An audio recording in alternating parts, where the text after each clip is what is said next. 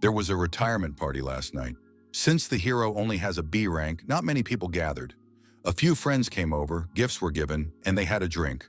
The money that the hero had accumulated over 20 years of hard work, and the real estate registered in his name, everything was with him. All that remained was to spend his last days in peace. However, the next morning, waking up, the hero realized that he was in a different reality. What had happened?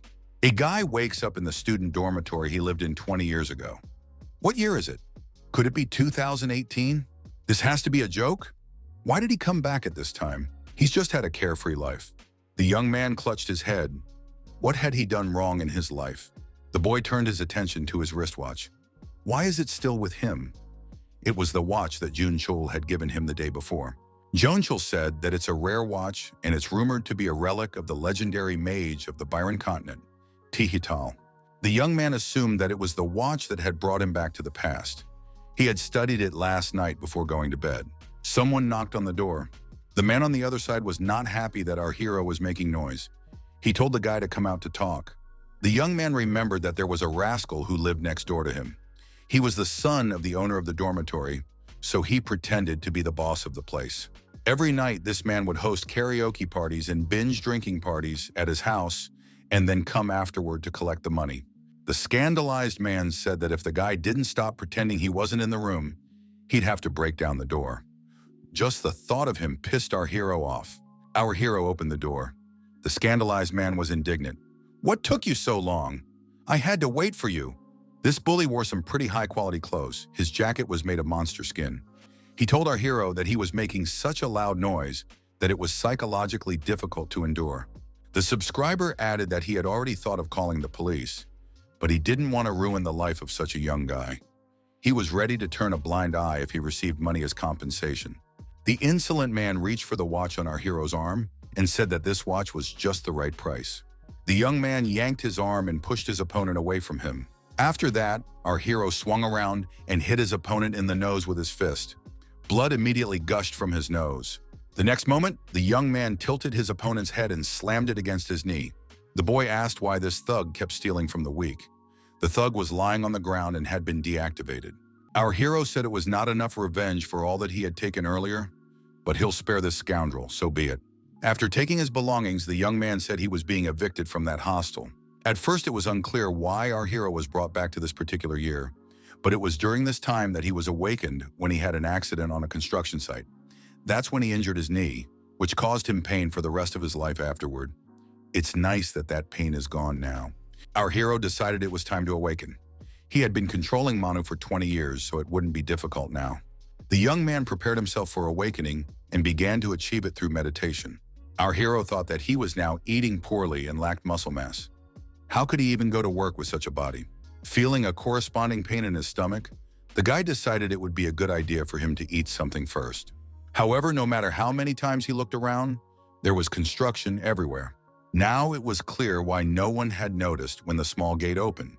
The sudden appearance of the monsters had killed a lot of people here. People ran in fear away from the gate that opened, some shouting that the police should be called. Our hero was surprised. Did the gate really open? This did not frighten him, and he did not change the route of travel. There was a wild red speckled dog in town. It was a monster with sharp fangs, the kind of beast that lives in a pack. A random passerby said that the young man should run away immediately to avoid danger. The protagonist thought he had traveled back in time at an inopportune moment in time. The guy started thinking about where to get a weapon now. There was a nail gun at a construction site nearby. It would do for the first time. The young man grabbed the tool and decided to use it as a weapon against the monsters. A pack of red dogs surrounded the child and a menacing growl was coming toward her. The girl cried and called to her daddy for help. The leader of the pack roared loudly and, opening his mouth, lunged at the child. The girl squatted down in fear. The young man pulled the girl aside and told her to run to her father immediately. He blocked the monster's path. The wild speckled red dogs rushed at the boy. Our hero put his nail gun forward. The nearest dog was hit in the head with a nail gun and flew off to the side, whimpering. The boy landed a few more decisive blows on the monster, and the dogs retreated to a safe distance. The dog that had been hit on the head with the nailer was lying on the side and whimpering quietly. Other monsters were trying to get closer to our hero. The boy thought, why are there so many of them and at such a bad time? After all, still very hungry. The young man thought that these monsters were very plump and looked appetizing. The dogs lowered their ears and stood in indecision. They were beginning to guess their opponent's intentions. He remembered eating the meat of such monsters. It was delicious. He imagined a stew with the meat of a wild speckled red dog. Our hero thought that hunger would help him get rid of the monsters faster. Although the protagonist had gotten 20 years younger, he didn't have as good an ability at that age as he did at 40. Dodging the monster's attack, the young man thought that right now his knees didn't hurt at all, and he was in good physical shape. The monsters were getting bigger and bigger. One nailer couldn't handle all the dogs. The guy took the watch off his hand and clenched it in his fist like brass knuckles. Now it could be used as a cold weapon. The closest monster was hit in the jaw with a fist. It was so hard that the monster flew upward and was disoriented. Our hero thought it was a very sturdy watch, and he successfully used it. Glancing around the nearby area, the guy guessed that there were about 10 more monsters. Fortunately, police officers appeared nearby and told me to proceed with their instructions. The young man was upset because he tore his jacket the first time he wore it. The policeman asked the young man to stop. The officer thanked the young man for saving the townspeople and wanted to know the guy's name and place of employment so he could send him an award. The protagonist introduced himself, Lim Day-in. He added that he was not working anywhere yet. Lim Day-in added that he hadn't been registered as a superhuman yet either. He had only awakened a few hours ago. Our hero left his details, phone number, and IBAN to the policeman to receive the reward. The policeman thanked him for his assistance. Lim Day-in said he had no free time and left. The policeman shouted back that he still had questions. Lim Day-in thought that the name and number would be enough for him to be contacted. Interested people had already called and reported that they had found a new awakened person. He was about 20 years old. It was finally time for Lim Day-in to eat. Beef soup was brought to him. Looking at his phone, the young man noted that calls and messages started ringing. Someone is working quickly. It was understandable that everyone was looking to hire superhumans at this time. It was also an opportunity to see how good he was, despite his recent awakening. If this was the year 2018, it had been 2 years since the last gate had appeared. It was then that superhumans with mana and special skills began to replace the police and army, and guilds rose to power. Every time a new superhuman appears, everyone starts fighting for him. It was at such a time that our hero returned. He became annoyed that in a short time his phone was already full of incoming messages. There were many superhuman criminals now, and there was still no plan in place to deal with the monsters because some of the 6 calamities were already approaching. Lim Day-in thought that he had no choice. The guy decided to use his knowledge of the future to retire in just 3 years, and he will make sure to live a wonderful life in retirement. The messages on my phone wouldn't stop coming. It's kind of crazy.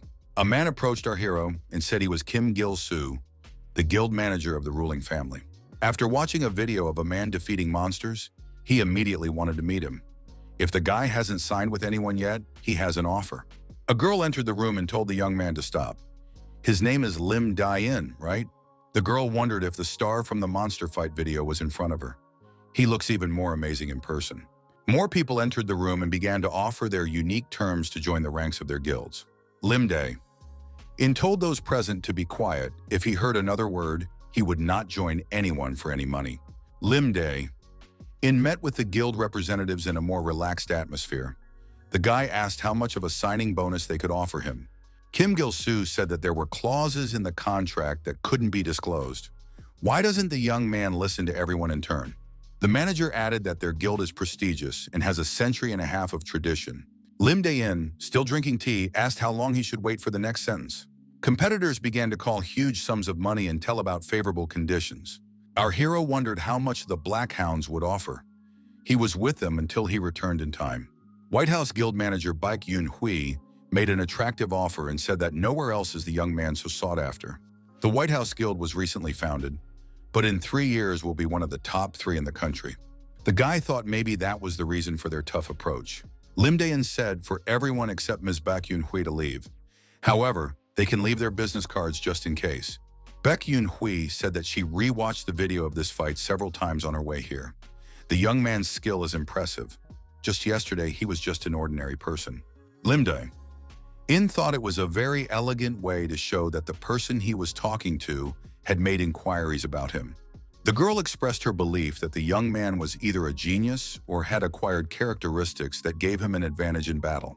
The manager added that they would like to nurture the youngster's talent for the future of their White House Guild. Lim Day familiarized himself with the proposal. In his previous life, he would never have thought of such a thing. Our hero asked if the manager would mind if he added a few conditions. The girl, smiling, said she didn't mind. Baek Hui, still smiling, said that her interlocutor is a big joker.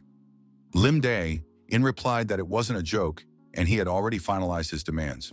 Baek Hui read, a 4-day work week, a timely end to the workday, and the right to refuse tasks that take a long time to complete.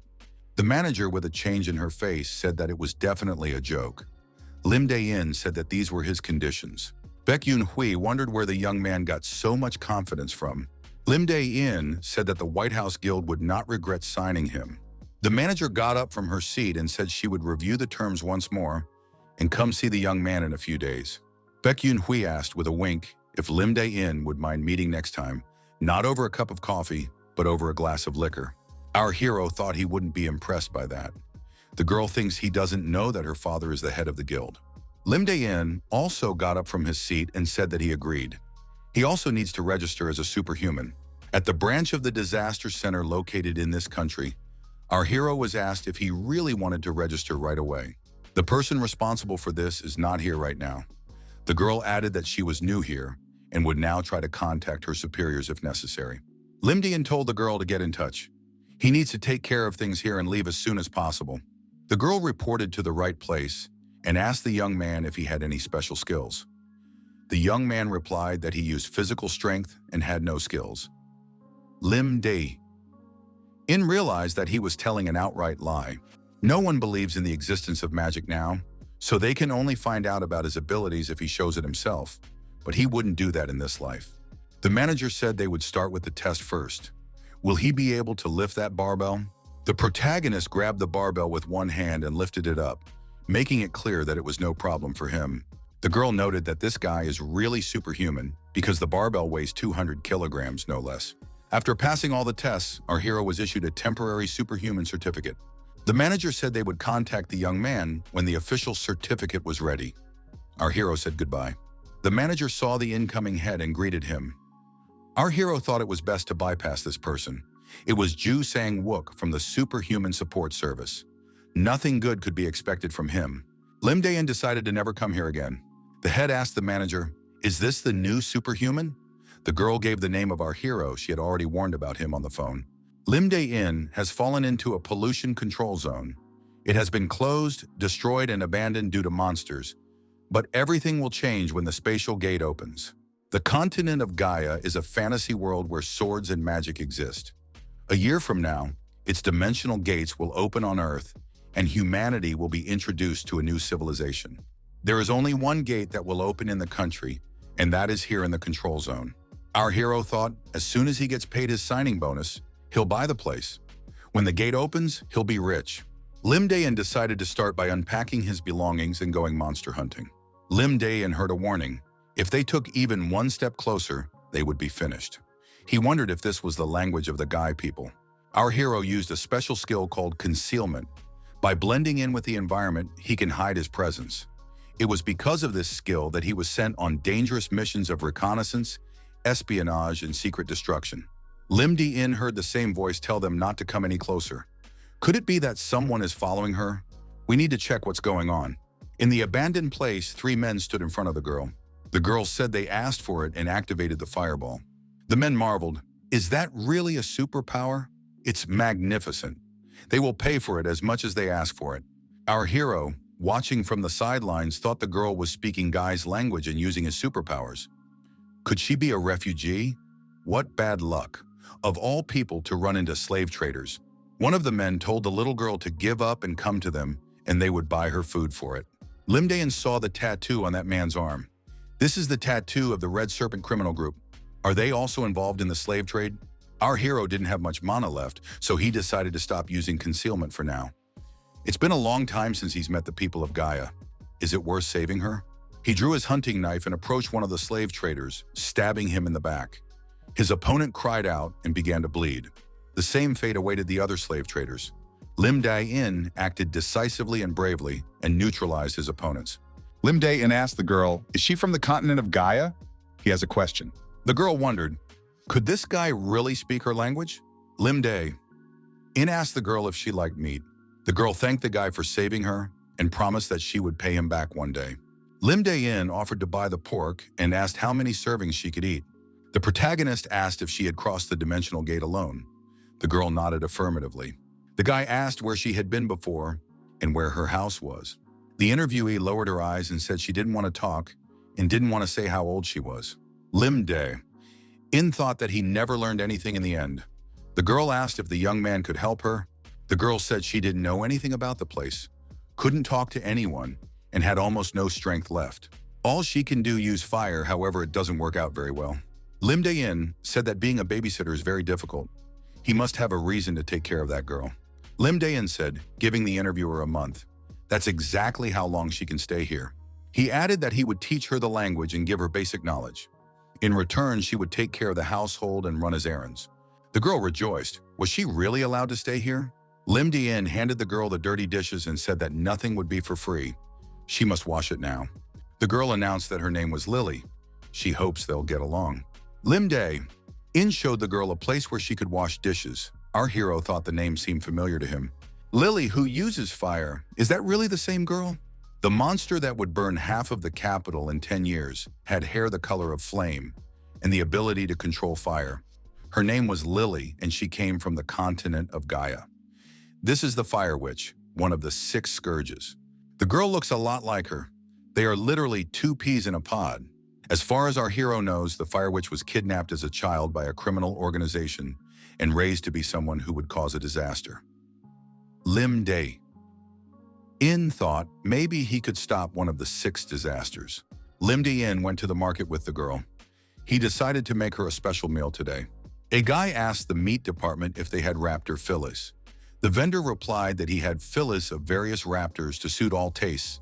After the first spatial gate opened, there was a food crisis and people switched to monster meat. Now the supply exceeds the demand because no one has realized its usefulness yet. The usefulness lies in the richness of the meat with mana. You can't live without it in the future. The appearance of the gaunt girl made the sellers sympathetic, so they offered her bigger and juicier pieces of meat. Lim Dae-in said to buy Lily some clothes and suggested that she pick something out. Lily picked out her clothes to her liking and chose a red tracksuit. Lim Dae-in thought that he would have walked around the junkyard in such clothes himself and declared that they were going home. Our hero decided to make a mana-enriched specialty for dinner. Lily wondered, would they really eat that? Lim Dae-in replied that wholesome food always looks like that. Lim Dae-in said that he took the chicken for later, but he thought he could eat it now.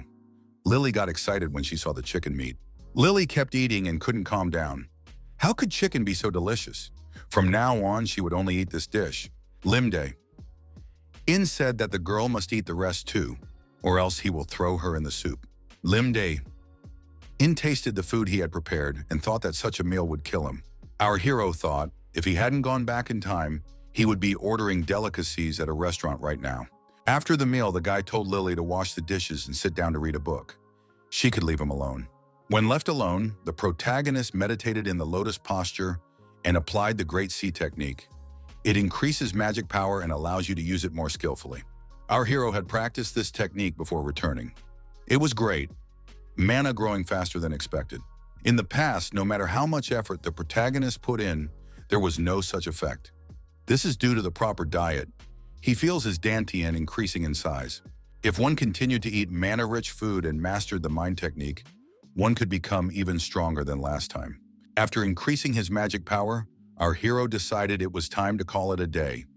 For some reason, his stomach was already rumbling. After 2 days, our hero achieved an amazing result, and it was achieved in such a short period of time. With the current level, you can even go on a treasure hunt. Baek Yoon-hui contacted our hero by phone. She said she was a little disappointed, thinking that the young man would call first. Doesn't he care about her at all? In fact, our hero had already forgotten about the guild. The guy said that he had some business to attend to and asked how the contract was being renegotiated. Lim Dae-in said, judging from the default of the interlocutor, the guild had difficulties with this. Baek Yoon-hui said she was able to convince their head. He would hire the young man if he could prove that he was capable. Lim Dae-in was surprised. Does the guild really want to test him? Actually, he agreed, but he had one condition. At the White House Guild headquarters, the young people met each other. Baek Yoon-hui asked who the cute little girl was. Lim Dae-in replied that the girl's name was Lily and she was his half-sister. The guy added that Lily had lived abroad, so she doesn't speak her native language well. He would have to take her everywhere with him for a while because of unforeseen circumstances.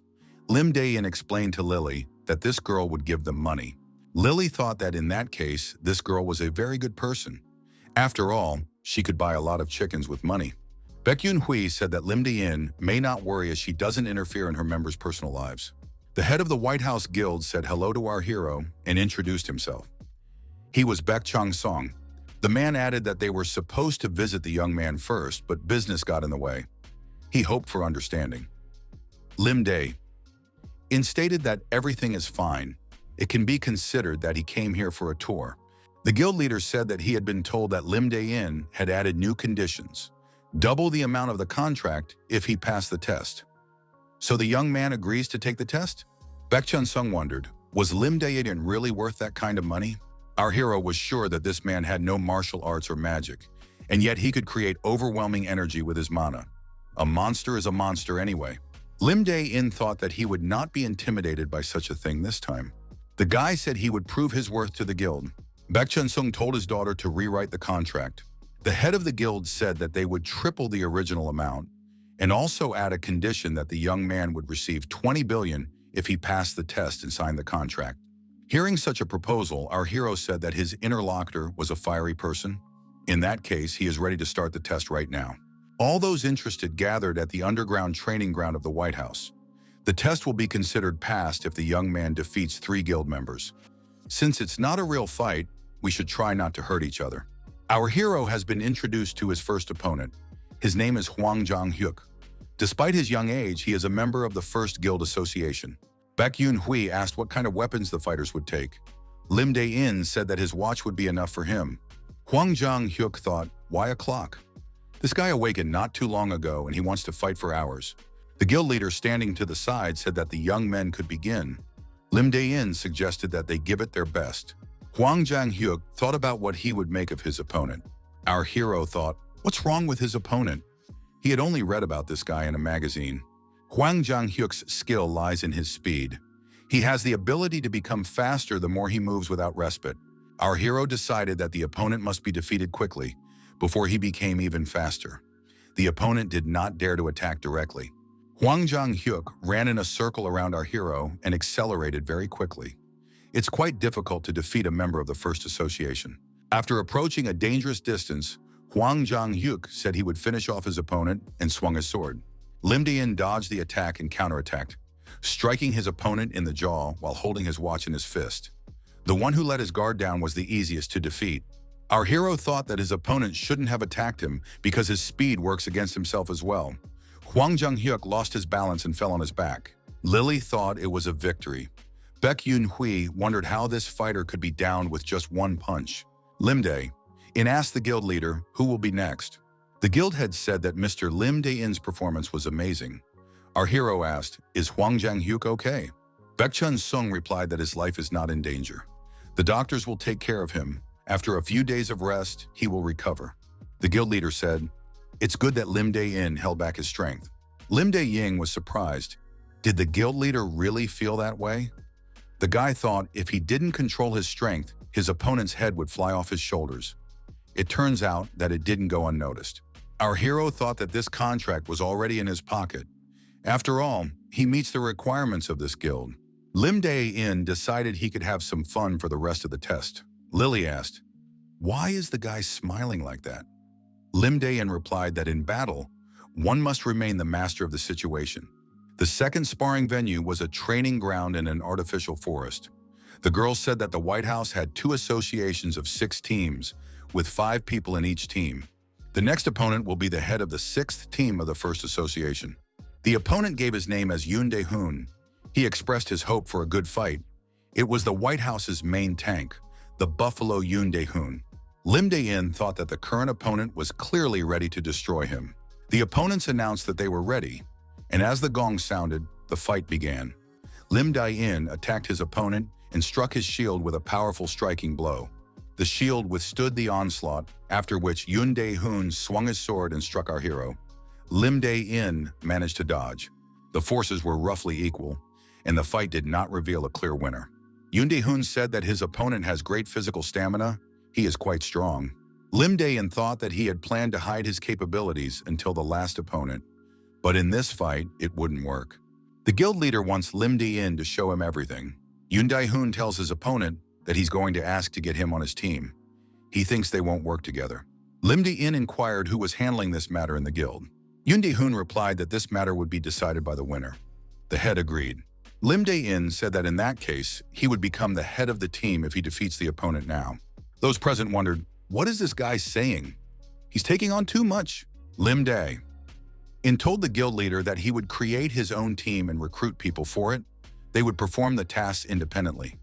At first, our hero wanted to gradually bring it up after demonstrating his abilities, but why wait if he would already defeat the existing chapter? The guild leader agreed, but if Lim Dae-in lost, he would have the signing bonus and double the length of the contract. Lim Dae-in replied that he agreed. The opponent was surprised. Was the guy really sure he would beat him? Our hero thinks his rival likes Baek Yoon-hui. He dreams of finishing him off because she shows interest in him. Does he really think that winning will give him the right to act arrogant? Yoon Dae-hoon will become a very controversial character in the near future. He will have to go through all kinds of humiliation and eventually be expelled from the guild. Yoon Dae-hoon got angry and said that he was about to show what this upstart's future commander was made of. Our hero thought that this was the buffalo mode that activated when he lost his temper. It increases his mana and physical stats. The buffalo thrust its sword forward and rushed towards our hero. Lim Dae-in applied the Great Sea of Mind technique. He also used Lightning Fist and advised his opponent to block it with his shield. Those watching were surprised. Had the rookie really defeated Yoon Dae-hoon? After the fight, the protagonist thought his body hurt a lot. How hard it is to make money. Lim Dae-in thought that his body was still weak. He couldn't believe that he had lost so much strength after just one Lightning Fist strike. Using the pause, Lim Dae-in decided to recover with a mind technique. After all, he would need his strength in the next sparring session. Baek Yoon-hui walked up to our hero and congratulated the head of the 7th team. Lim Dae-in thought that sounded good. According to the contract, defeating 2 opponents would add another 1 billion to him. Now he could aim for the full 20 billion. Lim Dae-in asked the girl who would be his last opponent. The guild leader said that the opponent would be him. He didn't think that the young man would defeat Commander Yoon Dae-hoon. The guild leader added that he had no choice and would have to do the 3rd battle himself. Our hero wondered, would he really have to fight this monster? The protagonist said he was giving up. Baek Chan-sung wondered, why? The guild leader reminded that the young man could get a multi-billion-dollar contract for just a few minutes of fighting. Lim Dae-in replied that he couldn't fight anymore. Baek Yoon-hui said it's time to finally sign the contract. Lim Dae-in, after reading the new contract terms, said that the terms were awfully good. He agreed and expressed confidence that they would work together in the future. Baek Yoon-hui asked how Lim Dae-in planned to recruit people for the team. Our hero replied, gradually, and asked if he could sign others. Baek Yoon-hui replied that she could, and asked who exactly. The guy replied that with those who aren't members of any guilds but are very talented. That's his half-sister Lily. Lim Dae-in said for the girl to create as big a flame as she could. Lily said she was hungry now. Our hero promised to buy her 3 whole chickens. Lily agreed and warned that she had been promised 3 hens, so she agreed. Lily activated her abilities, and with the words 3 hens, she reproduced a sea of fire. Baek Yoon-hui was surprised and asked, is her sis also a superhuman? The fire doesn't scorch things, which means she has perfect control of the ability. That's surprising, since he's only been training her for a few days. In Lily's past life, she was a disaster for a reason. Lim Dae-in suggested discussing the contract payment to his little sister. He said we could start with 3 billion. After the fire was out, Lily asked, how about the chicken? The promise was fulfilled. The girl was satisfied. Lily became a member of the 7th White House team with a paid contract, a building the White House owns. His large company has enough permanent employees to maintain the training rooms, living quarters, and dispatch centers. Baek Yoon-hui asked her interlocutor if he was surprised by their ultra-modern equipment. Lim Dae-in replied that it was hard to surprise him. The guy thought that this equipment was old compared to what he saw in the future. The young men entered a workshop for the development of equipment.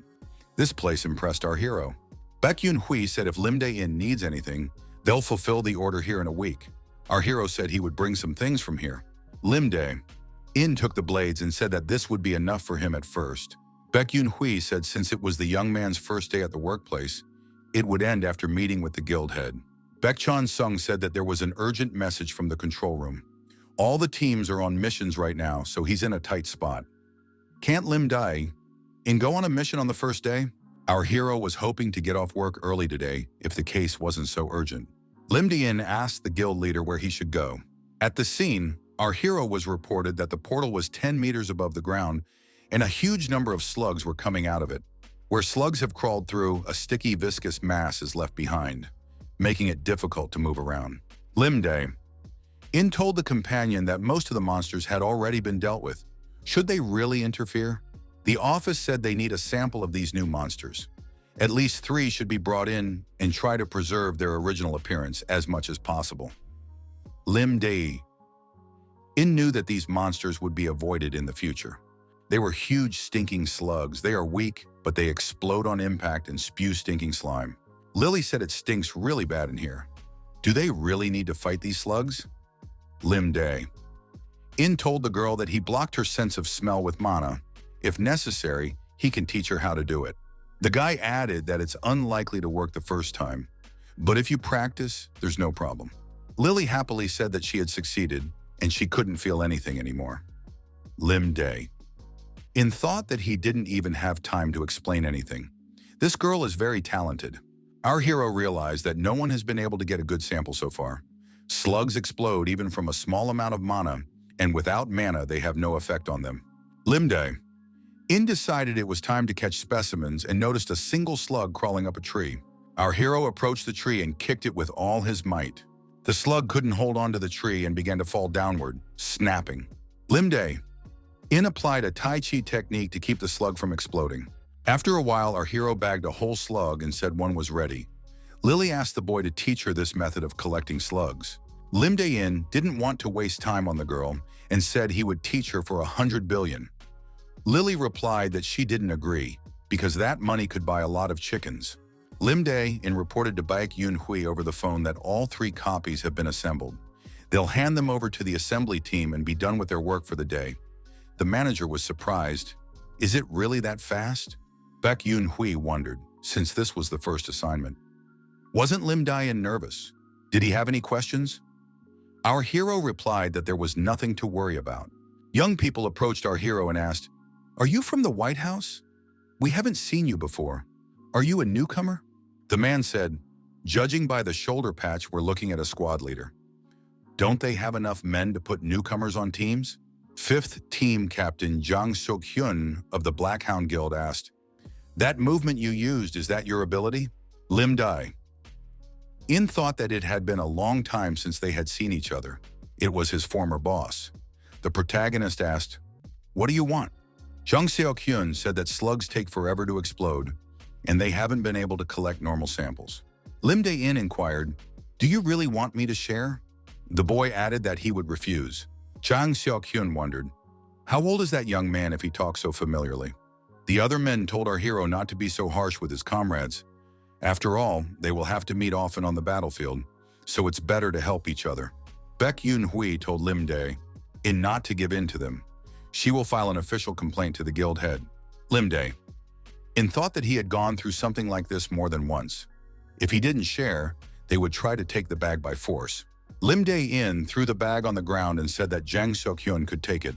Our hero sat down on this sack and added, "You can have it if you can make it." The head of the 5th Guild team squinted his eyes and said as he tried to negotiate amicably. Jang Seok-hyun, clenching his fist, said that this guy decided to deal differently. He had asked for it himself. Lim Dae-in said to the girl, "When I give the signal, you must set fire to everything here. Let them worry." Lily wondered, "Do I really have to burn them too?"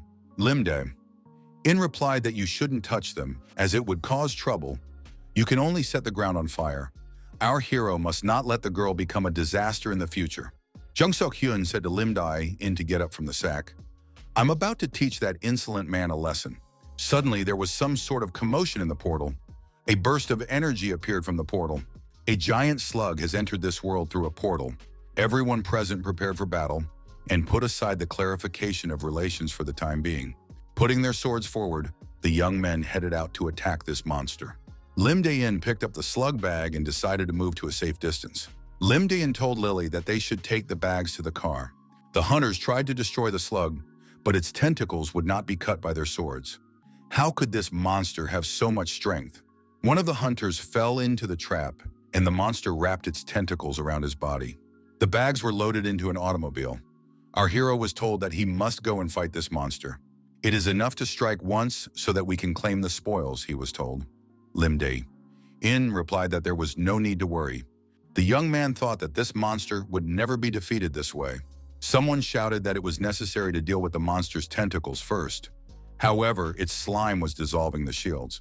Chuk Sung-hyun shouted to his men to retreat for now and prepare to attack from afar. This monster is not like those little slugs. Lily asked Lim Dae-in how long they would be looking at this. The guy replied that it would be until everyone left. One of the young men was trying to leave the affected area. He was told to move faster. This hunter was the Black Hound Guild's guild representative, Wangu Ho, nicknamed Smudge.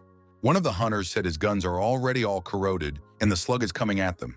Another command to retreat was given, and everyone began to scatter in different directions again. Wangu Ho shouted to be taken away and not left here. His colleagues told him to use his abilities to escape. The young man, once captured by the slug, said he couldn't move. The monster lifted its tentacle and brought Smudge up to its mouth. Wangu Ho once again shouted for help. Lim Dae-in looked at the fleeing men and wondered if they really called themselves this guy's comrades. The hero cut off the tentacle with a single blow and freed the young man from the slug's grasp. Lim Dae-in said that's not how Wangu Ho should use his powers. If Wangu Ho wants to learn how to use his abilities, he should look for Lim Dae-in after the fight. Lim Dae-in told the girl that they were now getting into action. The hunters, who had scurried away to a safe distance, were surprised. Where had so much fire suddenly come from? Lim Dae-in said that backup will be here in 5 minutes. It's better to take all the loot for yourself now. The drone flying over the fire couldn't get any closer. It has to be moved farther away so it doesn't burn. Bak Yoon-hui, watching from a safe distance, said that they didn't care about all the loot, it was too dangerous. Lim Dae-in said over the intercom that there was no need to worry. He will defeat the monster and return unharmed. It was an extraordinarily beastly monster, which is why there is an entry about it in the illustrated book. It was a stinky snail king. It is important to remember the strategy for defeating monsters in case of an emergency. Fire is the monster's weakness. He definitely slowed down after being tricked. Lim Dae-in told the girl to cover him, and with big jumps, he headed towards the monster. The guy noticed that the monster's tentacles were growing back. He was recovering quickly. I need Lily's help. After chopping the monster's tentacles into pieces where possible, our hero told the girl that they were continuing. When most of the tentacles have been cut off, the monster will hide in a shell to recover. During this period, the monster becomes inaccessible when exposed to outside influences. The book says that the Snail King even closes the passage. Lily wondered what they were going to do now. Lim Dae-in said it was necessary to use the tool they took from the car. This monster's shell is incredibly tough, so you have to aim for different places. Lim Dae-in tried to make holes in the sink with a tool across the surface. The hunters, watching from the sidelines, couldn't figure out what this guy was doing out there. Wangu Ho remembered how our hero had told him that this was not how he should use his abilities. Was Lim Dae-in really right? The entire surface of the sink was in the prepared holes. Our hero said it was time to move on to the last stage. Lim Dae-in said that the nails were hammered in, and now he should aim for the center. He should make the strongest shot he could right now.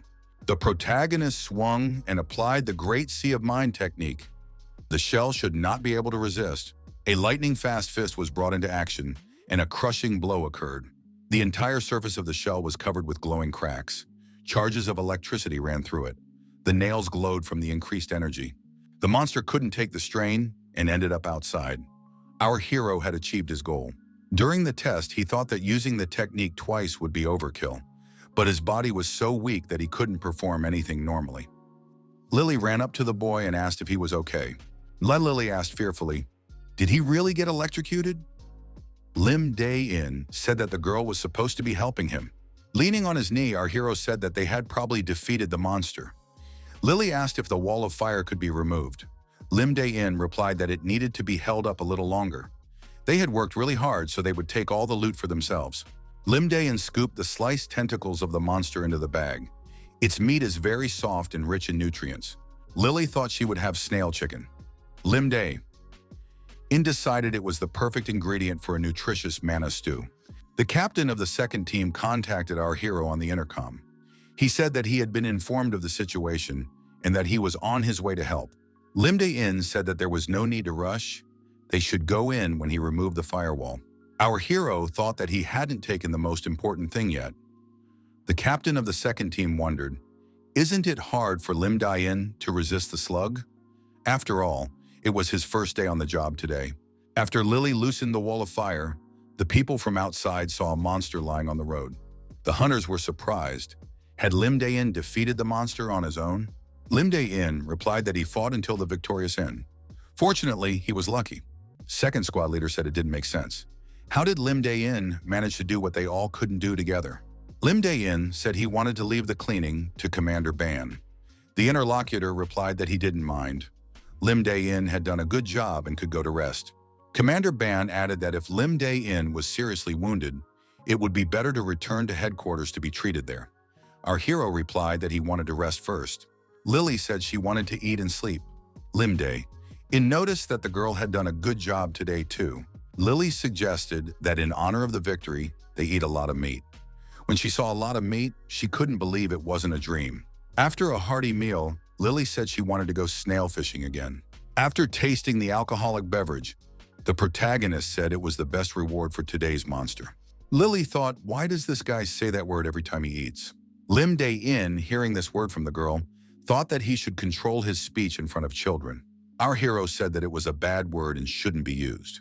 Lily was surprised because Lim Dae-in said it himself. Lim Dae-in, secluded away from the bustling city, decided to meditate in the lotus posture. He has been using the Great Sea of Mind technique for a long time.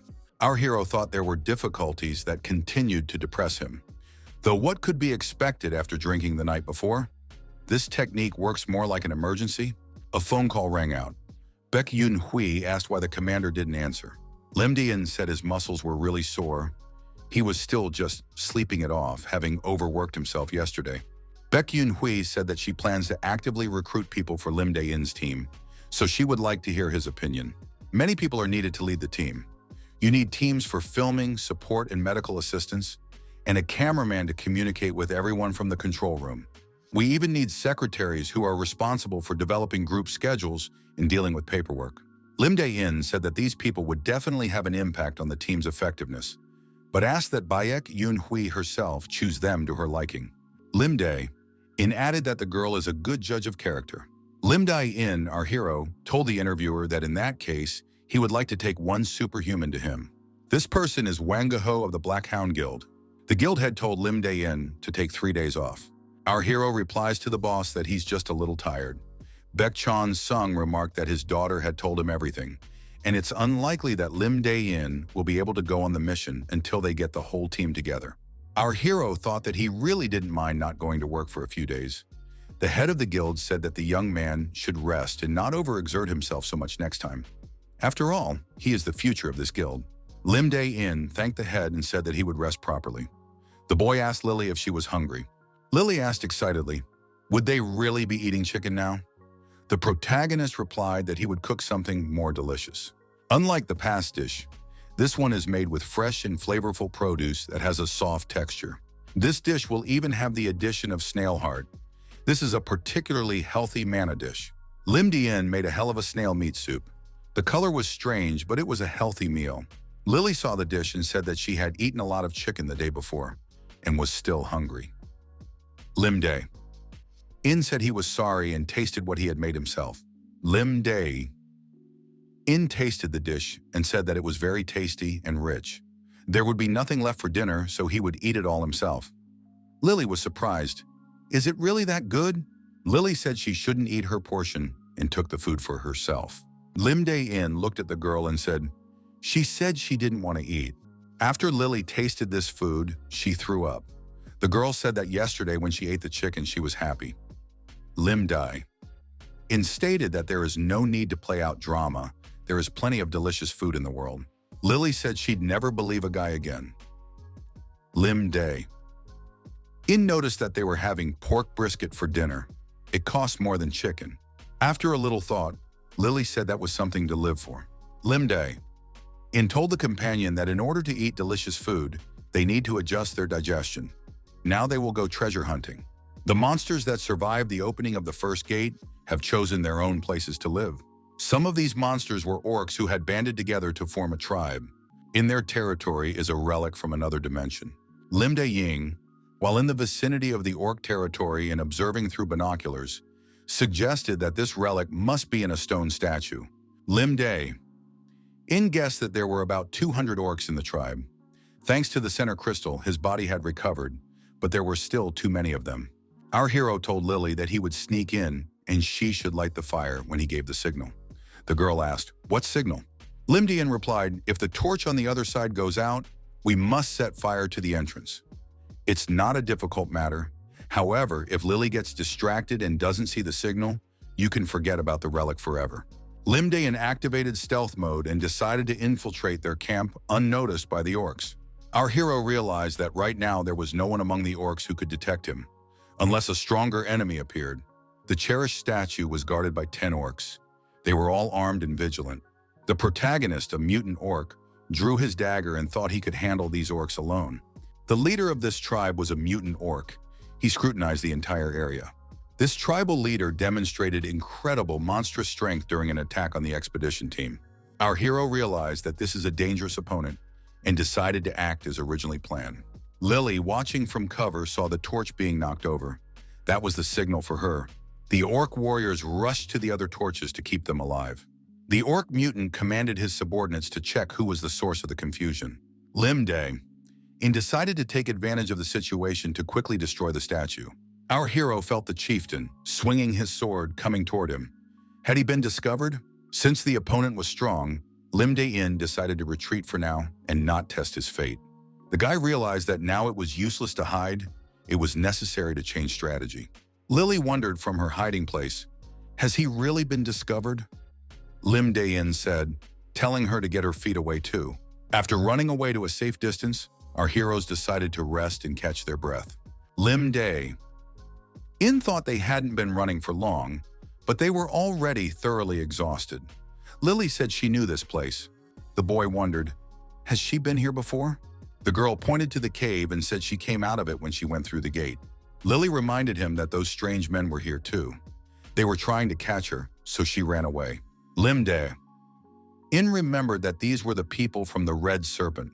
Could this really be their hideout here? Who would have guessed that they had settled near the orc tribe?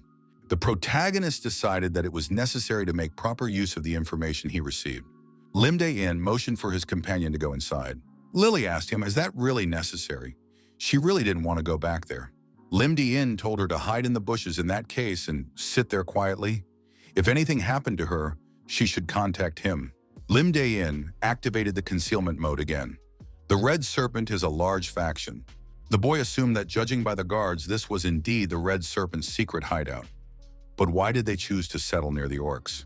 Our hero visited the laboratory of this organization and thought, what do they do here? In the hands of one of the employees, the protagonist saw a white powder. Could it really be the same powder? Our hero realized it was a kite. Serpent is a drug created from plants from another world. In the past, many people have fallen victim to addictive behavior. They went crazy and eventually died. The police spent years investigating, but all to no avail. Who could have known they were hiding in a place like this? The guards shouted for the employees to move.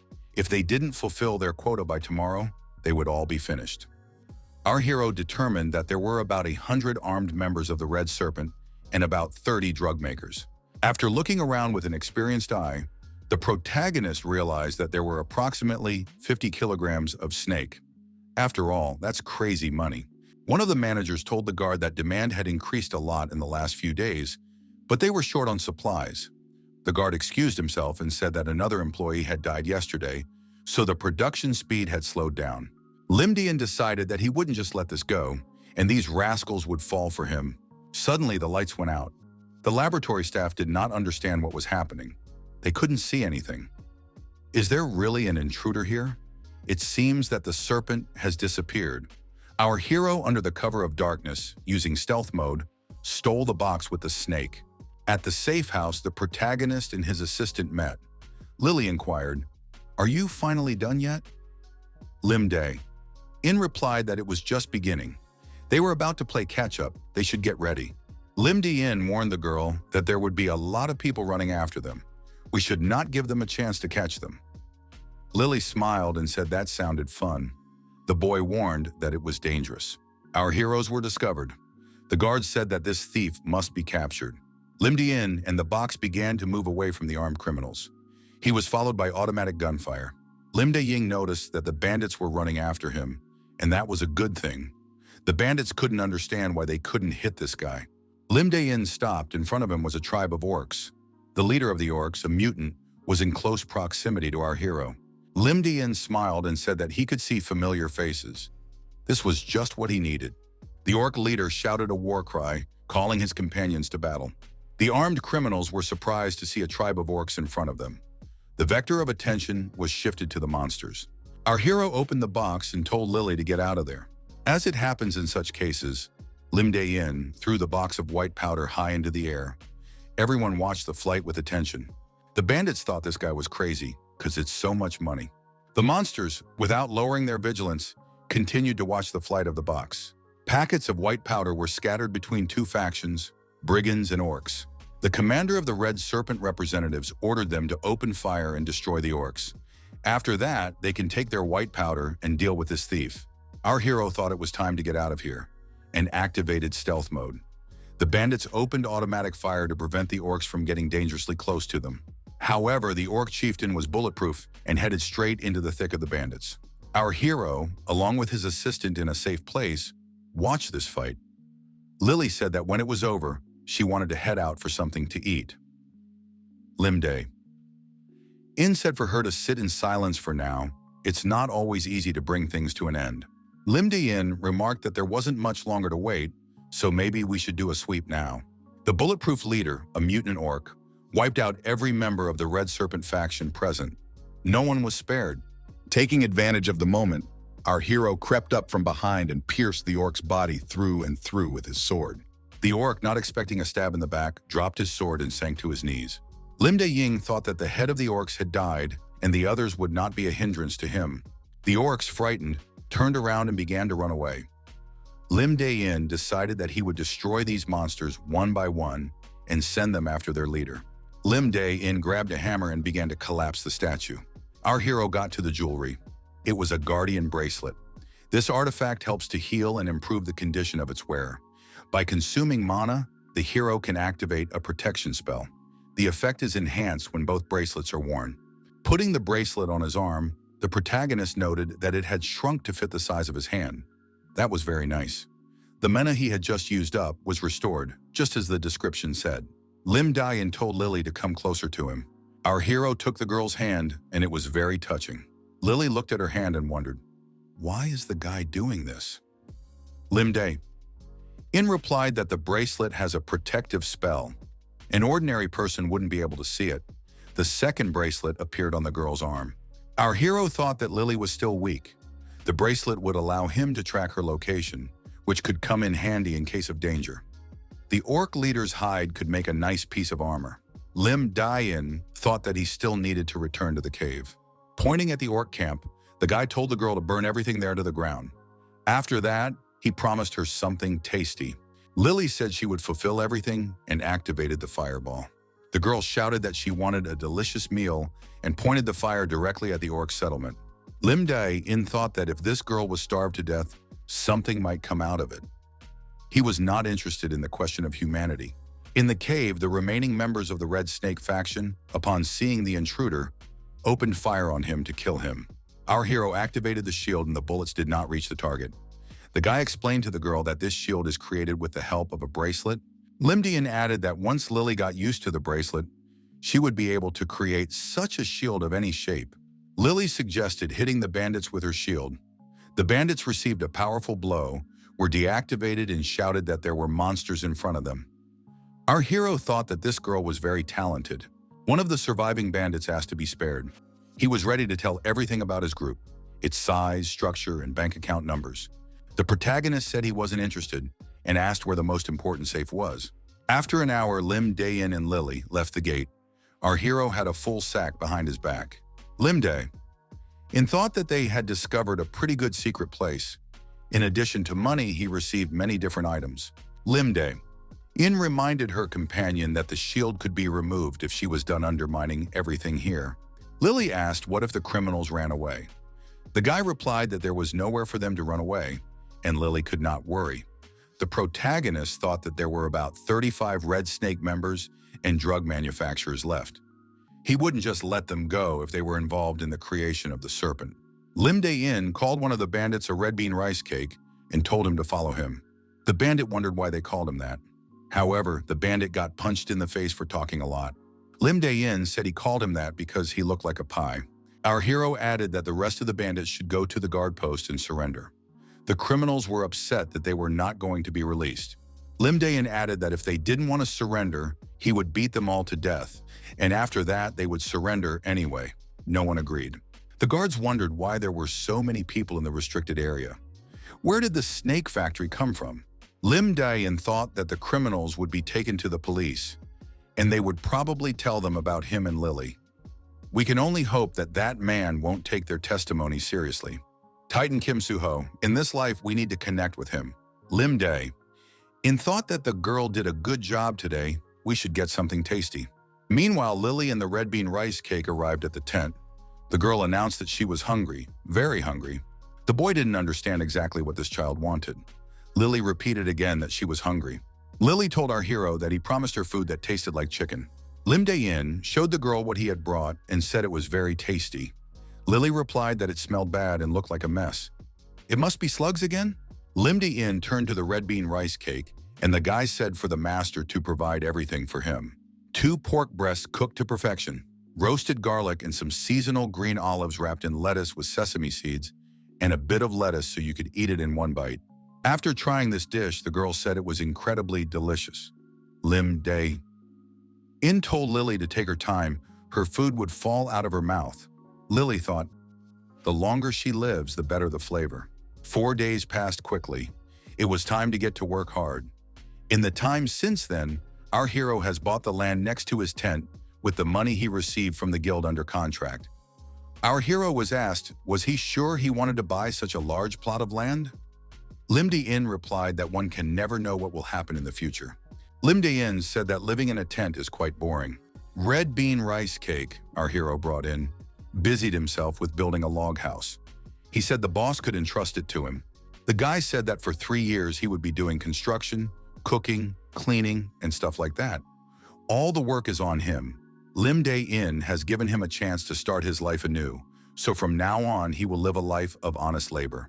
Lim Dae-in agreed to let this guy work hard for the next 3 years. Lily noticed that he was an excellent cook. It also turned out that the red bean rice cake was a eunuch. Lim Dae-in hit him at certain points in his bloodstream so he can't escape. As long as martial arts aren't available to him, he won't be able to fix this. The protagonist planned to use this guy as labor for 3 years, and then give some money and let him go. White House Guild Headquarters. Baek Yoon-hui said that she would be the temporary assistant to the 7th team. They need an experienced person because they are new to this. Baek Yoon-hui said that she'll stay in this position temporarily and then find someone to replace her. After all, she's a busy girl. Baek Yoon-hui said that the official assignment starts tomorrow, and today everyone just needs to memorize what the documents say. Lim Dae-in familiarized himself with the assignment. It was a gate destruction assignment. The contract had a clause stating that he would not take on a task that took a long time. The girl noticed that this assignment came to them from the government a few days ago. There were 4 guilds involved. According to the government's calculations, the cleanup would only take 2 days. Lim Dae-in thought that the government's calculations were not to be trusted. Monster gates are divided into 2 types.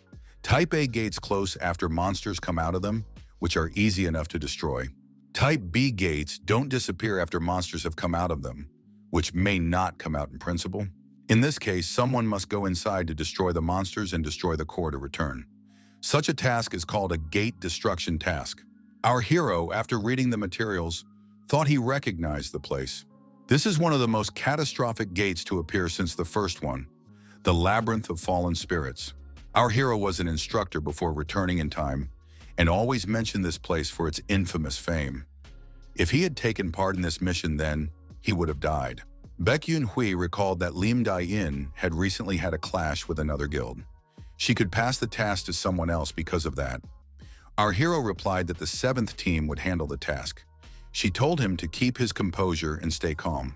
Lim Dae-in replied that Baek Yoon-hui doesn't have to worry, he's not the type to throw tantrums or anything. The girl replied that she had a different opinion. Our hero thought, in order to clear this gate, he would need a strong tank. If the issue with Wangu was taking too long, he would have to pick him up himself. The driver bowed to our hero and told the gentleman to take care of himself.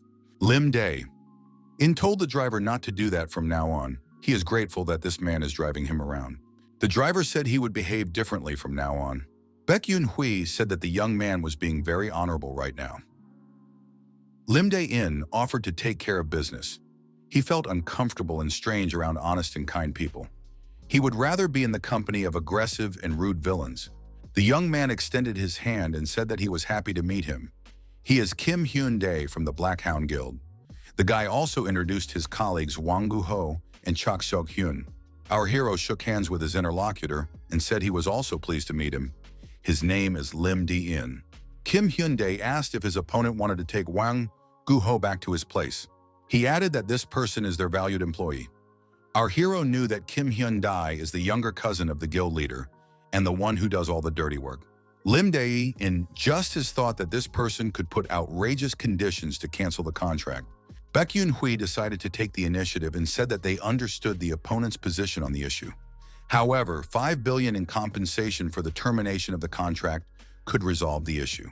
Kim Hyun-dae said that Mr. Wangu renewed his contract with them this morning. According to the new terms, the termination value of the contract is 10 billion. If the opponents are willing to pay this amount, then they will get Wangu. Lim Dae-in thought that this person was deliberately provoking them to start arguing. There must be secret filming going on right now. His tricks were obvious. Lim Dae-in told his assistant Baek Yoon-hui that they were leaving. Lim Dae-in thought that Baek Yoon-hui was the daughter of the guild head and she was just being manipulated. Kim Hyun-dae wondered if they were already leaving, but Mr. Lim Dae-in had asked for this person to be given away. Wangu didn't seem to need him very much. Kim Hyun-dae added that if they change their minds, they can let them know. Looks like the girls like the cake. Better get her to the hospital right away. Kim Hyun-dae added that this cake has long since expired. Lim Dae-in got angry and attacked his opponent. Our hero said he was a rascal and punched him in the jaw. A colleague, Chok Seok-hyun, tried to intercede but was also kicked and flew out into the hallway, smashing through the door. The guards ran into the room, pulled out knives and shouted, "What's going on here?" Lim Dae-in asked, "Do they really want to attack him? Are they sure they're stronger than Chok Seok-hyun?" The protagonist says the jokes are over and he demands that the head of the guild be invited to join him. If they want provocation, they'll get it. Baek Yoon-hui said for the young man to keep his cool even if he's angry. Lim Dae-in asked, "Why is the girl smiling? Is she really happy?" Lily asked, "Why did Lim Dae-in beat the people who gave her the cake?" Lim Dae-in advised the girl not to eat what strangers give her next time. Our hero added that next time he would say red bean pie so that Lily would be given food to take with her. Lim Dae-in thought that these people cheated him about the cake because Lily was fine, but that doesn't matter now. Lim Dae-in told the frightened Wangu that they would talk later. Lim Dae-in assumed that judging from the powerful energy, the guild leader was coming here. It was Demon King Kim Dae-jin, one of the first awakened ones. The guild leader inquired, had he been summoned? He's waiting for an explanation. Lim Dae-in thought that Kim Dae-jin was acting like he didn't know what was going on here, even though he must have been watching through the cameras himself. The protagonist said he was willing to explain, only it would be better if the others left the room. The guild leader replied that he didn't mind if the interlocutor was willing to take full responsibility. Lim Dae-in said for Lily to go with Baek Yoon-hui and wait for him at the headquarters. Lily asked if she could burn the whole place to the ground. Our hero replied that the girl should not be foolish. If she played with fire without his permission, she would never get a fried chicken again. Left alone, the protagonist asked the guild leader what they wanted from him. Kim Dae-jin noticed that the guy was bright and said he would ask directly. The guild leader asked if Lim Dae-in wanted to work for him. Lim Dae-in was surprised. Did Kim Dae-jin really want him to go to another guild? To do so, he would have to pay a huge sum of money to terminate his contract. Kim Dae-jin said that he wasn't asking the young man to leave his guild. The guy can keep working for the White House. He'll just pass on information sometimes. Lim Dae-in was surprised. Did his interlocutor really want him to spy? The head of the guild has promised a generous payment. The interlocutor can read the contract. The offer is great. Lim Dae-in replied, what would happen if he refused? Kim Dae-jin remarked that in that case, the young man would have to pay for what he had arranged here. If he suddenly overdoes it, the guy might end up losing an arm or two. Baek Chang-sung yelled for Kim Dae-jin to give him back Lim Dae-in. The guild leader continued that if that didn't happen in 10 seconds, he would break into that office and blow the place apart. Lim Dae-in approached the guild leader and asked what he was doing here. Baek Chang-sung was surprised because his daughter had told him that the young man had been locked up by the Black Hound. Lim Dae-in replied that he apologized sincerely and was released. His opponents seemed to have been bought off by his sincerity. They even gave him a gift. Kim Dae-jin did offer a large sum to our hero for espionage. If he refused, the head of the Black Hound Guild said that the young man would regret it. Lim Dae-in interrupted his interlocutor and said before he continued, I would like to point out that the guild leader's relationship with his sister-in-law is quite close. What would happen if this became public knowledge? Our hero continued, the nature of the connection with his younger brother's wife might be of interest to many. Kim Dae-jin was angry. How did he know about this? Lim Dae-in said that if the guild leader wanted to keep the secret, he should consider his suggestion. First, Wangu Ho should be released without paying the termination tax. The amount for his silence is written on a piece of paper and should be paid right now. Baek Chang-sung didn't understand how this happened because Kim Dae-jin was very cunning. He wouldn't let him go for nothing. Baek Yun-hui remarked that she should be thankful that nothing happened. Lim Dae-in was surprised. Why was Lily acting quieter than usual? Lim Dae-in told the girl that he was saying that fire doesn't have to solve all problems. Lily said she was hungry. Baek Yun-hui noticed that the environment isn't the most favorable. The girl must be in shock, so she wants to eat. Lim Dae-in asked if Lily wanted to have chicken for dinner. He had just cooked it not far away. The guy thought if the guild was their priority, they wouldn't have come to the rescue. His joining the White House had turned out to be a very sensible decision. Wangu Ho appeared on the doorstep and said hello to those present. The protagonist said that he had come very early. Wangu Ho apologized for what happened the day before. Mr. Hyundai was very insistent on renewing the contract. Our hero said he sorted out the contract as early as yesterday. As of today, Wangu Ho is the tank of this team. Wangu Ho can address him by calling him Commander. Wangu Ho grew up in an orphanage. He is introverted and cold in dealing with people, causing him to be treated as a swagger in the Black Hound. He died when the first disaster struck. Wangu Ho asked why such a serious commander chose such a talentless tank. Our hero replied that he needed Wangu Ho. Wangu Ho wanted to explain to the new boss about his specialization. Lim Dae-in put a hand on his interlocutor's shoulder and told him to freeze. Gunmin Cheol's moving fortress. In 10 years, he will be a supernatural hero that everyone respects. Gunmin Cheol was an expert in fossilization, just like Wangu Ho. Our hero saw a piece of stone created by Gunmin Cheol when he was still a rookie, Wangu Ho's body. After checking it personally, our hero was finally convinced of it. Wangu Ho's stoning ability is superior to Gunmin Cheol's. Lim Dae-in said that Wangu Ho will be the top tank of the capital in 6 months. Wangu Ho couldn't believe it, for he thought he was someone who had no talent. The protagonist says he'll give this guy a talent that the guy denies. The cook entered the room and said that what the gentleman had asked for was ready. Lim Dae-in told the cook that he showed up on time and added to bring the food here. It was a soup made from the monster's organs and inner core. Lim Dae-in said that there were 3 plates for everyone, and everyone had to eat everything. The cook asked if that applied to him too. Lily said she said no. Lim Dae-in remarked that they would be preparing to go to the labyrinth of fallen spirits for 4 days. 2 days later, the location of the monster hunting mission. Lim Dae-in told the young man that he is a tank and should stop being afraid. Wangu Ho replied that he couldn't stop being afraid. He couldn't do it. The commander ordered the tank to get as close to the monster as possible and immobilize it. For 2 days, Wangu Ho ate 3 bowls of mana-rich soup each, along with 5 training meals. The result of the petrification strengthening training wasn't ready yet. Therefore, the boy had a hard time. The monster attacked the man and roared loudly. The tank, due to its unwillingness to confront the beast, was taking damage. Lim Dae-in said that the tank should last at least a minute. If it failed, it would have to eat 6 more bowls of mana-rich soup. There was no way out, and Wangu Ho continued to hold on with all his might. The peculiarity of petrification is that the more one breaks, the stronger one becomes. Therefore, Wangu Ho must be broken. Our hero says it's Lily's turn to come out. Lily stated that she wasn't going to do that. She has to eat this disgusting food every day. No one buys her chicken anymore. Lim Dae-in said that in that case, there would be chicken for dinner tonight. Lily immediately told everyone to disperse to the side so they wouldn't get hurt. After a while, the monster was deactivated and lay motionless on the road. Next to it, Wangu Ho sat beside it, sighing heavily. Wangu Ho was amazed. The girl had defeated the monster with 1 punch. Our hero said that Lily turned the monster into a lump of coal. Now there's no way to get a sample.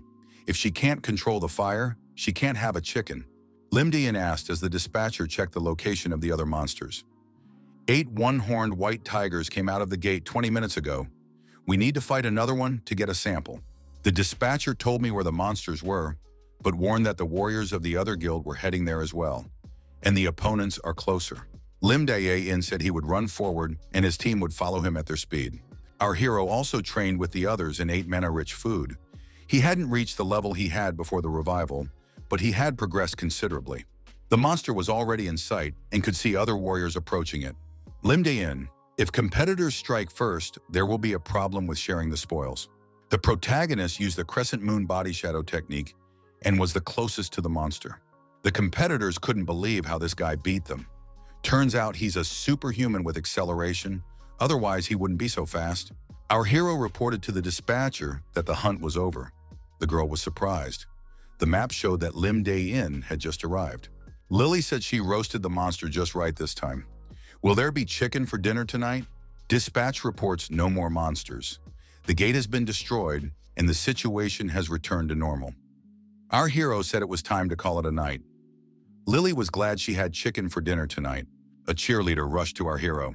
The head of the medical team, Cheon Il-nam, asked if the commander was injured.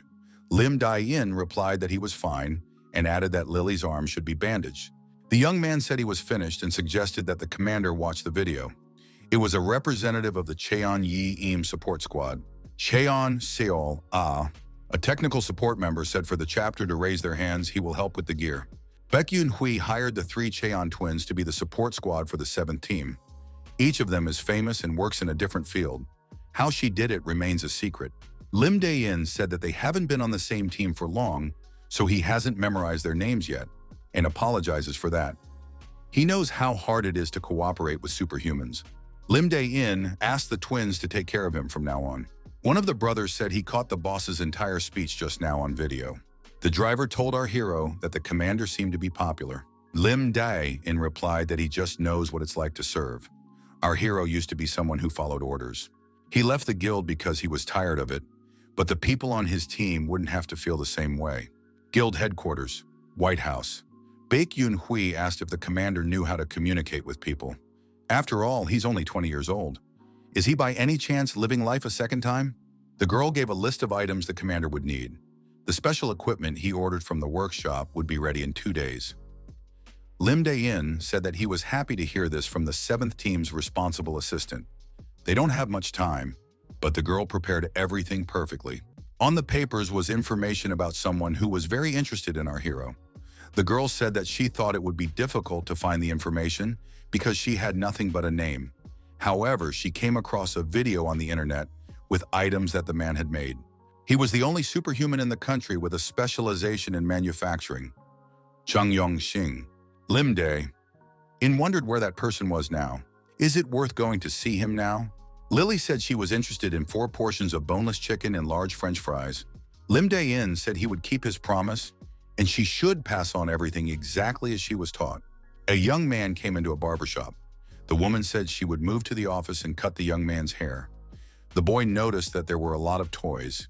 The woman said that her son likes to do different things. Lily said she was bored. Lim Dae-in asked her to sit quietly. Lily started looking at different things. Lim Dae-in told her not to touch anything because she might break it. Lily held up the bird and said it was the hen she liked so much. The hairdresser smiled and said her son had made it. The girl could have it if she liked it. The woman added that they have a lot of toys. The customer asked how old her son was. The woman answered, 13. Zhang Yongxing, the son of a barbershop owner, has savant syndrome. This is a rare condition in which individuals with developmental disabilities have outstanding abilities in one or more areas of knowledge.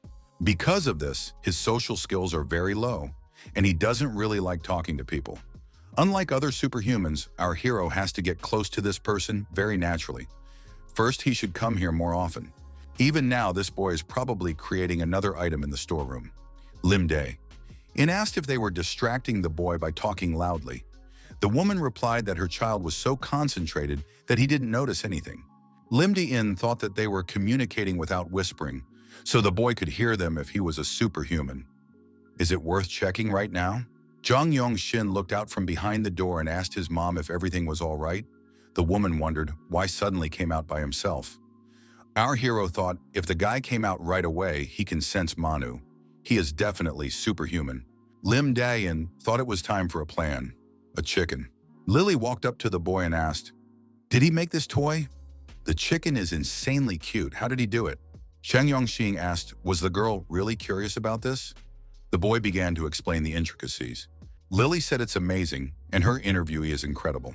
Zhang Yongxing noticed that there was nothing special here. Lily said she really liked the chicken and asked if the boy liked it. Yongxin replied that he liked pizza better. Looking at his ward, our hero thought that the craving for 4 servings of chicken had done its job. Zhang Yongxin said that he had a lot of different things and offered to show her. Lily replied that she would be interested in looking at them. The hairdresser couldn't believe her son was talking to someone. Lim Dae-in thought, did this boy really have a crush on Lily? Our hero got Zhang Yongxing, who would create equipment for superhumans worth hundreds of billions. The boy became a member of the guild and immediately created uniforms for battles the next day. Lim Dae-in thought that indeed the orc chieftain's skin was perfect for the uniform. He asked how Lily felt about the new clothes. The girl said it was comfortable and beautiful. The new clothes had designs of chicken and pizza on them. Lily liked the chicken and Yang Yongxin liked the pizza. Our hero said that Wangu doesn't need new clothes. Good nutrition made him gain weight. The protagonist thought that he had done everything that could be accomplished in a short time. The secretary reported that the support squad has reported that they have finished their preparations. We need to move in immediately. Baekhyun Hui noticed that the commander now had a new style. It must be hard to maintain the hairstyle. Our hero thought it's no wonder there were no customers in the barbershop. There was an indignant question. What do you mean the other guild entered the gate first? The interlocutor replied that he let them in because they said the line had changed and everyone else was late. Baekhyun Hui continued to be indignant. Who said that? According to the mission, 4 guilds will participate. The White House, the Warriors, the Black Hound, and the Red Shark. At a glance, it is clear that these 3 guilds are trying to bully our hero's guild. Lim Dae-in said that this showdown won't change anything. They just need to act as they plan. Baekhyun Hui replied that even if Lim Dae-in went now, there was hardly anything left there. They should have made better preparations. Lim Dae-in said that there was no need to be upset. Perhaps they could find something better. The opponents were able to sweep it all away. It's understandable, though, because it's a dungeon. It was 2 hours after entering the labyrinth of the fallen spirits. Our hero thought he was going to give them a ride, but they missed their chance. They'll see each other again, though. At first, the difficulty level of the Maze of Fallen Spirits was B, but it increased after several failed attempts to close the dungeon, which ended up being the worst. Lim Dae-in stopped the car and told everyone to stand. There's something up ahead. Wangu stays behind and protects the cars. The twins were frightened. What was going on up ahead? The reason the dungeon is called the Labyrinth of Fallen Spirits is because it turns people who enter into monsters. Judging by the clothing, they could be members of the Red Shark. Our hero thought they were probably bitten by zombies. They have fangs sharp enough to penetrate defenses. It probably happened when they relaxed and let their guard down. Perhaps they had distanced themselves from the rest of the guild. It was a good thing there weren't that many of them. The commander told the tank to show the results of his training. Wangu Ho was scared. Was he really alone? Lim Dae-in replied that if the monsters scratched them, they would also be infected. Wangu Ho thought, he can't be allowed to be bitten. Lim Dae-in said to the tank not to be afraid. Wangu Ho moved forward at the monsters. Tank said he would give it a try. His petrified state was better than when he was practicing. The commander reminded him that the tank should not destroy them. Wangu Ho asked how should he go about it. Lim Dae-in replied that it was up to the warrior to figure it out. Tank hit one of the monsters and deactivated it. The guy loved it. Lily said she was bored and suggested the monsters be burned. The commander remarked that these people were not only civilians, but also members of another guild, so they couldn't just be destroyed. One of the twins from the cheerleading squad said he's already filming. They are using the footage to claim compensation, so filming is in full swing. The other twin stated that he had already finished preparing the repellent suits. We need to deal with the monsters and put those suits on.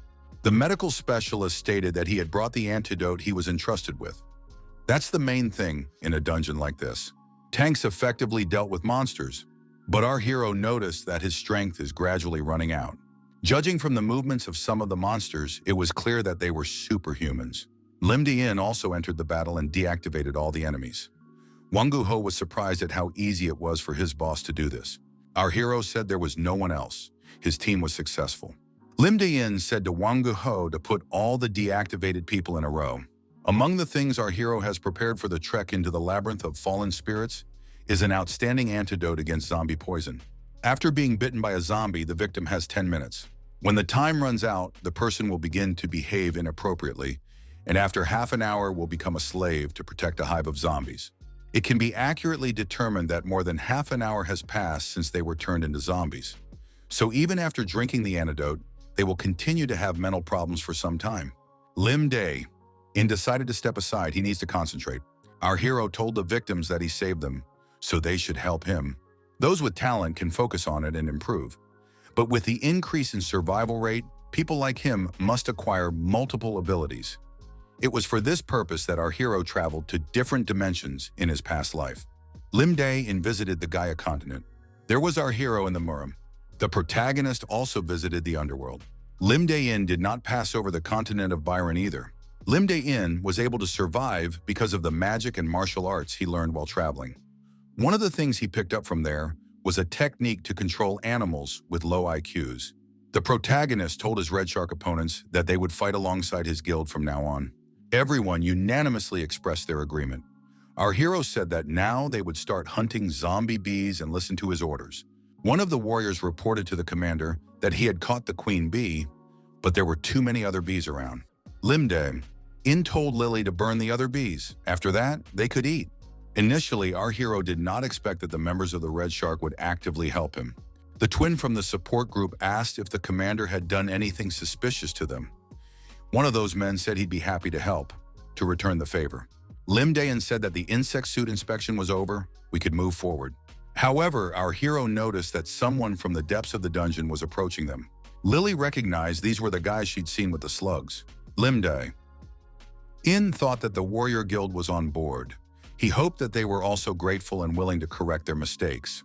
Lim Dae-in wondered what was going on. It was simpler than he had expected. It was the fourth day in the dungeon. One of the twins told the commander that the monsters had gotten to the supplies and eaten them. Judging from the footprints, the monsters must be somewhere nearby. Lim Dae-in called for Lily's help. The 7th squad and all those sympathetic to them rushed towards the monsters they had discovered. Our hero thought that he even felt better about the fact that Lily liked to control these rascals. The monsters turned out to be red-eyed, poisoned mice, or what was left of them afterwards. The protagonist thought that he had prepared for different situations, but everything goes too smoothly. However, one should not let his guard down. Boss-level monsters are still walking around somewhere nearby. Indeed, a new group of monsters has appeared. It was the demonic mirror bat. It was an intermediate boss. Lim Dae-in ordered everyone to prepare for battle. The vehicles should be left behind. Wangu Ho as a tank goes first. Our hero has brainwashed the red sharks and warriors so the mirror won't work on them. This monster shows illusions to everyone who looks in the mirror, making them his minions. The rest of his team must be careful. Lim Dae-in told Wangu Ho not to look in the mirror. Wangu Ho was frightened and stopped. The commander called him a coward. Lily said he was weak. Lim Dae-in said to have Lily make a shield of fire that won't let the monsters through. Everyone should move back at least 2 kilometers. The commander will gather some information and join the group. All members of our hero's group scurried away to a safe distance. Lily suggested not to be ceremonious and burn everything. Lim Dae-in would usually agree with the girl in such situations, but now he said it was necessary to put the fire away. Our hero activated the concealment mode and became invisible. Wangu Ho couldn't understand where the boss and Lily had gone. Being invisible, the protagonist began throwing knives at the bat. The monster had no trouble dodging these attacks. He tried to point his mirror at his opponents. Lim Dae-in turned away and locked eyes with Lily. The guy realized that concealment doesn't work on this monster. It flies from side to side instead of straight ahead. It's worth stepping back for now to see how the monster moves. The twins were happy when they saw that the commander had returned. They asked if Lim Dae-in was injured. Lim Dae-in replied that he was fine and said that he would now explain what everyone needed to do. There was not much time, so it was necessary to hurry. The monsters sneaked towards the group, and Lim Dae-in shouted for the technical support squad to retreat immediately. The fortification completed, they retreated. Lim Dae-in gave a command for everyone to prepare for battle. Shields were put up, which the monster struck against. Lim Dae-in thought, no matter how fast the monster's movements were, I wonder how long he can dodge its attacks. After reaching the monster, our hero snatched the mirror from the monster. After dealing with this monster, the 7th squad reached the huge gate. Lim Dae-in said that they shouldn't let their guard down just because they had already come here. Lily wondered how long this coward, Wangu Ho, would continue to stay like this.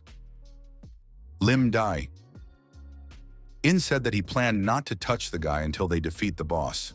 Otherwise, this young man will be brainwashed again. The next monster was a spirit hunter. He spoke in an incomprehensible language. The protagonist gave the command, and everyone rushed to attack the monster. Ahead of everyone was a tank. The spirit hunter had not expected such an onslaught and expressed surprise. Tank said a hug was always welcome, and as he approached a dangerous distance, he took the monster's attack in stride. Lim Dae-in thought that this guy was a little timid, but he was holding up well right now. He told the tank that this was the kind of moment Wangu Ho had trained for. The spirit hunter has used a spell called spirit bonding. This long-range spell turns those around him into puppets. Lim Dae-in knew that this spell wouldn't work on his squad. Spirit hunter made a mistake and allowed the opponents to approach. The attackers from the warrior guild began beating the monster with their fists. The mirror of the defeated demonic mirror bat and his little trick kept them brainwashed. Therefore, the spirit link spell was useless. Wangu Ho jumped on the monster's sword and said that they were now inseparable. Lim Dae-in warned that Lily would be out soon. The girl replied that she was always ready. The second ability the spirit hunter has is Devil's Call. It was the magic of summoning monster monkeys. However, our hero had prepared for it in advance. Lily was ready and ignited everything in the neighborhood. The girl said they were going to burn the place down now and go eat chicken. Lim Dae-in praised his ward and said that she would be responsible for destroying the monster monkeys. Lim Dae-in saw that the tank continued to hold on to the spirit hunter's sword. Our hero decided that he would pretend as if none of this had happened. Now it is time for the Red Shark representatives to enter the fray. Our hero's goal was to safely clear the dungeon with minimal effort. The protagonist thought that when the monster had exhausted his strength, then he would join in. 1 hour of continuous battle had passed.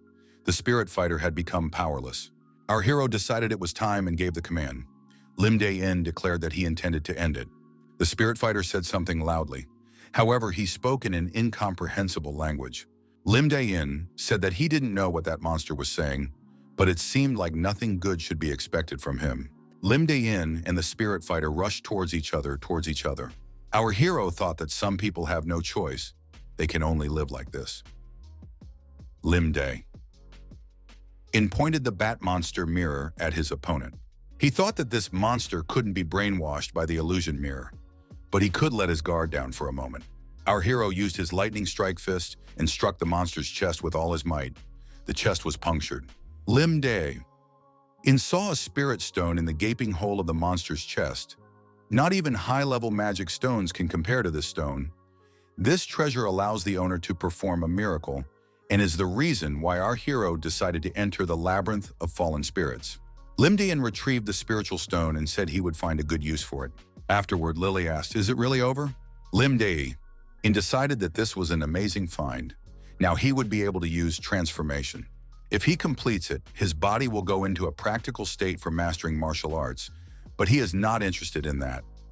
Our hero wants to slow down aging and increase life expectancy so that he can enjoy his young body long after his retirement, which he will enter in 3 years.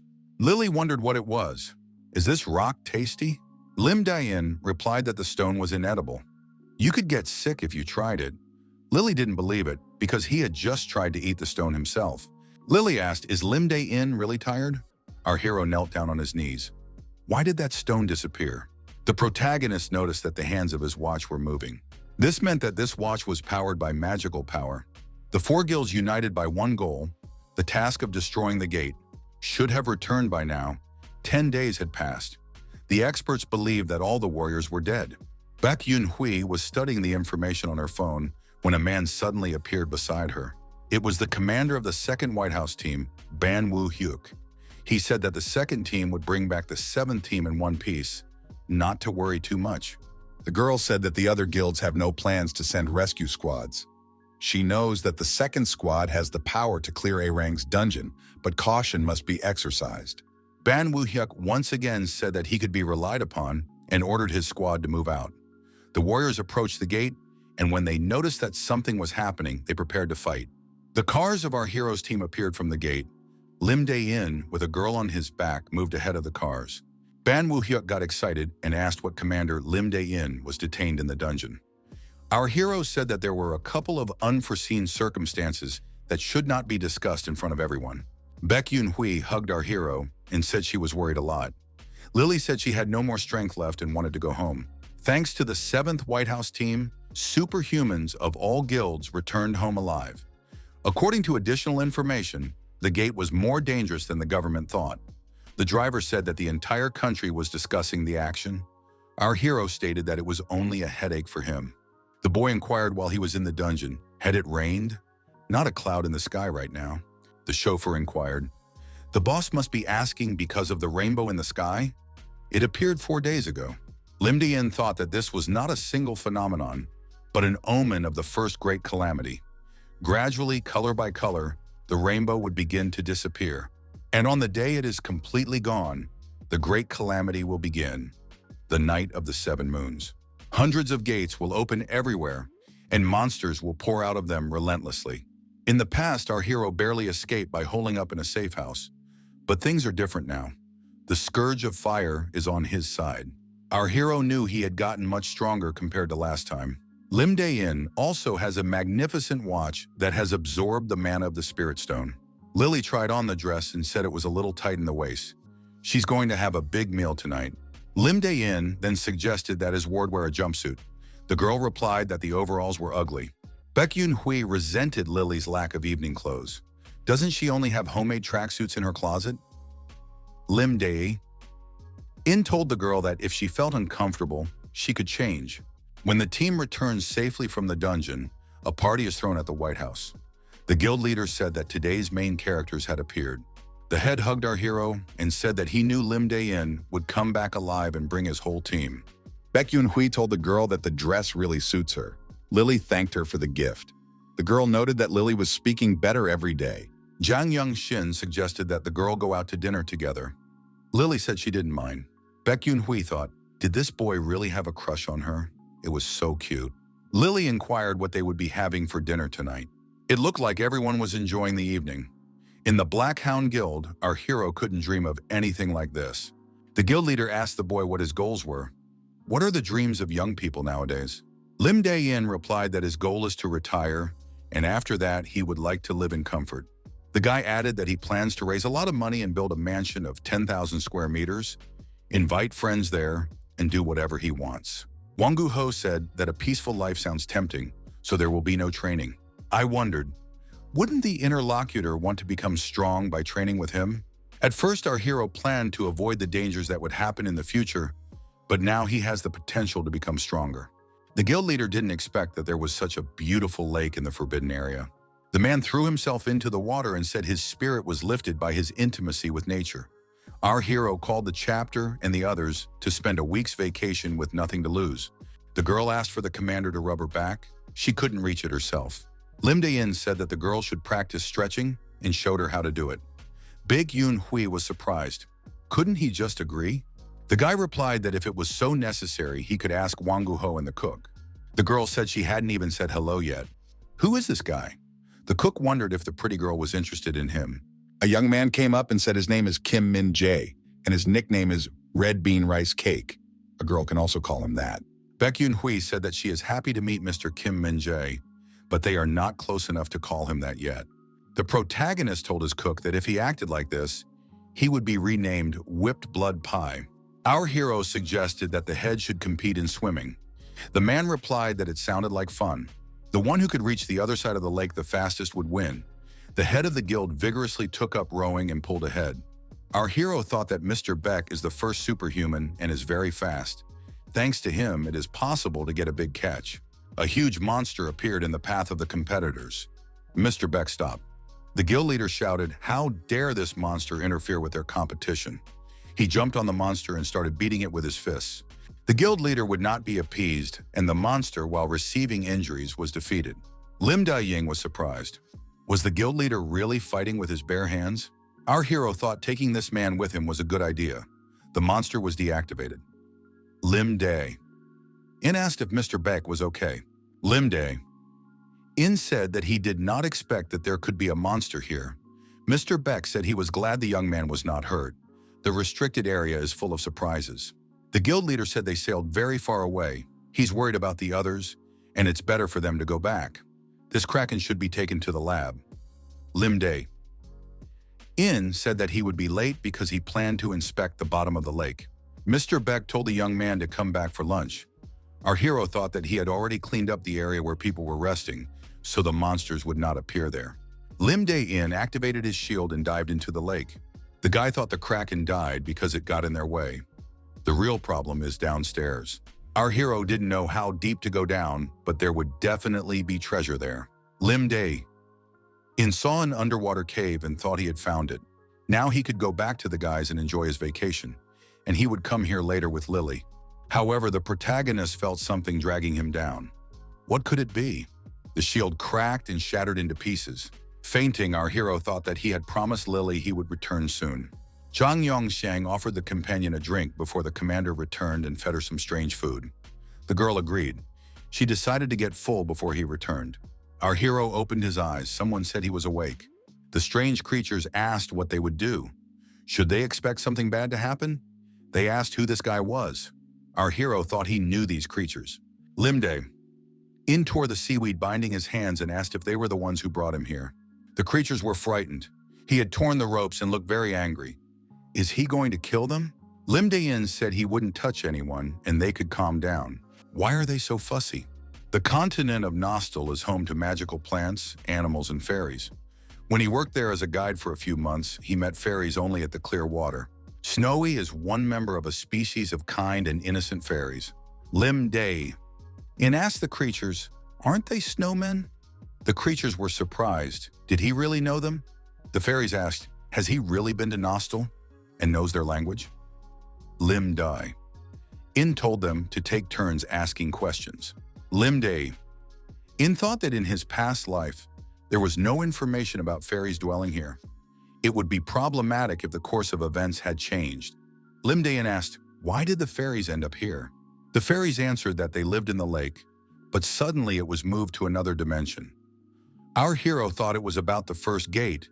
The monsters that appeared fought and ate each other. The octopus destroyed many of the fairies. It was scary. The fairy added that this was why they hid at the bottom of the lake and found their salvation there. Lim Dae-in agreed that those fairies had a hard time. Our hero thought they had been exterminated. That's why there was no information. The fairies said that they have no future. They are getting weaker because of the lack of sunlight and can't get out because of the octopus. Lim Dae-in said that the kraken has been destroyed and the fairies can come out. The fairies didn't believe this man at first, but after checking his words with their abilities, they realized it was true. The fairies were happy that they could get out and thanked the guy for avenging them. Lim Dae-in and asked them to calm down because the fairies were giving him a headache. Limde-in and the fairies traveled to the surface. Our hero's original goal was unearthly power. If he had it, it would be easier to deal with the first disaster. But it's guarded by a guardian. He's been trying to find out exactly where it's located. However, due to a coincidence, our hero got along with the snowbirds. Our hero thought about how much money he would make if he converted this lake into a snowbird theme park. He'd probably make a fortune. The fairy said there was a trap ahead and it was impossible to step on it. Limde-in thought it would be difficult for him if he was alone. The fairy said they were almost there. Snowy offered to say hello to their friend, since he was the one who let them live here. Limde-in wondered, who was he talking about? Is it really that stolid white rogue who is half his height? The fairy wondered, do they really know each other? Snowy said he was strong, which is why the octopus couldn't get in here. They meant the guardian. Our hero said they could say goodbye, he would wait here. He was told he didn't have to go anywhere, they were already here. A white, small, and solid guardian appeared from the shadows. The guard said there was an intruder ahead and the passage was closed. Our hero thought that his escape route was cut off. The sentinel said the intruder assessment is complete. Target destruction confirmed. Limde-in asked, is it definitely a good friend? After all, he called him a target to be destroyed. The fairy said that his appearance had changed. The sentinel did take on a different appearance and said he was beginning the annihilation. Limde-in said he was fine with it and could experience it. The protagonist thought there was nothing he could do about the weight class difference. But it's not that bad. After another attack, the guard's right arm was damaged. He probably wouldn't be able to use his right side. The guard reevaluated the danger level of the intruder and unlocked the high-class weapon. Limde-in didn't wait for his opponent to regroup and gave him a staggering blow. The guardian activated the self-healing function. Our hero was surprised. Is there really a robot with self-healing ability? Limde-in sensed a problem already from putting some mana into the glove. The protagonist thought he should back off for now. He decided to break the wall and get out of here. After that, he would bring Wangu and Lily here. The fairy swam up to the guard and told the snowblind man not to fight. The fairy said that the man was a friend of theirs.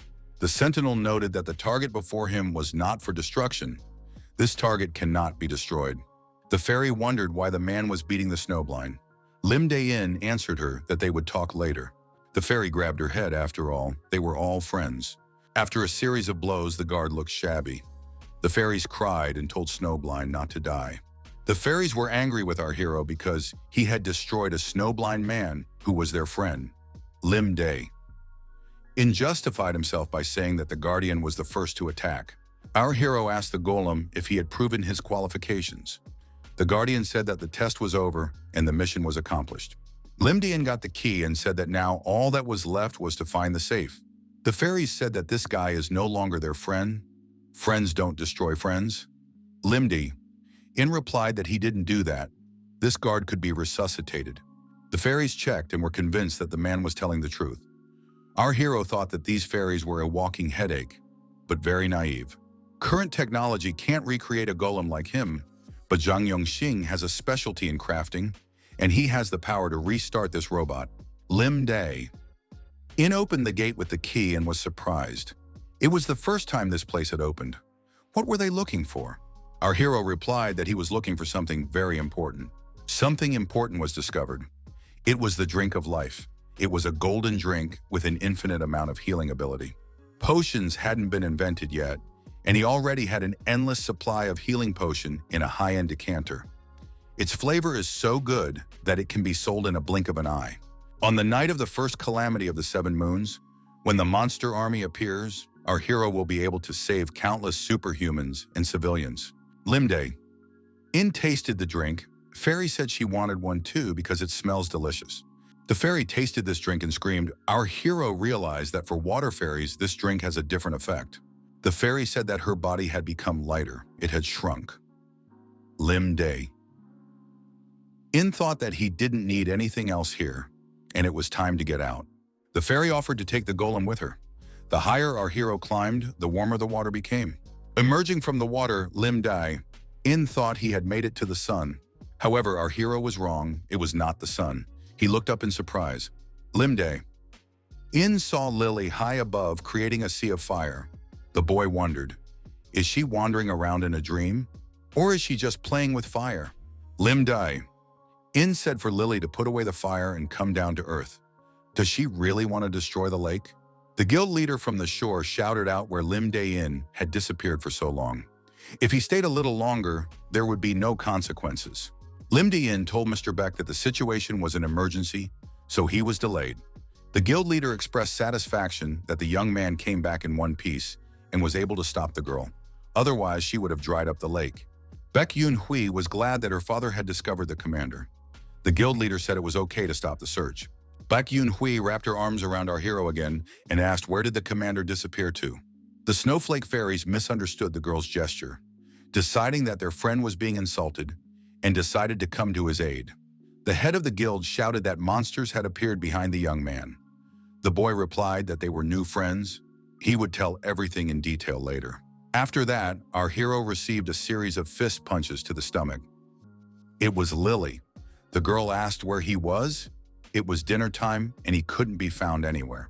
She was worried. Lily grudgingly said that she had to skip dinner to find Lim Dae-in. The protagonist apologized to everyone for being late. The vacation didn't last long, and everyone went back to their daily duties. The monsters had broken into the city. Only our hero's guild was here. All civilians were evacuated to safe zones. The huge monster screamed loudly and was about to do rampages. Lim Dae-in said that it was now Wangu Ho's turn to go out. His daily duties included eating 5 mana-rich dishes and practicing hard. When the request to destroy monsters came, Wangu Ho, of course, went first. This warrior's pace was beyond our hero's expectations. With any luck, Wangu Ho would play a big role during the first calamity. Lim Dae-in said he gives a minute to Lily. She has to do her work in that time. The girl said she would burn all the monsters for fries. As time passed, Lily said she had done her part and added that now she needed to buy a set with a monster burger. Turn off the stopwatch, Ajurin, our hero said, adding that the girl was 5 seconds late so she wouldn't get the whole set. Wangu Ho asked the commander if he can join the dinner tonight too. Lim Dae-in pushed Wangu Ho aside and repelled the attack of the monster attacking him from behind. The commander said it was a shadow goblin that was waiting for the moment to attack. Lim Dae-in said that dinner was out of the question since Wangu Ho was acting very lax. Wangu Ho apologized and said that he would eat something nutritious today and exercise extra. Lim Dae-in thought this guy had a pretty good attitude and told him to keep it that way. Our hero's abilities have reached the level he possessed in his past life. The shadow goblins were no problem for Lim Dae-in. His mana reserve had also increased, and if he continued like this, he would become even stronger. Lily lifted her head and looked at the rainbow, wondering what color was no longer there. The red color was missing. Our hero thought, would the rainbow disappear in 2 weeks? To survive the night of the 7 moons, several things must be prepared. You'll need firepower to quickly destroy the monsters coming out of the gate, a special team to destroy the gate core, and a plan to minimize the destruction of the city. Restoring the physical strength of superhumans and treating wounds is also important. Our hero has taken care of the latter. What's left is to prepare for the rest. The assistant said she wanted to report on the status of the potion sales. The sales will start this week. Lim Dae-in said to keep monitoring them and any problems should be reported immediately. Lim Dae-in asked if the conditions for selling the food had been approved. Baek Yoon-hui said that even without advertising, superhumans would line up. She listed the prices for each meal in the report. The portion per person was fixed and the price was high. Our hero said it was good. Baek Yoon-hui asked if she had pleased the commander. Lim Dae-in asked Young Shin, can the golem move yet? Baek Yoon-hui remarked that no one else would be able to do it, and this guy says he can do it. Lim Dae-in noticed that this guy could be relied on. Young Shin can definitely handle it, for the sake of getting a chance to go to the zoo with Lily. This document identifies our hero's friends who were at his retirement party. If his intervention changed the future, there's no guarantee they'll meet. That's the list our hero kept for himself. Baek Yoon-hui asked if the boss needs anything else. She wants to work with him some more before he goes on a week's vacation. Lim Dae-in asked the driver how long it took him to get to work. The driver replied that it took about an hour. Lim Dae-in said that it was quite far away. It must be difficult for him, right?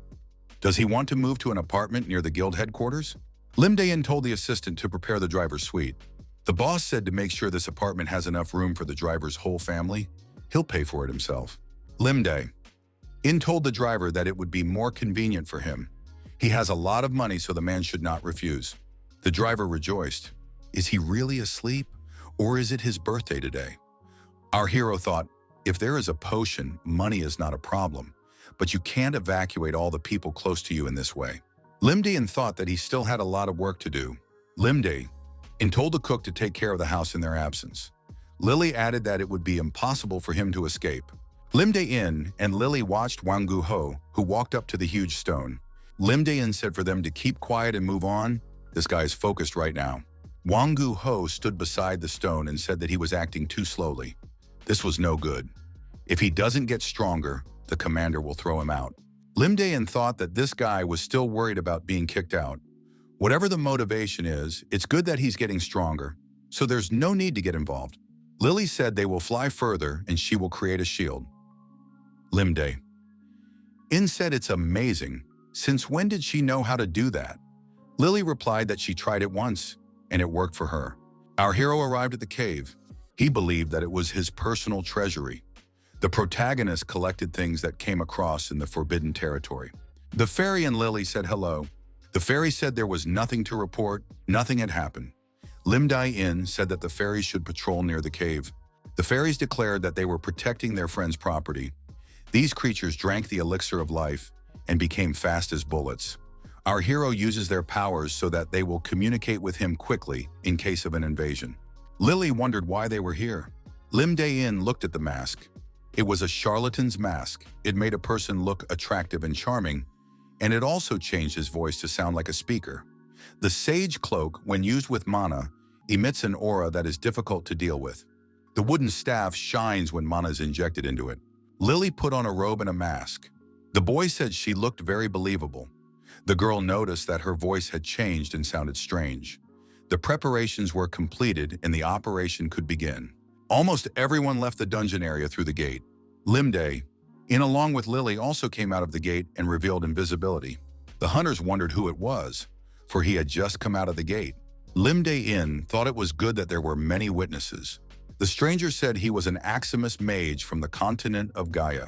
The mage said that he had come to warn that disaster would soon fall upon these lands. People were surprised. Who is he? What language does he speak? It was a language no one had ever heard before, but he came out of the gate. The mage said not to worry, he would use translation magic. He decided to introduce himself again and repeated the same words. The mage told those present to listen to him carefully. That was the signal, and the shield they were standing on rose up. People saw the two rise into the air and said that it was indeed a mage. This rainbow is a sign of the curse. The moment all colors are gone, a calamity will fall upon these lands that will open thousands of gates to hell. Monsters and demons will flood the earth and the heavens. The living will sleep and the dead will rise. People should unite and prepare for the coming catastrophe. The people asked how to understand this. The mage thought he'd done a great job of catching these people's attention. In fact, it was strange that the colors in the rainbow were disappearing.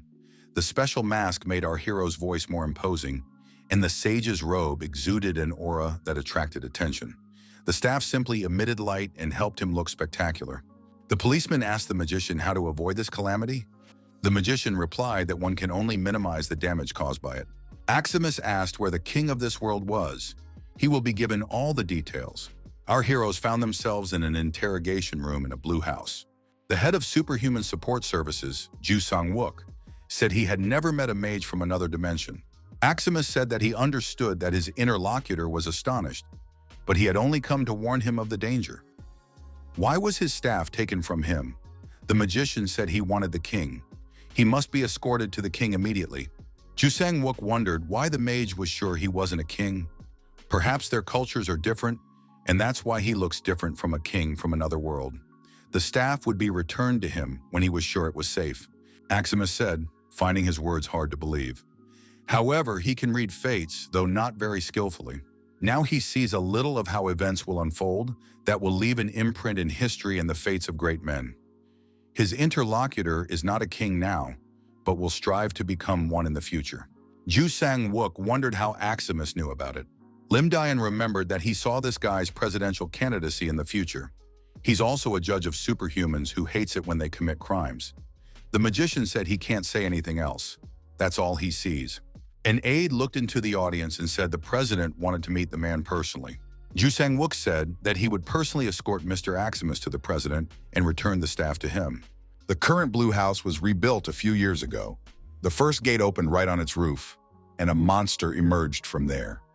In the end, the president and most of the parliament there died. The election of a new president only somewhat settled the resulting chaos. The Blue House is now sturdy and resembles a military building.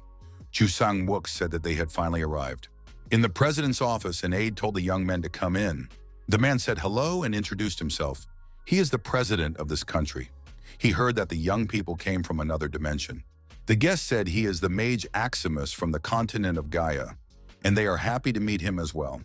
The president motioned for the magician to sit down in an unusual chair. It is a device for detecting lies. If a guest lies, it will be immediately visible. Aximus said that it would be nice if the president sat in such a chair too. The magician added that they had nothing to hide. Aximus sat down in that chair and said he was ready to answer. Lily thought it would be fun. The president asked if the story about the disaster was true. The magician replied that that was why they had come here, to warn people. However, his assistant knows nothing about it. Lily didn't understand half the questions. She was hungry all the time. Our hero practiced martial arts and could control his breathing, heart rate, and perspiration, so the lie detector didn't work on him. The president asked to remove the instruments from the magician. The head of state apologized for those present doubting the man. The president decided to ask a personal question. Before disaster strikes, can the mage help him fly to his continent? The president wondered if the continent of Gaia was safer, right? If that's where Aximus came from, it's likely. The mage wondered, does the king really want to abandon his men and fly away? The man said he wasn't the king. He just happens to be the king. If a magician needs money, he'll get it. The president says he's tired of this dangerous world, where there's no telling how much longer one can live. He wants the magician to take him, his family and friends away. Our hero didn't expect the president to do that. Aximus said he was of a different opinion of the president and added that they are leaving now.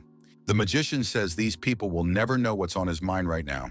He wants nothing, so he declines the president's offer. The president said it's not necessary, but there's no new choice either. The first awakened titan, Kim Soo-ho, appeared in the room. The man, like a huge wall, stood in front of our hero. The guy mentally cursed. Aximus thought he couldn't look this man in the eye. Kim Soo-ho inquired, "What's so funny?" Aximus asked, "How long is the real king going to keep up this shenanigans?" Kim Soo-ho asked how did the guest know about it. The magician replied that he had noticed the king's huge star of destiny. Kim Soo-ho is the hero who brought order to the country after the opening of the first gate. After awakening his abilities, he mobilized the police force to protect the townspeople. And after the presidential election, he rebuilt the Blue House and began to govern the country. This man has dedicated himself to bringing the city to order and rebuilding the country. All the people of the country know about it. Disaster Response Center Headquarters.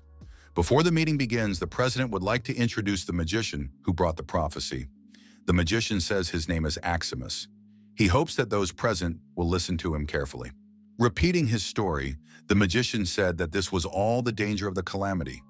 Our hero thought that all the influential people had gathered here. Guildhead Baek Chen Sung said that 10,000 monsters was a huge force. There would probably be some very strong monsters. Demon King Kim Dae-jin was present.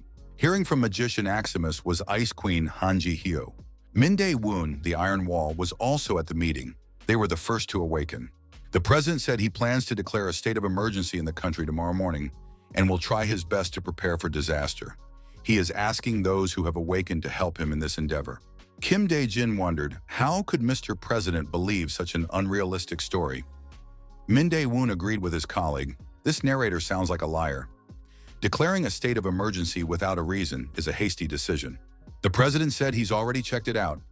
Don't forget what happened when the first gate was open. If nothing happens, there will be no accidents, which is good too. However, they would suffer huge losses if they did not prepare for the disaster, Min Dae-woon said as he worked very hard. The guy jumped up from his seat and rushed over to Mage. Aximus thought, is this really an attack? Min Dae-woon grabbed the kid's mask and said that he was annoying him the whole time. There's no need to fidget, I just want to take off the mask. Min Dae-woon asked, what is the reason this person is wearing a mask? Does he really want to avoid being recognized? The mask flew to the floor, and underneath it was a ferocious fire cat. he shouted loudly. Aximus picked up the mask and put it back on the animal. He told the cat to calm down. The man was just mistaken. He didn't know anything. Aximus told the audience that it was a great shame for a member of the perfect race to show his face to people. That is why, when traveling with him, the animal always wears a mask. In case such a situation arose, our hero coordinated his actions with Lily. In addition to changing the voice, the cat mask has a spell that transforms the wearer into a cat if the mask is removed. The president said that Min Dae-woon's train of thought was wrong. What will he do now? Kim Soo-ho said that Min Dae-woon should immediately apologize to the guests. The guy apologized to the cat for taking off his mask without permission. Our hero thought that Lily was flawless in her role as a cat. The next day, Kim Soo-ho declared a national emergency through television and radio broadcasts. There was a bit of commotion after the announcement, but everyone quickly adapted.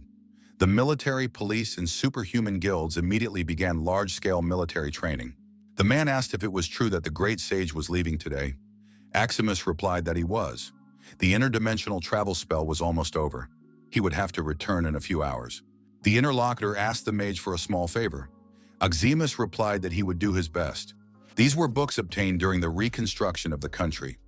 Only those in good condition were selected. Could the great sage take a look at them? Time is short, so only the most important ones can be checked.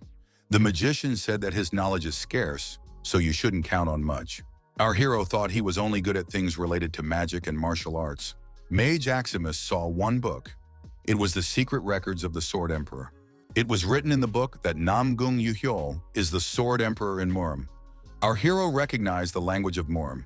The record was indeed left by the Sword Emperor. The interlocutor asked the great sage, "Is there something wrong with this book?" Aximus said that he was not sure that it was authentic. The book must be checked thoroughly. Aximus said that this book may have been written by the devil himself. The mage inquired, "Was there anything else at the place where the book was found? Let's say a sword or something like that?" The sword can also contain devilish energy, so it takes hold of the person holding it and harms people. The interlocutor said that he would check it out right away. The interlocutor was told that no sword had been found nearby. Aximus said that this book is very dangerous, so he will take it with him and seal it. The king of this country is too busy, so he should not report it. He was born as an illegitimate son of the Namgung family. Even though the heavens granted him a talent for martial arts, he was constantly discriminated against because of his background. He couldn't even observe the development of martial arts in the noble Namgung family. After his mother passed away, he hid all the family records of their arts and elixirs. Our hero wasn't interested in the introduction, the last part what he already knows. A sword emperor who had become a highly skilled master fought a heavenly demon, and after winning with a slight advantage, he disappeared. Aximus told Lily to stay out of his way and play or read something. The magician said, if Lily is going to go for a walk, then by all means she should be back by lunchtime. Aximus delved deeper into his reading. Studying this literature, he thought that that gentleman was too talkative. Finally, our hero has found the mind technique that destroys the heavens. But why is there so much writing? Finally, our hero gets to the heart of the matter, what he took this book for. Adopting the lotus pose, the protagonist decided to try to repeat what it said. There are 3 main levels of meditation. Accumulation. This is about how much internal energy is accumulated in the Dantian. Stability. This is how stable the energy in the body is. Emission. How quickly the energy is released outward. While the Great Sea Mind technique, which he mainly practiced, only pursues stability, the heaven-destroying mind technique is a perfect harmony of the 3 levels. In other words, it is ideal for meditation. Now our hero understood why the people of Murim were on the brink of death, trying to master the perfect martial arts. Looking at the clock, our hero decided that it was time for lunch. Why hadn't Lily come back yet? Looking up at the sky, Aximus saw that a gate had appeared. They are open, and soon monsters will appear. Through this gateway, a Minotaur descended to Earth. Aximus activated the shield and told the men to stay within the shield until reinforcements arrived. The magic would protect them. Our hero decided to test the power of the sky-destroying mind technique. The boy thought if he used magic, the royal palace would be destroyed. There is nothing left but to fight with physical force. After Aximus landed a few blows on the Minotaur, the monster kept flying backwards. The boy wondered why this beast was so weak. Is he really a Minotaur? Our hero swung and hit the monster in the chest with all his might. The opponent lost his balance from this blow. The protagonist thought that it was not the Minotaur who was weak, but he had become many times stronger. It is necessary to master other spiritual methods as soon as possible. Lily appeared on the shield and said she was finally back. The mage inquired where the girl had been. Lily answered that she was eating with a friend. The boy wondered how in such a short time she had managed to make friends with someone. A huge number of minotaurs fell to the ground from the sky. The monsters kept coming. Our hero didn't want to damage the royal palace, but there were too many monsters, so there was no choice. Aximus said that the fire would become rain and fall on the enemies. After that, Lily used her powers and the monsters were incinerated. The young man thought it was supreme magic. Did he really bring in superhumans? In the square of the Blue House, a statue of the great sage would be erected in the distant future. The president told Mr. Aximus that they would never forget his kindness. The magician replied that he had only done what he had to do and hoped that the people could stop the disaster. The president has given a gift as their gratitude. Though the gift is insignificant, the magician must accept it. Aximus accepted the gift and thought that there were a lot of top-level magic stones here. However, his time here had expired. Aximus and his assistant said goodbye and told him it was time for them to go back. The magician expressed the hope that all the people would remain unharmed. Back home, our hero asked the red bean rice cake if he had defended the house well. Lily said she really missed his food. Cook asked where they had been all this time. They were in trouble. Lim Dae-in asked what was wrong. Red bean rice cake said that when the rainbow in the sky completely disappears, disaster will descend upon them. According to the president, countless gates will appear. The cook added that Mr. Wangu Ho went to an emergency meeting. Lim Dae-in said that he was going to the guild. Our hero thought that this guy would run away and there would be no one here. It's commendable that he kept waiting for them even in such a situation. Lim Dae-in and the cook chose the right side. It is now necessary to gather the right things. Looking at the rainbow in the night sky, the protagonist decided they had less than a week to spare. Baek Yoon-hui wondered where the commander had been all this time. They're having an emergency meeting, and he even turned off his phone. The girl asked if Lim Dae-in understood how serious it was. Our hero said that everything had already been explained to him. The cook said hello to Mrs. Manager and told her that they had already met at the lake. The girl wondered if this guy was going to evacuate somewhere. Lim Dae-in asked if the guild would have any spare rooms. They would be staying here for a while. Baek Yoon-hui said she would call a person to escort them out. But right now, it was more important to meet the guild leader. Baek Yoon-hui said that her interlocutors were the only ones who didn't show up for the emergency meeting. That's why the head of the department was really angry. Lim Dae-in and Wangu Ho met and said hello. The commander asked if the boy had been living well in his absence.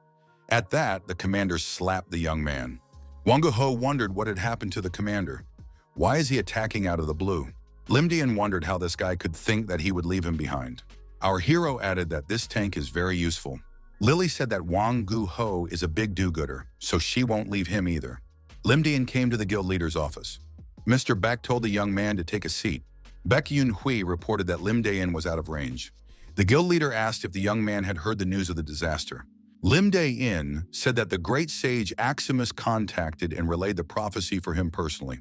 It is necessary to leave the 7th Night Squad alone and give it to the Wheel of Fate. In that case, he'll bring light to everyone.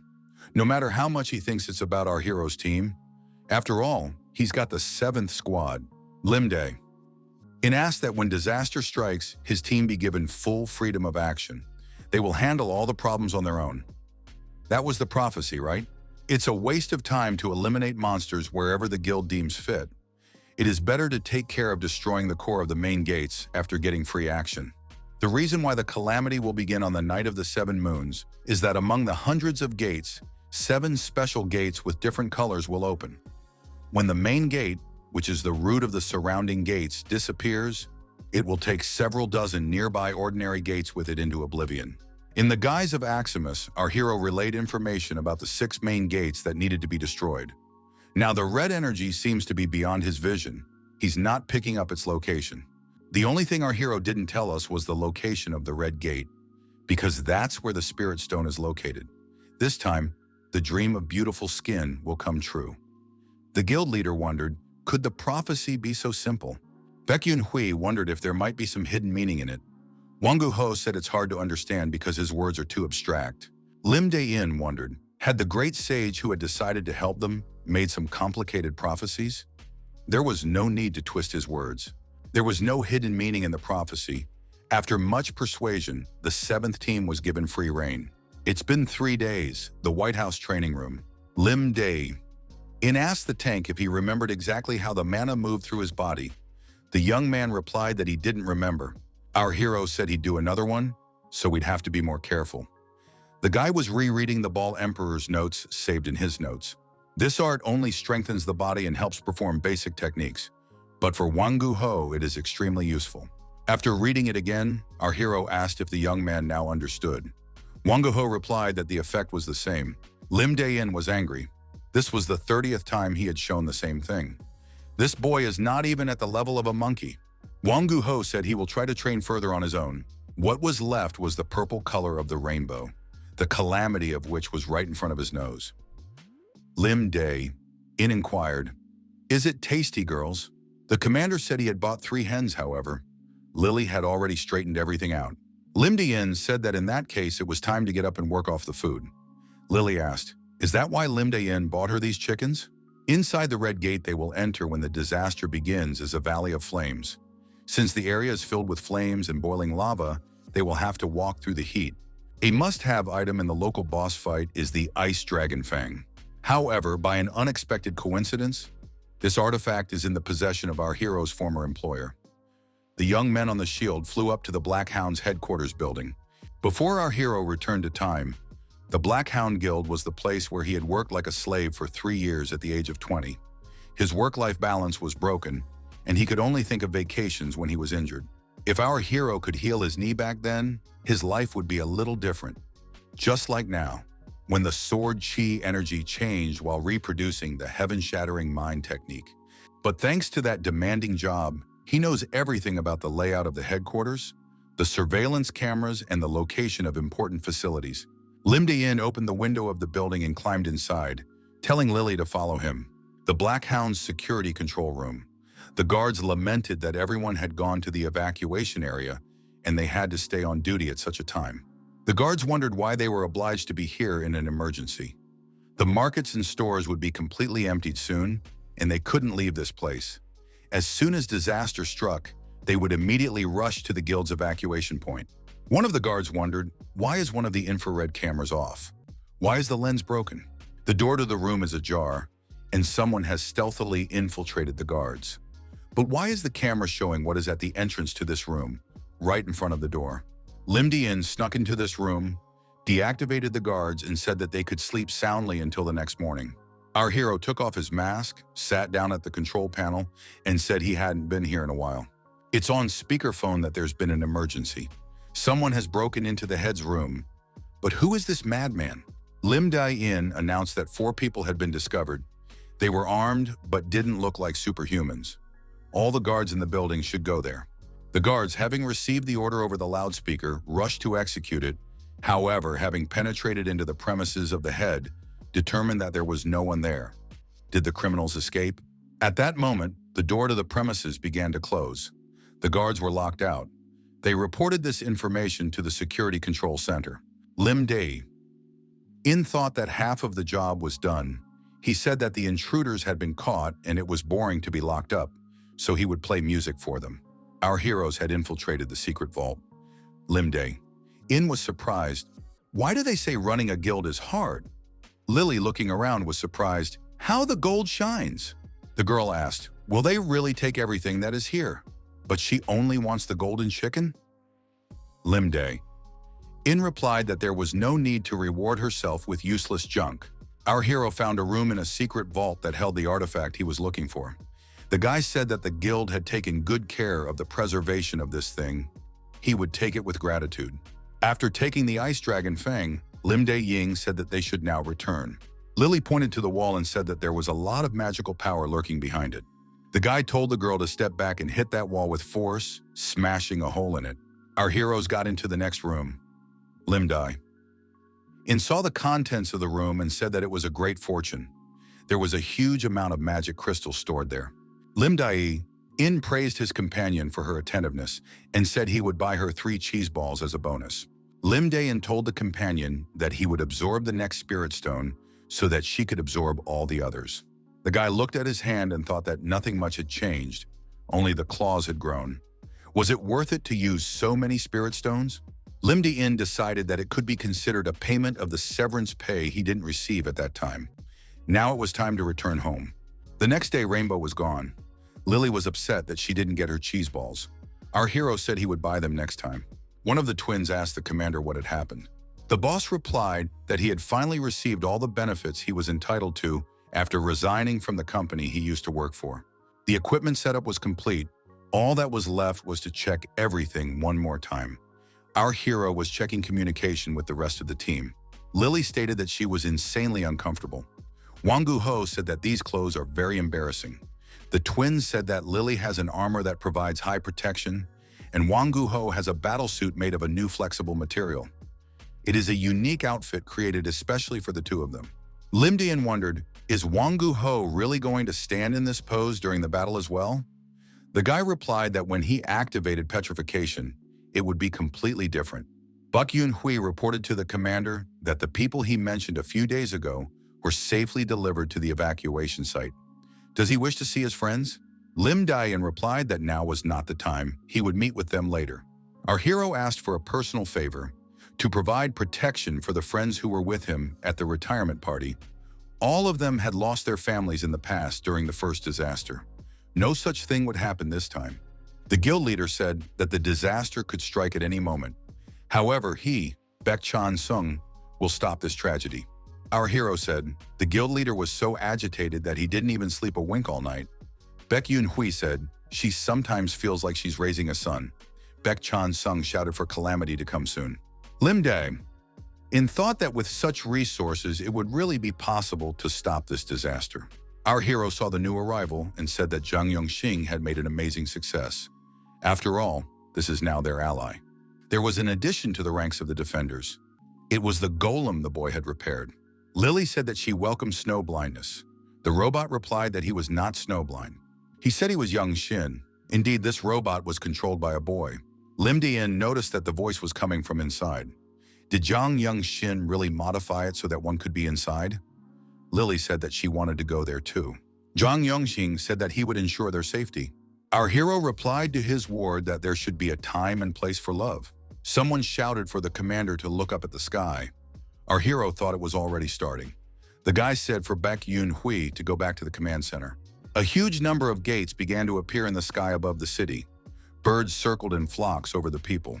Lim Dae, in thought that this was only the first wave, and people's fingertips were already shaking.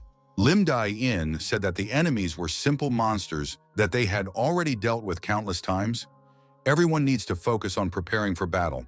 We need to get into combat positions and provide fire support on the ground. The twins said they would try it again. Our hero thought that now that they had recovered, they could be trusted to protect the evacuation site. The command is given, open fire. The superhumans are the first to deal with monsters that have come close to the base. Guild head Baek Chan Sung said, finally, the monsters have shown up. It's been a long time since I've been to the battlefield. Baek Chan Sung decided to destroy the dark blue gate that looked like a steel prison. The man waving his instrument of destruction said he would destroy everything, including the blue gate. The main gate was decided to be divided between the First Awakened and a professional team of superhumans. Our hero planned to move separately and accidentally wander into the red core gate. Lim Dae-in said to Zhang Yongxing to keep his eyes open, this is the battlefield. The boy inside the robot said he would follow the commander. Lim Dae-in said that time is running out and Young Shin should cover for them if necessary. Orders have been given for the 7th team to set up in their positions. They're launching their own operation right now. From this point on, one must pretend that they are moving without much purpose and take a course towards the core of the red gate. The twin told the commander that monsters were coming from all sides. Lim Dae, in order to keep up the speed and the vehicles should move in a crescent. Our hero wasn't used to dealing with combat weapons, but for a superhuman with 20 years of experience, mastering something like this was easy. The commander got a report that there were monsters heading straight for them. Lim Dae, ordered the technique to keep moving forward and climbed onto the roof of the armored vehicle. Our hero asked if Lily was ready. There was a lot of nasty stuff ahead. The girl would have a job to do now. Lim Dian received a readiness report from the assistant and told her to attack the monsters in front of her. Lily said that she would deal with them quickly and directed flames toward the enemies. After that, she intended to go to the butcher's pantry. Lim Day, in order that the technique should not slow down and continue on the given route, Young Shin activated the jet engine and flew upwards, sending the robot through the air towards the monsters. Lily was thrilled with her friend's actions and said it was great. After the battle, she was going to eat all the food. Lim Day In thought that this girl knew a lot about food and understood what to eat. The commander ordered everyone to move forward at full speed. As the combat vehicles moved, a red spot appeared at the end of the street. The commander thought that they would soon be at the target. Lim Dae-in announced to the 7th team that they were entering the red gate. However, at this moment, a giant Tyrannosaurus of the flame variety jumped to the ground from the red gate. The operator said there's a monster 1 kilometer away. Should I slow down? Lim Dae-in said that the operator should keep the current speed. The commander thought if they hesitated here, other monsters would appear and they would be surrounded. Lim Dae-in sent Wangu Ho forward. The guy rushed towards the monster and said that he was going to show the progress he had made in training. The tank got close enough to the dinosaur and activated its stone abilities. The commander saw that the young man was using the Golden River Flow technique. Wangu Ho was still able to master this technique, even though his speed was slower than that of a monkey. The commander said it was Young Sin's turn to provide support. He himself claimed that he could provide protection. The boy said he was taking on the monster and began circling his flying machine around the dinosaur. The monster closed its jaws, wanting to bite the golem, but missed, and the golem reached down and grabbed the monster by the tail. Our hero and his helpers, watching this, decided they wanted to ride it too. Lim Dae-in armed himself and approached the monster. A monster of this size should obviously have a core inside. This stuff is said to have a good tonic effect. Wangu Ho told the commander that the monsters were coming again. Lim Dae-in warned that in that case, everyone would jump into the gate. To destroy the red core gate, you must destroy the fire giant sleeping in the volcano. The armor replacement has been completed. The refreshing effect of these clothes was much stronger than the commander had expected. Not only the helmet, but also all the protective equipment was equipped with the refreshing effect, so they would be comfortable traveling in such conditions in the future. The twin said that when he first received it, he was also extremely surprised. The whole outfit is made by Young Shin. He is really a very talented boy. Young Shin asked as Lily pressed that button. After the girl fulfilled the request, a much-needed item appeared in her hands. Lily thanked her friend. Lim Dae-in said that if everyone is ready, it's time to move out. A pack of monsters appeared ahead. The fiery beasts rushed straight at our heroes. Wangu Ho said that he would deal with them himself. The commander noticed that the tank learned to move very quickly. Our hero decided after such a long time to refresh his shooting skills. Wangu Ho shouted for the fire monsters to attack, for he wasn't used to being hot. Thanks to the iron golem, one could relax and shoot a little. It was great that the commander had decided to prepare a liquid nitrogen firearm in advance. Lim Dae-in sent Young Shin to have the guy put the finishing touches on it. The golem was once again effectively attacking the fire monsters. Our hero thought that he felt comfortable in this world. The squad leader ordered them to continue at the same pace. A fire millipede awaited them ahead, and then they would encounter a fire slug. Lim Dae-in saw the distraught girl and asked what was wrong. Lily replied that the fire wasn't working. The commander said it shouldn't be working. Lim Dae-in added that Lily should just rest now. The girl wondered if there was no use for her right now. Lim Dae-in, without taking his eyes off the shooting, said that when they were done with everything here, the girl would have plenty of opportunities to have fun properly, so she should be ready. The commander said we should slow down for a while. So far, there had been no difficulties in moving forward. However, this lava lake is a huge problem. There are no monsters near the lake. The commander ordered the medical team to bring in the corpse of one of the monsters. Our hero threw the corpse of the monster into the lake, and a fire serpent jumped out of the lake and devoured the corpse. If they started to cross without making a check, there would be trouble. First, we need to catch this monster. The technical support team must have a giant fishing rod. The twin asked, "Does the boss really want to fish for that snake?" Lim Dae-in replied that he wanted to at least try. While the CO was waiting for a rod, he decided to choose the bait that would be on that rod. The commander told the golem and Wangu Ho to play rock, scissors, paper. As a result, the bait was Wangu Ho. The guy was put on a fishing rod and thrown over the lava lake. It didn't take long for the fire snake to appear and swallowed the bait as it emerged from the lava. Everyone pulled the fishing rod, and the snake was on the hook. Now we had to get it out of the lake. Wangu Ho considered the device he should use once inside the serpent. As a result, the snake's head was pierced through. The commander told the golem to pull as hard as it could now. The serpent showed itself completely out of the liquid. He roared loudly, and the golem continued to pull him to dry land. After the snake was pulled out and its mouth was opened, Wangu Ho was free. The commander asked how the guy was feeling. Wangu Ho replied that he was fine. Our hero looked at the top of the volcano and couldn't believe it. Would the sparker really come out of there now? The sparkler did indeed show itself. It was a huge stone giant. He was awakened by the noise. We'll have to rethink our strategy. The first thing to do is to deal with that snake and retreat to a safe distance. Limde In once again grabbed his cold weapon and rose up to fight the monster. Wangu Ho, using his stone abilities, grabbed the snake by the tail and held it tightly. The commander told Zhang Yongxing to attack the snake on the left. The golem, under the boy's control, headed that way. The serpent wouldn't let up.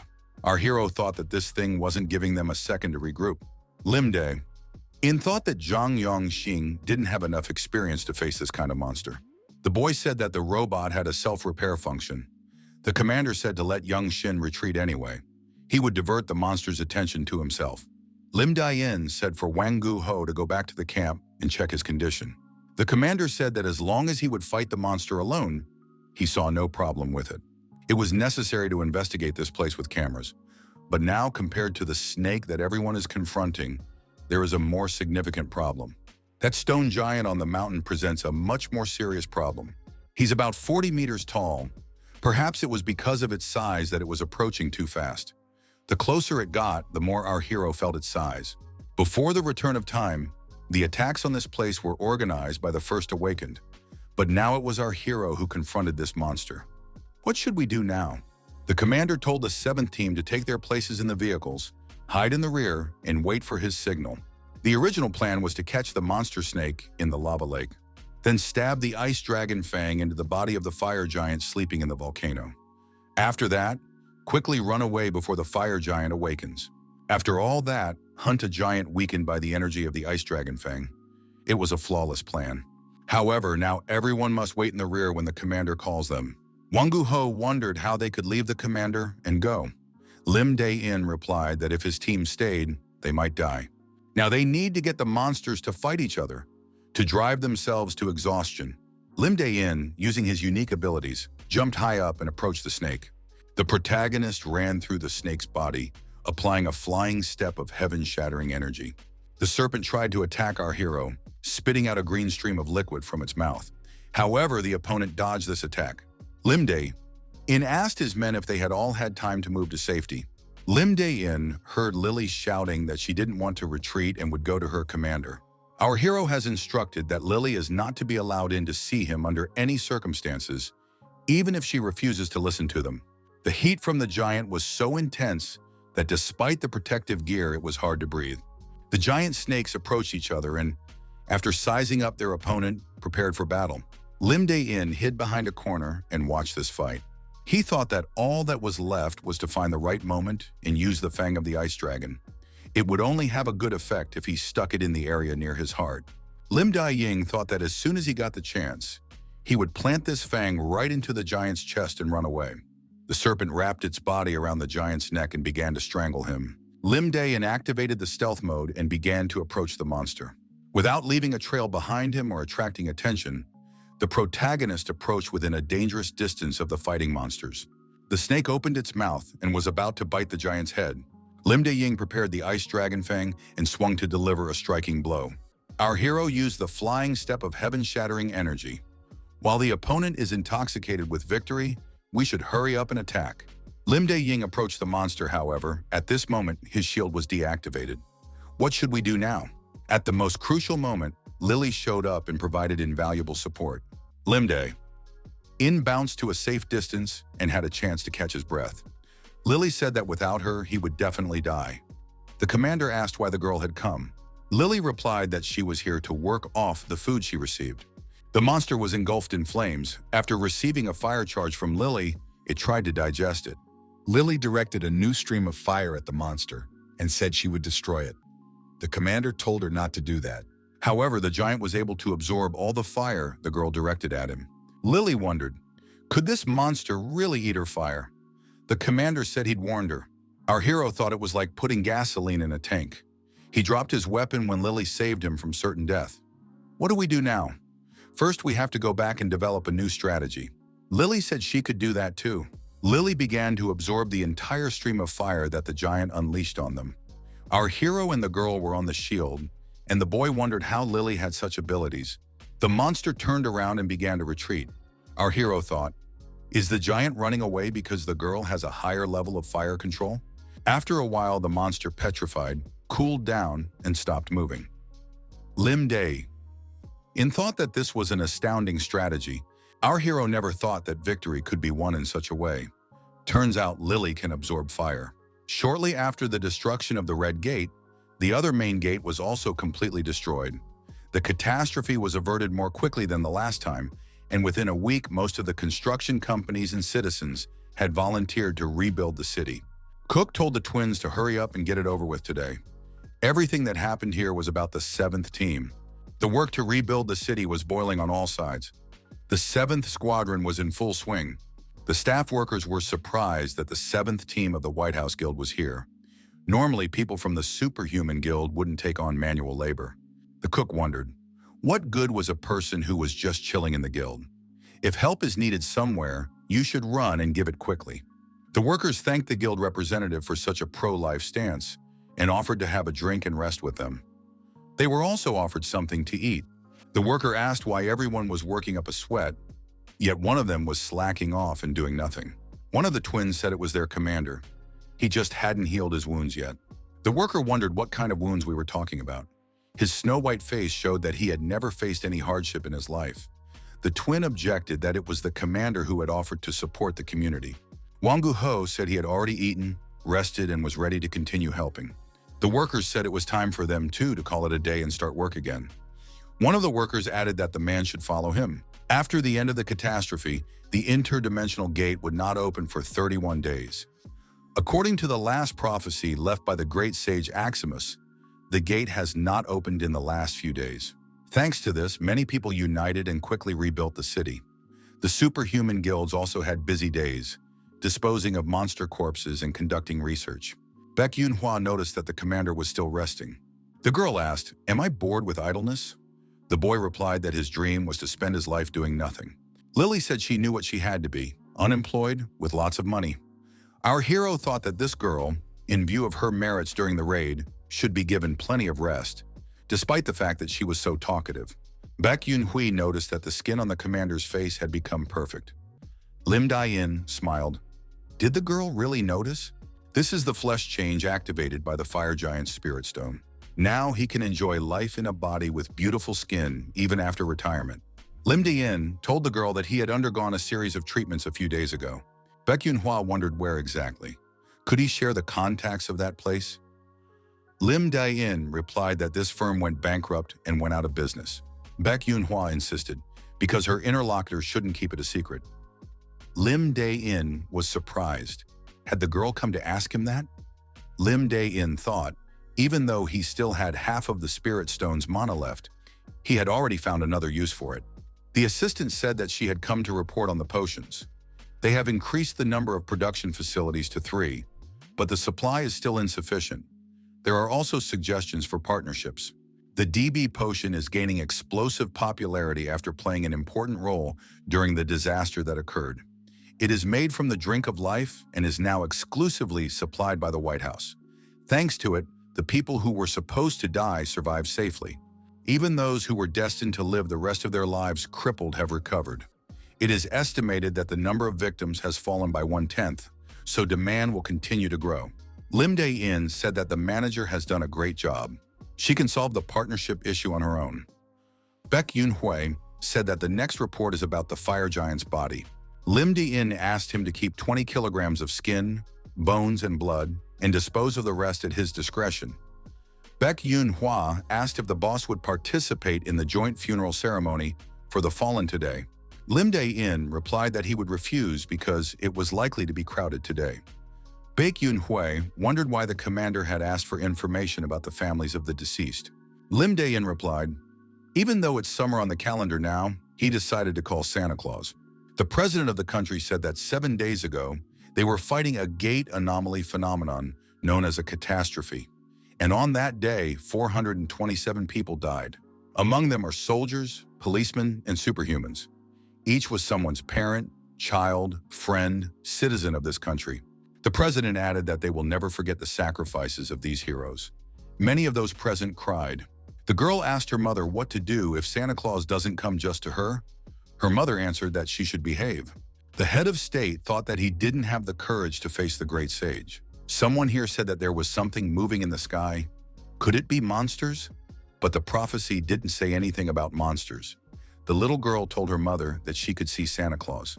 Everyone present at the ceremony saw a sleigh in the sky above the building, which could indeed contain Santa Claus. The president said for everyone to remain calm and stay vigilant. The military must protect civilians.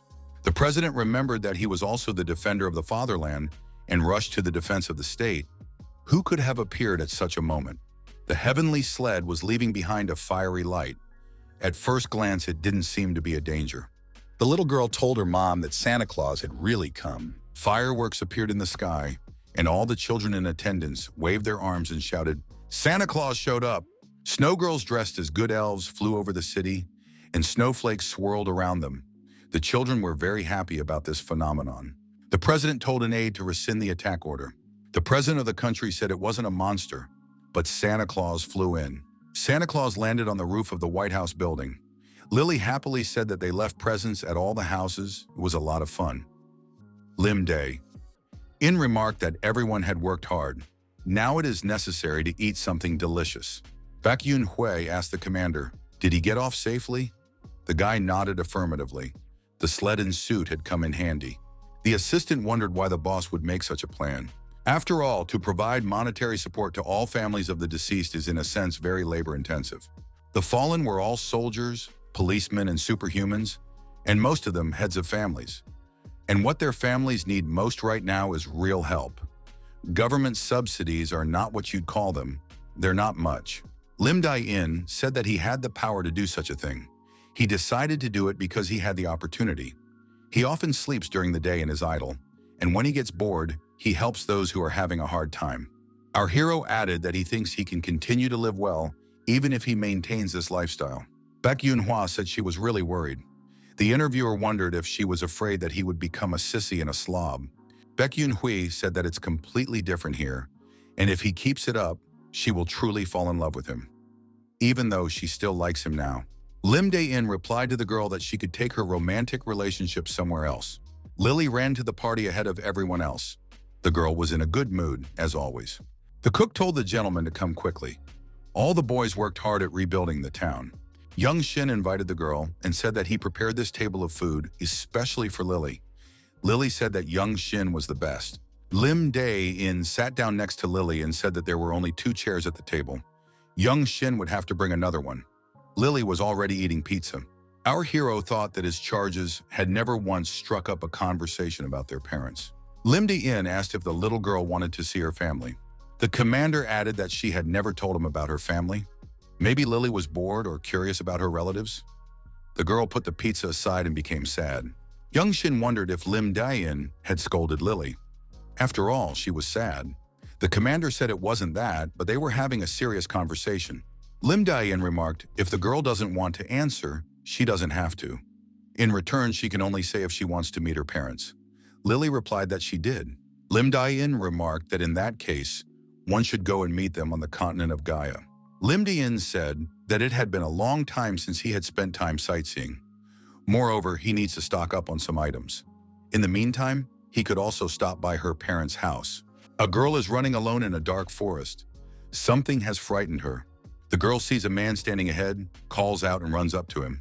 This man turns out to be Lim Dae-in. The girl asks him for help. She says she has to help Wendy. Suddenly, this man turns into a masked villain who wonders, is the girl really telling him that? Lily jumped out of bed in fear. It was a nightmare. The girl sits up in her bed and cries. Lily is scared. She runs off to Lim Dae-in's room and says she honestly doesn't want to go back. Lily continues to cry. She adds that she has to go back. She wants to see her mom and she made a promise to Wendy. She hopes they are all doing well. Lily told our hero that she was always hungry there. The girl and her mom are lying in bed. They look tired and very hungry. The woman apologizes to Lily. The girl says it's okay and she's glad they're together. The woman told Lily to listen to her carefully. She will go to work as a maid in a very rich house. If she obeyed her masters, she would not have to starve. Lily replied that she understood. Lily said she would be sure to come back later. The girl and her mother hugged each other. The woman looked at the wagon taking her daughter away. In addition to Lily, there were other children in the wagon, boys and girls. A girl came up to Lily and asked her what her name was. She introduced herself. Her name was Wendy. Wendy said she was a little cold and asked if she could sit closer. Wendy said Lily was very warm and asked how old she was. After a while, the wagon stopped and the children were told to get out. The children asked fearfully where they were. After all, they had been told they were going to the city. The man struck the ground with his whip loudly. The children were frightened and cried. A masked man with a whip in his hand said the children had better shut their mouths and follow him silently. That evening, Lily, along with Wendy, was locked in a huge cell. The children who had arrived with them disappeared one by one. After that, memories became hazy. Further back, the memories were scrappy. Lily remembers someone talking about multiple surgeries. Fire spirit essence, blood, shard, all successfully implanted. The hooded man asked if the body was rejecting them. The person replied that there were no symptoms yet, but that the possibility was very high. Then someone said that it was a success. The branding had been placed on her body. At last, their long-cherished wish has come true. Won't there be any side effects? Because this girl is going to be a monster. From that day on, Lily began to feel even more hungry. The brand was on her stomach. Wendy suggested that Lily eat her portion of bread. Wendy added that if Lily didn't eat that bread, she would throw it away. Lily agreed. Lily apologized. She was very hungry. Wendy said it was all right. One day, Wendy offered to run away. The girl showed the crystals in the palm of her hand. Lily wondered how she did it. Wendy replied that she didn't know. Lily noticed that her friend's hair color had changed. Wendy said she wanted to get away from here with Lily. Lily agreed she too was eager to leave this prison. The fugitives were caught in the woods. The masked man grabbed Wendy by the neck and lifted her off the ground. He didn't expect this girl to have awakened already. Said if she had spoken up sooner, she wouldn't have had to be tortured in that cell. Lily yelled for them to let Wendy go immediately. Wendy shouted that she would destroy the villain and pointed the ice crystals in his direction. The masked villain managed to activate the defense and said it didn't even leave a scratch on him. The villain said that in the future, by becoming a puppet, Wendy would do great things. Wendy thought, even if she had to die, there was no way she was going back to her cell. Wendy screamed that at least Lily had escaped from here. Wendy tried once more to attack the villains and she succeeded. The masked man was outraged. How dare she do that? Lily also raged, and a vortex of fire appeared around her. The frightened villains stepped aside. Lily said that she, like Wendy, had something awakened in her. The girl didn't expect to be able to activate the fire. The masked villain said that the other girl had also awakened. They both needed to be captured. Wendy yelled for Lily to gather her thoughts. Wendy shouted to her friend that now was her only chance. Wendy added for Lily to run away immediately. Lily turned around and rushed away into the forest. A wall of ice formed behind her. Lily ran and repeated that she would definitely come back for her friend. Lily heard the pursuers rushing after her. A gate appeared ahead, and the girl jumped through it. After that, the gate closed. Lily thought that she would definitely come back and save her friend. Lim Dayan sat silently and looked at the girl who had fallen asleep.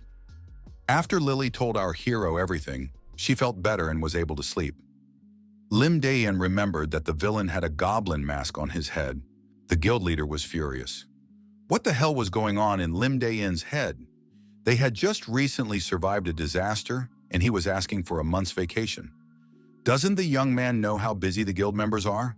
Our hero told the chapter that he should certainly take his leave, and he had one personal request to make to Mr. Beck.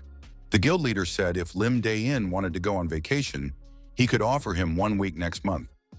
Our hero thought that he didn't want to resort to extraordinary methods. Lim Dayan asked Madame Yun Hui about the expected profit from the DB potion this month. Lim Dayan said that the number of orders was so large that they didn't have time to produce the potion. Therefore, he had a thought. Shouldn't they focus entirely on supplying just him alone? The guild leader wondered what this guy was getting at right now. The value of the loot from the main gate is said to be enormous. However, even if one were to combine the achievements of all the teams, they wouldn't come even an inch closer to the success of the 7th team. So should he stay in a guild where he was treated like this? The head wondered, was the young man really threatening him now? Lim Dien asked about the compensation for breach of contract. Mr. Beck said he understood. Didn't he just want a vacation? This guy's too callous. Our hero thanked the head of the guild and said that he would be sure to buy him a gift when he returned. Mr. Beck inquired what the young man was going to do for a whole month. Our hero replied that he had to find one person. Baek Yun Hui said if it's about searching, they'll be much faster. Should she get the search networks involved? Our hero replied that he should handle this case alone. The guy said he had to bring one man here and track down one scoundrel. Lim Dayan added that this rascal would definitely be finished off by him. Squad Leader 7 reminded the guild leader that he had another personal request. Mr. Beck said he was listening. That same night, our hero was showing Lily a map of the continent of Gaia. The young man marked on the map the place the girl had mentioned. The place was in about that neighborhood. Lily had said that her house was there. Someone knocked on the door of the room. Lim Day asked the little girl, was it her calling someone she knew? Lily shook her head negatively. The hairdresser and her son entered the room. The woman asked if the owners would mind if they came in for a while. Young Shin and Lily said hello. The woman said that the reason for their visit would be told by young Shin himself now. Young Shin says that he wants to go on vacation with Lily too. In fact, our hero talks so much about vacationing that this news reached this boy as well. Traveling becomes easier when there is a craftsman around who can make anything out of anything. Limdi asked if the boy would be allowed to go on vacation. After all, they would be crossing the control zone, there would be dangers everywhere, and they would have to face a lot of surprises. Young Shin said he could take the golem with him. That child's mom said she agreed. Young Shin isn't the type to refuse to go because of a ban. He just needs to bring it back safely. Lim Dae-in promised the woman that her child would return unharmed. Young Shin told the girl, even if he was weaker than her, but he would try his best to be helpful. Lily smiled and said she agreed. Late night, White House building. Our hero didn't think he would come here on his own feet. 12th underground floor. Guild head Bak Chan Song's personal training room. The man said that this guy was late. Our hero noticed that he came 10 minutes early. Bak Chan Sung was surprised. He was so excited that he decided to stretch and lost track of time. The guild leader said that it was unexpected. The guy had asked for a 3-day one-on-one duel and a personal request. However, he had previously dodged every time he was asked to fight. There are stronger warriors on the continent of Gaia than the ones currently on Earth. Therefore, our hero needs to test the effectiveness of the martial arts he has learned from studying the records of the Sword Emperor. The head of the guild is the strongest person our hero can easily schedule a meeting with. Lim Dien said that he was counting on Baek Chan Sung for the next 3 days. The guild leader replied that it was mutual. Baek Chan Sung adopted a fighting stance and said that it was time to start a little warm-up. Lim Dien told his opponent that he had behaved too impertinently during the day. Baek Chan Sung interrupted the guy and said more business and less words. After 3 days had passed, Lily wondered, the boss has an eye? Did someone really hit him? She's ready to give that person a beating. Lim Dae-in said that the girls should do a better job of packing the luggage. Thanks to the 3-day duel with the head, our hero was able to become accustomed to using the Sword Emperor's martial arts. However, the day before, as a result of the failure to repel the attack, our hero was mercilessly beaten. Lim Dai-ying, thinking back to the guild leader, wondered how the world was able to breed such a monster. First floor of the White House lobby. The guild head said, Lim Day, and finally showed up here. A man notices that today is the start of a guy's vacation. Is he already burning with anticipation? Baek Chan Sung told the young man not to go anywhere and not to let anyone beat him up. Lim Daya-in replied that thanks to the guild leader, it was now unlikely that anyone would be able to beat him up. The commander said that during his absence, Wangu Ho would lead the 7th team. The boy was surprised. Can he really do that? The commander said, if Wangu Ho behaves weakly, then everyone else will become the same.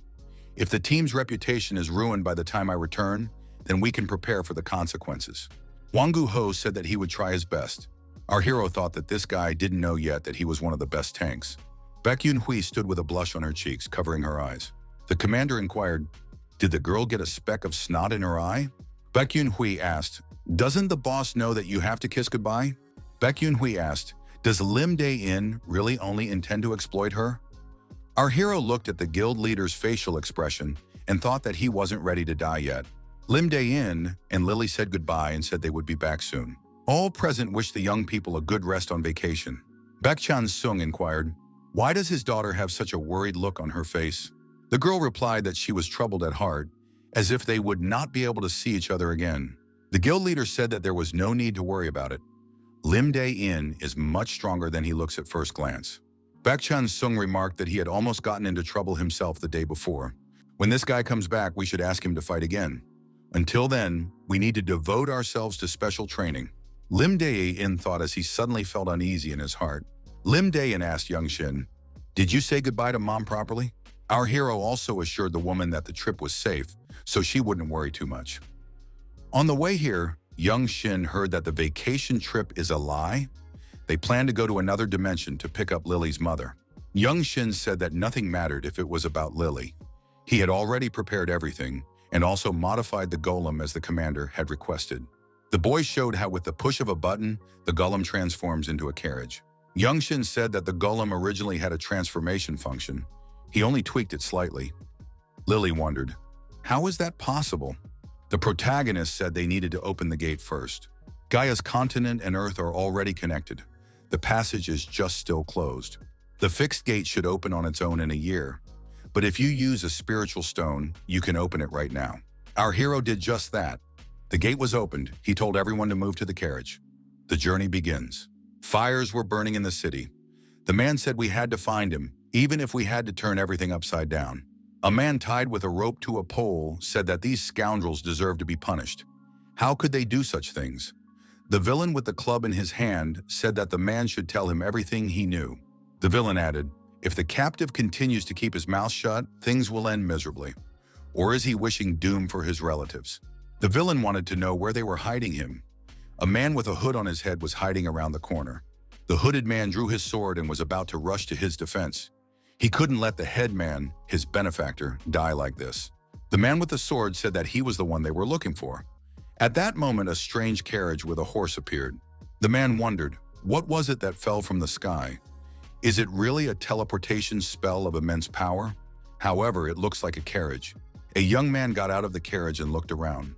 If he had known it would be like this, he would not have entered the carriage after arriving here. Lim Dae-in got out of the carriage and looked around the area and familiarized himself with the situation. He saw a man tied to a pole and the villain standing in front of him. Not far away, a building was burning. Lily, looking out of the carriage, asked what was going on in there. Lim Dae-in said for the girl to sit inside and not come out yet. Our hero thought they had arrived at a bad time. A man hiding around a corner and hiding his face under a hood was wounded and bleeding. Our hero was furious. Do these rascals not realize what a village this is? In this village, a year later, the gates leading to Earth will open. Consequently, if this area is developed, the price of his land will increase markedly. The hiding man knelt down and asked Mr. Mage for help. The man said that given teleportation of this magnitude and an unusual carriage, the man in front of him must be a mage who had reached heights never even dreamed of. The man added if the mage was helpful, they would reward him handsomely. Lim Dae-in thought that rewards were always welcome. Our hero grabbed a few magic stones to exchange for cash, but things turned out much better. If these thieves were taken care of, the magician would be paid 10 times as much. The bandits thought they had accidentally gotten into places they shouldn't have. One of the villains said that the man next to the mage is clearly the one they are looking for. His companions must be nearby as well. We need to call for reinforcements. The villain told the mage to take the money he was now given and get the hell out of here. Lim Dae-in, ignoring the villains, counted the money he received. Our hero told the man that there were 35 gold coins in the bag. He reminded him that he had been promised 10 times as much if he dealt with the thieves. Lim Dae-in said that he was willing to destroy the villains for 700 coins. However, the man was surprised, for it was 20 times as much. Lim Dae-in said if the person doesn't want to, they break up. The stranger replied that he agreed. Our hero was going to do it anyway. Now he would just finish 2 birds with 1 stone. Lim Dae-in told the man that he was accepting his request. The head of the villains told his associates to shoot and destroy this mage. However, the protagonist managed to activate his shield, and the shots did not reach their target. Lim Dae-in opened the carriage and told the children to get out. First, the fire must be put out. Lily stood against the burning building and concentrated a fireball in her palm. After devouring the fire that was spreading in the neighborhood, the girl said that this fire turned out to be quite unpalatable. The bandits wondered, is this girl also a mage? The bandit commander ordered his companions to bring out the battle ogre. A huge green monster entered the arena and screamed loudly. Lim Dae-in said for young Shin to deal with that ogre. Young Shin saddled the horse and told him to head forward. The horse turned into a golem again. The green ogre accelerated and tried to attack this robot. Ogre swung his weapon and prepared to strike the robot. However, upon contact with the golem, the monster's axe fell apart. The monster screamed loudly. At the same time, the golem gave it a staggering blow with its hand to the head. The villains were startled. Their battle ogre appeared defeated. How can this thing even be defeated? Some of the perpetrators became frightened and turned to flee. The leader of the villains walked up to the old man and leaned his club against his head. The villain said that he would kill the old man if anyone took another step. The man asked Mr. Magician to help the old man, since the head man is his benefactor. Our hero thought, if the old man near the pillar is the head man, then he really needs to be saved. The offender said, if these people want to save the head man, it is necessary to put out the fire and remove that horse. The magician must cast his sword aside. The bandit had not yet finished his sentence, and our hero was already with his sword behind him. The art, which is a combination of concealment and flying ball of energy, is destroying skies. The protagonist used it for the first time in real combat, and the result was not bad. The headman said that without these benefactors, they would have all ended up dead. As the headman of this place, he is extremely grateful for saving the village. Lim Dae-in said that he had been paid, so he did the favor. The headman remarked, if it was all about money, the benefactor would not have spent such an expensive potion to heal the villagers. The headman said to make these people feel at home. He hopes they will enjoy the dinner too. The man announced that he was truly grateful for what the man had done. If it was okay with those present, he would join this meal as well. The attendees exchanged pleasantries and continued dinner altogether. The man introduced his companions. They were his wife and the knight accompanying him, Lim Dae-in said hello and said it was a pleasure to meet him. The guy was surprised. The person who was nowhere to be seen when confronting the bandits turned out to be the accompanying knight. All the people present stared at our hero. The boy thought they were about to drill a hole in him with their stares. The headman inquired, is the benefactor also traveling? He wonders where this man is traveling to. Lim Dae-in said that the destination is a small village in the Teru kingdom. He needs to find someone there. The interlocutors said they were also heading to the kingdom and were about to cross the border. The headman rose from his seat and said he would bring more food. Our hero thought that the headman was also involved in their affairs. The interlocutor said that he had a request to make to Mr. Magician. The interlocutor asked, couldn't this man escort them at least to the border? Lim Dae-in said he wasn't sure. Wasn't I told that you already have an accompanying knight? The knight said their benefactor has excellent skills. Besides, they were going in the same direction anyway. The knight also repeated this request. Our hero thought that this knight had such an imperious tone, as if it was normal for him to treat his interlocutor with disdain. So he's in front of him now. Lim Dae-in said that he was refusing these people's request. He put the sheet that the bandit leader was holding on the table. The sheet said that Hawken Allen was wanted and that he must be brought alive. The link between Earth and the continent of Gaia will be established in about a year, and only 6 months after that they will begin to fully interact. Our hero is far from immediately traveling to the continent of Gaia, but he knows some important events that happened here in the past. Our hero's current location is the Principality of Hicks, located in the southeastern part of the continent. To be more precise, a tiny town called Rowan. If Lim Dae-in's understanding is correct, there was an uprising in the Hicks Principality around that time. There is a high probability that these people had something to do with the uprising. The person asked if this was the only wanted flyer. Lim Dae-in replied that it was the only one. The interlocutor said that in that case, Mr. Magician could just turn him in and get a reward. But in return, he would escort his wife and bodyguard across the border. Lim Dae-in asked his interlocutor, until when is he going to lead him around by the nose? Our hero said that the woman sitting there was much more dangerous than him. Lim Dae-in wasn't sure if his guesses were correct at first either. Lim Dae-in wondered, the person in front of him was Princess Elena, right? The last member of the ruling family of this country that was destroyed in the rebellion. The accompanying knight asked who was really in front of them. Our hero said these words at random, and it seems to have hit the mark. The knight grabbed his sword and told Her Highness to get behind his back. The guard of the princess decided to attack our hero. However, the guy dodged to the side and counterattacked this knight. Limdayan showed his knife and said that they should just talk. The opponent shouted for that mage to stay away. Her companion said if the mage took another step, she would use her power. She held a ball of fire in her hands. Lily said that's not allowed. If she got naughty at mealtime, she'd be scolded. Limdayan wondered, why are these people acting like this? It wasn't like he had promised to eat them. He just wanted to talk. An elder with a sword in his hand appeared and said that this guy wouldn't dare touch the princess, even if he was called a benefactor. The old man rushed at our hero with his sword and said that he is now a headman, but was once a knight. He is ready to give his life to protect the princess. Limdayan applied his abilities to this headman, and the man found himself deactivated, lying on the floor. Limdayan asked, would they all calm down? The princess's protector said no one would dare lay a finger on her as long as he was alive. The princess yelled for everyone to stop. She added that she knew this day would come someday. The princess said she would obediently follow the man, but he must leave her companions alone. Her Majesty said she was ready and this mage could take her with her. Limdayan asked, would those present stop making him out to be the bad guy? After all, they were the first to attack, and he never said he was going to destroy the princess. The princess wondered if this man would not catch her and report her to the rebels. Our hero replied that he was still thinking about it. The princess thought she knew it. This man is no different from the others. The princess threw off her cloak and said her doubts were dispelled. She grabbed her dagger and swung it. The princess tried to strike our hero with her dagger, but the guy effectively dodged her attacks. Limdayan thought that the princess was also a surprise. The princess grabbed Lily and brought the dagger to her throat. The girl said if her opponent wanted the girl not to get hurt, he should obey her.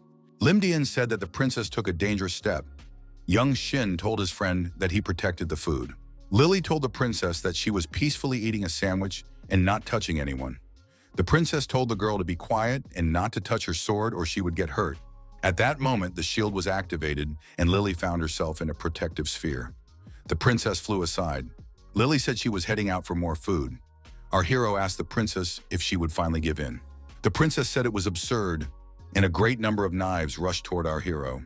However, they did not reach their target and Limdayan effectively repelled them. Limdayan activated the concealment mode and came close to the princess. The guy grabbed the princess by the face and threw her to the floor. The princess screamed to be released immediately. Our hero decided to check if it was really the princess. The princess said the act was an act of unheard of rudeness. Limdayan noticed that the princess now looked like a half-elf. He had checked everything, and she could calm down. The knight who jumped up said for the man to take his hands off Her Highness the princess. Limdayan was getting nervous. These people had already frayed his nerves, but they were at it again. After calming down his opponents by temporarily deactivating them, Limdayan told them to sit still and listen to what they were being told. All three ended up tied up. These people thought they had been captured after all. The princess wondered what this guy was going to do to them. Our hero replied that he hadn't decided yet. Princess Elena is a member of the direct line of the ruling family of the Principality of Hicks, granddaughter of the Supreme Elder of the Elves, a half-elf of noble descent. Initially, the princess had a horrible ending, and her death later became the spark for an interracial war. But our hero was at a severe disadvantage. The protagonist said he was considering three options. The first is to sell these people to the first person he meets. The second option was to pretend that he knew nothing and go his own way. The princess's companion said he would give the magician all his money in that case. Limdayan noticed that he could shake the money out of their pockets without much effort. The third option is to take these people to the Elven Forest, for that is their destination. Limdayan added that he was going in the same direction anyway, although he would have to pay for the favor.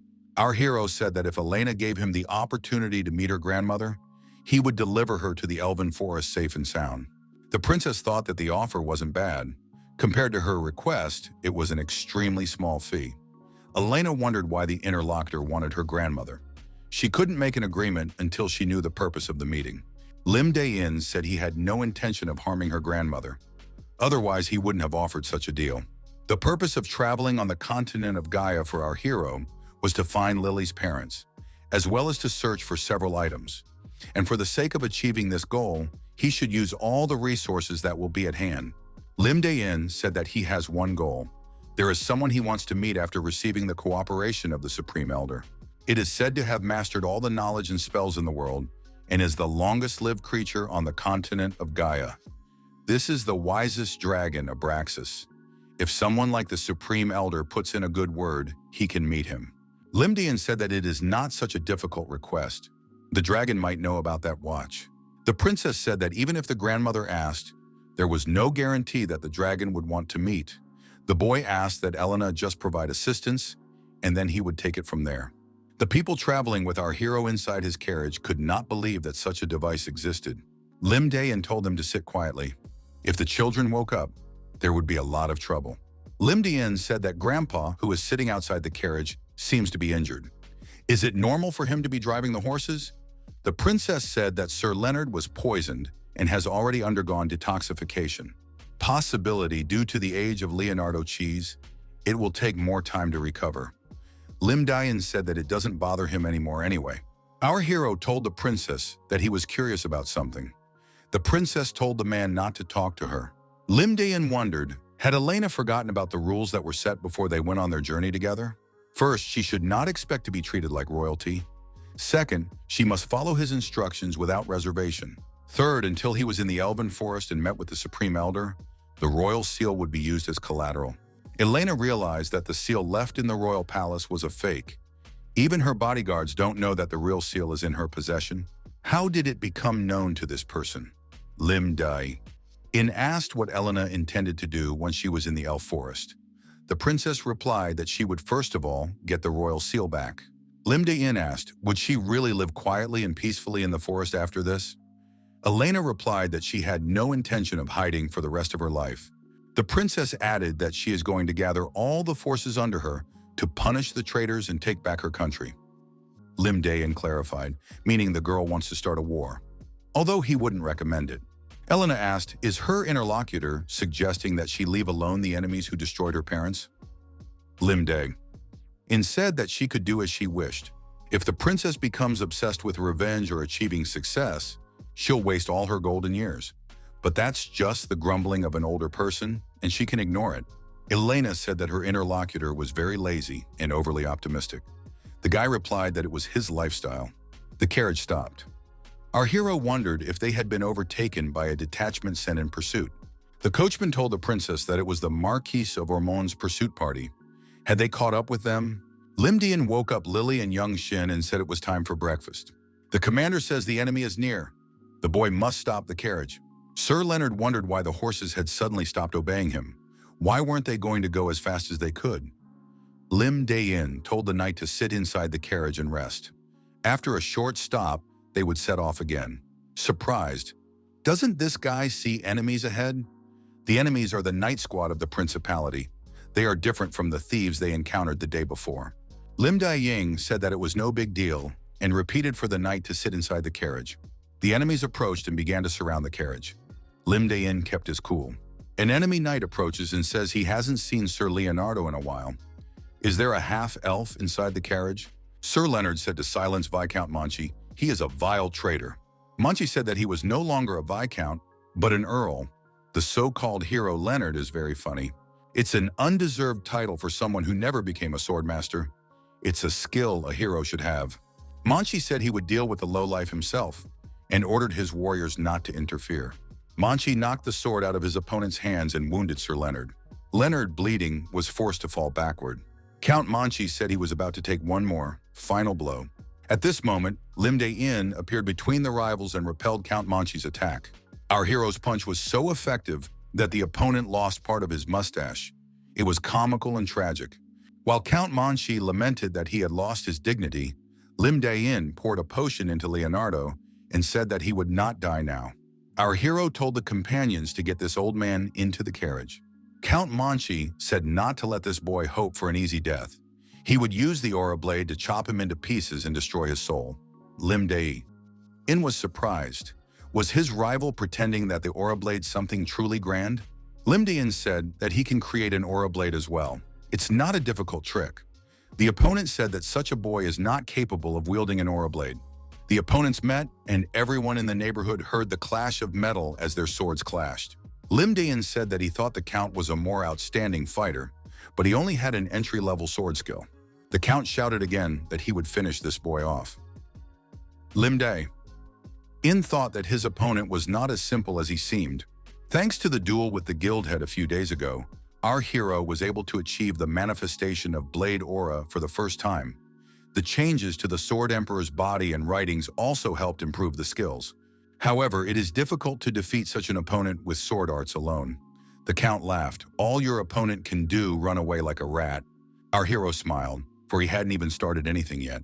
After saying these words, Lim Dayan unleashed his full power on his opponent and began to land many staggering blows on him. Count Manchi ordered his warriors to attack the carriage and destroy all but the princess. Young Shin told his colleagues not to let anyone escape. He'll take care of the rivals himself. The boy seated himself in the golem. Lily inquired, "Is he really going to fight alone?"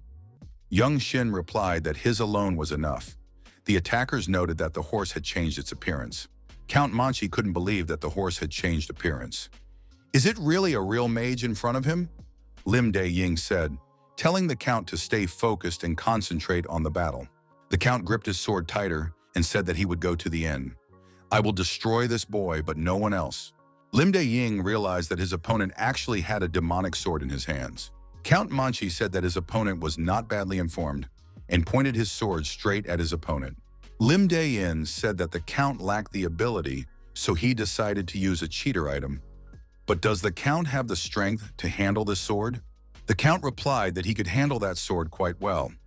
But where does your opponent keep trying to escape to? The Count struck with his demonic sword, and our hero's sword shattered into pieces. At this moment, Lily attacked Count Manchi with her fire. Count Manchi ordered his sword to consume those flames. Lily was upset that her flame was destroyed. Young Shin said he would try to stop that rival. The boy said it was dangerous and companions should not enter this fight. After a long time, our hero finally got a taste of real combat. He suggested to the Count that he leave childish games behind. Lim Dayan told his opponent that he was about to show what a real cheater item meant. Our hero got a special glove. The Count, feeling invincible, once again rushed to attack his opponent. However, our hero made a powerful striking blow with his gauntlet and said that there were no survivors. This was the first time he had ever used this item, so he set a limit of 25% energy output. The gauntlet was much more useful than he had anticipated. In the place where the Count had just been, only his demonic sword remained. Lim Dayan took the sword in his hands and examined it. There wasn't a single scratch on it. The sword had good durability. Our hero thought he knew a similar blade. Is it really the demonic sword of Salith? This sword gives immense power in exchange for blood, but the user is consumed by demonic energy and soon goes insane. That's why the sword is constantly changing hands. Initially, it only came to light in the midst of an interracial war. No one expected the sword to fall into the hands of our hero. They say it has the best characteristics among demonic swords, but I don't want to use it myself. Lim Dayan decided that he could later exchange this demonic sword for a holy sword. Sir Leonard inquired, "How much farther to the border?" Lim Dayan said that they would arrive in Rendal soon. There, they would need a pass to cross the border. It would be 3 days after leaving the city before they reached the border. Leonard said he wasn't what he used to be and wasn't sure if he'd last until he arrived. Even magic can't help with the loss of energy. The princess said that the mere fact that Leonard was by her side gave her strength.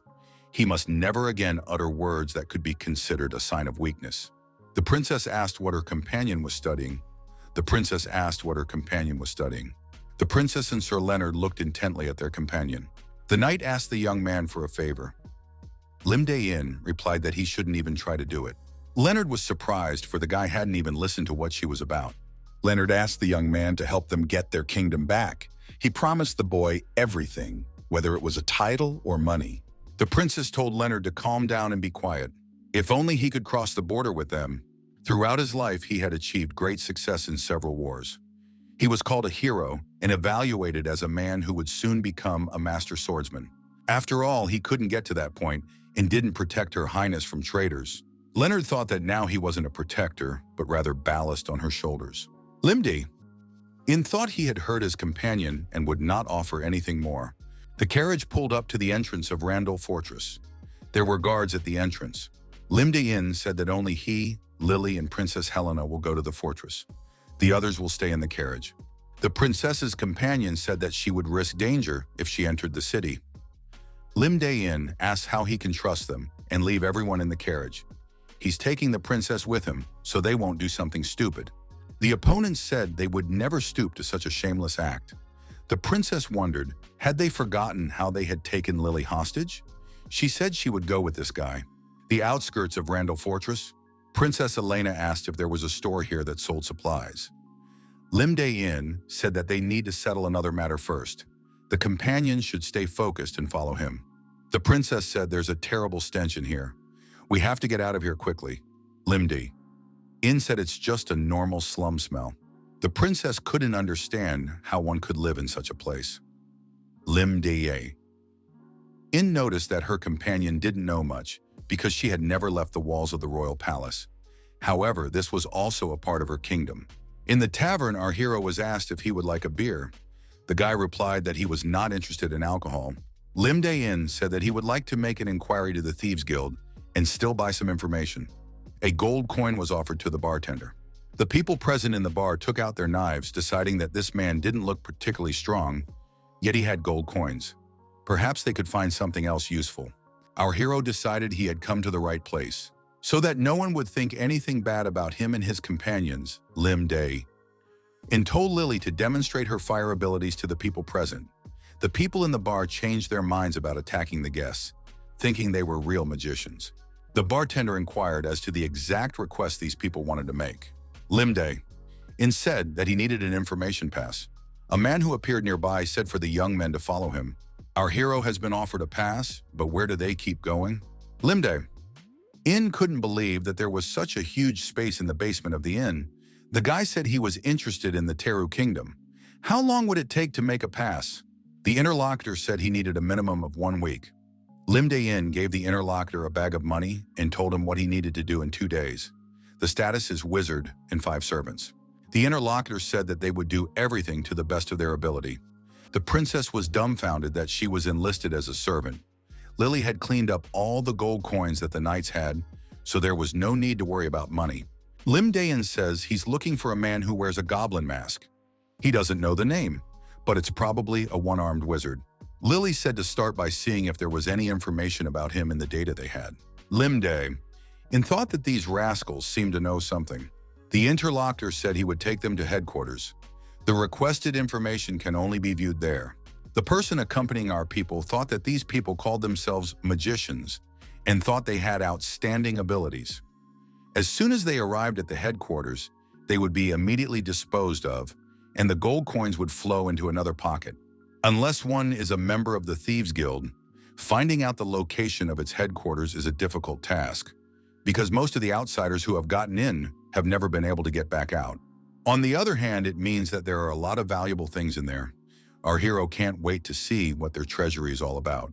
Lim Dae-in asked Lily if her legs hurt. The girl replied that she was fine. Lily stated that she was a little hungry. Lim Dae-in gave the girl a candy bar and said that it should help her relieve some tension. The guy thought that the surroundings must be making her think of the past. Lily thanked and immediately started eating the bar. She said it was really good. At the Thieves Guild headquarters, the attendant said for people to settle down and wait for a while. He would now go get the informant. Lim Dae-in was surprised since they had been walking for so long. Do they have to wait again? The man pressed a button in the wall, and our heroes found themselves imprisoned in a cage. The princess asked what he was doing. The man reported to the head of his guild that the men had been captured. A woman appeared in the room and asked, "Is it really them?" Lim Dae-in thought, if it's about the guild head, then it means that Goldilocks is in front of him. Goblin Mask is such an influential figure that she intervened. The princess said that these people cheated them, so they are scoundrels. The guild leader asked who the woman in the cage was. The assistant said he didn't understand who she was either. Lim Dae-in told the audience that this girl has a lapse of judgment at times and should not be paid attention to. He will personally handle the negotiations. The guild head said, based on the latest information, it looks like Princess Elena is in front of her. The princess said that these people mistook her for another person. Goldilocks said that the princess has changed her appearance. She doesn't have the face she is familiar with. The guild leader said that they were lucky. She would be able to send those people information about the princess. Goldilocks wondered, would her colleagues be interested in what this girl would actually look like? Goldilocks thought those people wore goblin and orc masks. The guild leader thought that this was a dangerous guy looking for information about them. They say he's a fairly high-level fire wizard, but other than that, she doesn't know anything about him. The guild head asked our hero, who is he? Limday. In replied that he paid the money. Why on earth would the questions be asked to him? He is waiting for his questions to be answered. Goldilocks wondered, has this guy still not realized the situation he's in? If he turns up his nose at believing his magical abilities, he should give up all hope. The woman said that there was a barrier sealing magic in this room. Our heroes really felt that this barrier began to activate. Limdayan thought that the opponents were using mana. He somehow didn't take care of it beforehand. The woman said that now this guy has to answer why he's looking for the goblin mask. Limdayan said, when he found that man in the goblin mask, he would do the following to him. Our hero pulled out a gun designed by Youngsik from behind his sinus and fired a shot. The guild head was injured and fell to the floor. The woman's leg was bleeding. The protagonist fired another series of shots, and the armed bandits were wounded. Continuing to shoot at the opponents, our hero told the princess and Lily to hide under the table just in case. The name of this gun is Zeus. It will be Zhang Yangshin's original weapon. After a series of shots, our hero said that his opponents did not have such weapons. The wounded guild leader said that this rogue is locked in a cage anyway. She will come back and destroy him. Limdayan drew his sword and told the woman not to rush anywhere. Even without the use of mana, our hero is able to shatter those thin bars of the cage. The guild had wondered, wasn't this guy just a simple wizard? Our hero said that he was just asking for a wizard pass.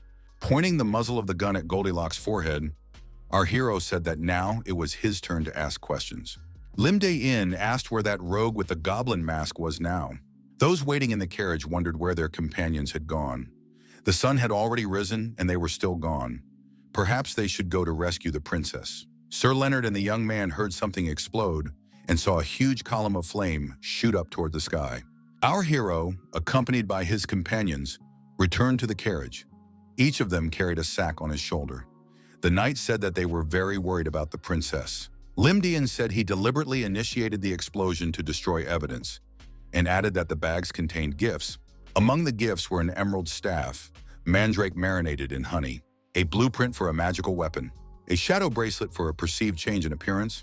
Also among the gifts was a character necklace. It all looked very nice. Our hero gave everyone what they needed for the moment. Limdayan said that with this kind of harvest, it was safe to say that the bandits' treasury was really not bad. Limdayan basically realized that he had wasted his time because he had not obtained the information he needed. However, our hero found out that the golden-haired woman had been brainwashed. She replied that her opponent dare not speak disparagingly of these people. They are her masters. Although she showed blind loyalty to them, she didn't really know anything about them and didn't realize she was brainwashed. In our hero's hands was the only thing he had managed to get his hands on. It was a magical instrument of communication, which only takes calls and which is used by those scoundrels in the shadows. Once in the carriage, the protagonist thought everything was very confusing. However, the children were already asleep. First, there are a limited number of places that are able to invest large sums of money in experimenting on young children. This is either the Empire or the Kingdom. If these two options are not true, then the culprit is a faction with as much enormous influence. However, it is enough for our hero to catch the mask of the goblin, but the scale expands exponentially. Pondering further, our hero did not realize where this man was or how to find him. Limday. In thought that Lily had run away, and they must be looking for a child with fire-colored eyes right now. Limday. In can just wait for that person to come to find Lily. The border wall of the Principality of Hicks is built in the deepest gorge on the continent. It is a historic barrier for hundreds of years, blocking the path of monsters descending from the central mountain range. Our hero's plan is to cross the border wall, travel to the elven forest located in the northern part of the central mountain range, and then to the kingdom of Teru to find Lily's mother. Limdayan asked the princess and her staff why they were so gloomy. After all, the border is just a short distance away. Sir Leonard asked, had Limdayan himself not fallen into despair after coming up with such a reckless plan? the plan being to run at full speed and break the barrier. Limday. In told the interlocutor that they didn't get a pass, maybe he has an option. What other way to choose? Leonard said Limday. In just doesn't know who is guarding that border wall. Limday In replied that he knew. This is Count Golkon. He's the commander of the Black Lion Knight Order that fights the monsters outside the wall and a master of the sword. Sir Leonard said that Limday In had already defeated Count Manchi, so his confidence is understandable. However, Golkon is a different matter. He is the only one in this country and the best swordsman in the world. The princess added that when the traitor Ormond had rebelled, it was enough for Golkon to step forward and his majesty would be safe and sound now. However, when the rebellion broke out, the swordmaster did not respond to the call, saying that the wall could not be left unattended. The reason he guarded the wall for so long was because he needed something to protect. At the entrance of the border wall fortress, the guards said to prepare a pass in advance and wait and stand in line according to their status and purpose. A border fortress has 6 gates. The larger the size of the gates, the more high-ranking person can use them, and the number of users varies greatly depending on status. Limday. In told the princess that the other gate was empty, so would the heavens fall to the ground if it was inadvertently used by the lower class? The princess used to think that status differences were natural. The common people are trying to leave the country because of the civil war. What is the difference between those who have lost their home and her? The princess prayed to the Almighty for a chance to rectify this situation. Sir Leonard said that he would create such a chance for the princess. The young man added that he would also help the princess. Even if Manaheart brings down his anger, he will break through the wall for the princess. Princess Elena said that she is very grateful to everyone. Limday In said that there was no need to make things so complicated. The commander said to get ready, their turn was coming up. Limday In added for young Shin to continue driving the carriage. The boy did it with a joystick. The guard stopped the carriage and told the passengers to give their names. The guards thrust their swords forward. The protagonist stepped out of the carriage and told his companions to pay attention to what he would do. Our goblin-masked hero said that he was going to the Teru Kingdom right now. Limday In thought that this was the only way the real one would show up for their souls. The guard was surprised. What is this man saying? A gun appeared in Limday In's hands and he fired a shot. The guard shouted that the enemy was at the gate and the wall should be sealed immediately. Limday In, wearing a goblin mask, told young Shin to gallop at full speed. The carriage, picking up speed, moved forward. Limday Ying said that Lily could handle it, and the girl activated her abilities. She reproduced a huge amount of fire directed towards the pursuers. The commander thought that the entrance in front of them was for dignitaries, and the defense was worthless. Limday In ordered the carriage to break through the gate, and it shattered into splinters. The guards reported that the enemy had destroyed the gate and entered the fortress. The carriage must be stopped. The aide said to have Count Golkon accept the sovereign's decree. The aide added that the count was showing unheard of insolence. He should immediately kneel down and accept the order. The count went up to the man. Did he really just now say to take a knee? The aide, startled, said that it was not he who had said it, but the sovereign. There is a high probability that the escaped princess and her companions will try to cross the border. So it is necessary to strengthen the guards and make sure to catch the princess. The count pushed the aide away and tore up the paper on which the order was written. He said that he had never recognized Ormond as the ruler. If he wanted to say something, let him come in person. The count threw the aide off the balcony and said that was his answer. The knight asked the commander what to do in case the princess was discovered. The count replied that the princess had escaped, abandoning the country. If she was discovered, she must be destroyed on the spot. Count Golkon thought there was an interesting point in the contents of the letter. The letter said that some boy had destroyed Manchi. Is there really a strong warrior on this tiny piece of land that he doesn't know about? Limday In and his friends climbed to the roof of the carriage to fend off the attackers. Limday In and his friends were wearing goblin masks to hide their identities. Count Golkon felt the presence of the blade aura. So this man is not simple. Limday In has ordered everyone to take their positions. This is where the fun begins. The border wall is a 2-tier structure. The distance to the next fortress wall is 1 kilometer. It is necessary to break through this wall as quickly as possible. Arrows flew at our heroes from all sides. Limday In and Lily activated the shield at the same moment to avoid the attack of those arrows. No arrow could now hit the moving carriage. The attackers used slashing wind, fireball, and ice spears.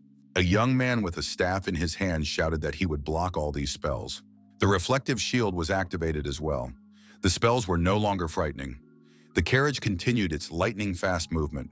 A gale wind was activated with the staff, and the warriors attacking the carriage were thrown off in different directions. Lim-di-in told the companion that he appeared to be a master of his craft. The companion replied that he was someone who was constantly being called a genius. It was a pity that he didn't originally have such a staff. The pursuers were ordered to break the wheels of this carriage. Sir Leonard decided to thwart his pursuers. The knight said his enemies couldn't do that as long as he was alive. Sir Leonard, however, was attacked and badly wounded. He inquired how much farther to the fortress wall. Lily replied that they were almost there and said that they had to hold on a little longer. The girl reported to the commander that she was ready. Lily had a fireball in her hands. Lim-di-in said to Lily to aim her fire strike straight at the wall. Our hero sensed that something dangerous was coming. Lim-di-in jumped off the carriage onto the ground to prevent the opponents from attacking and told the carriage to keep moving towards the wall. Lim-di-in, without removing his mask, put his sword forward and prepared to face a dangerous opponent. The opponent appeared suddenly and immediately attacked Lim-di-in. It was Count Gulkin. The Count said he was surprised that his opponent was able to block a powerful punch and still stand firm. Lim-di-in wondered, why did his opponent think he was firmly on his feet? What kind of force was attacking him? Count Gulkin asked. Turns out his opponent is real? The Count said to let his opponent humor him properly. In the next instant, the Count was already beside Lim-di-in and gave the guy a staggering blow. Lim-di-in thought that just as he had been told, this Gulkin was obsessed with martial arts. He doesn't spare anyone during a fight. He has the look of a madman. The opponents circled against each other. Lim-di-in repelled the onslaught of the oncoming enemy. Lim-di-in thought, although the Earl's strength is immense, it's not the opponent who has the advantage in speed. Our hero took out a pistol and fired a few shots, Gulkin dodging bullets effectively. The protagonist noticed a gap on the Count's body and decided to strike at that spot. Putting the gun aside, Lim-di-in struck his opponent at the very same spot with his sword. The Count said interestingly, his opponent's sword is hardened in real combat. Now the guy has to show what he can do. Lim-di-in said, if the Count is curious about it, he should be prepared for it to be painful. Lim-di-in activated his destructive gauntlet. Our hero decided to hit with only a quarter of his strength so that he would have someone to talk to later. Count Gulkin stopped and rested on his sword, saying that this young man made him feel like a living person for the first time in a long time. Our hero remarked that it would be nice if the man felt like a dead man.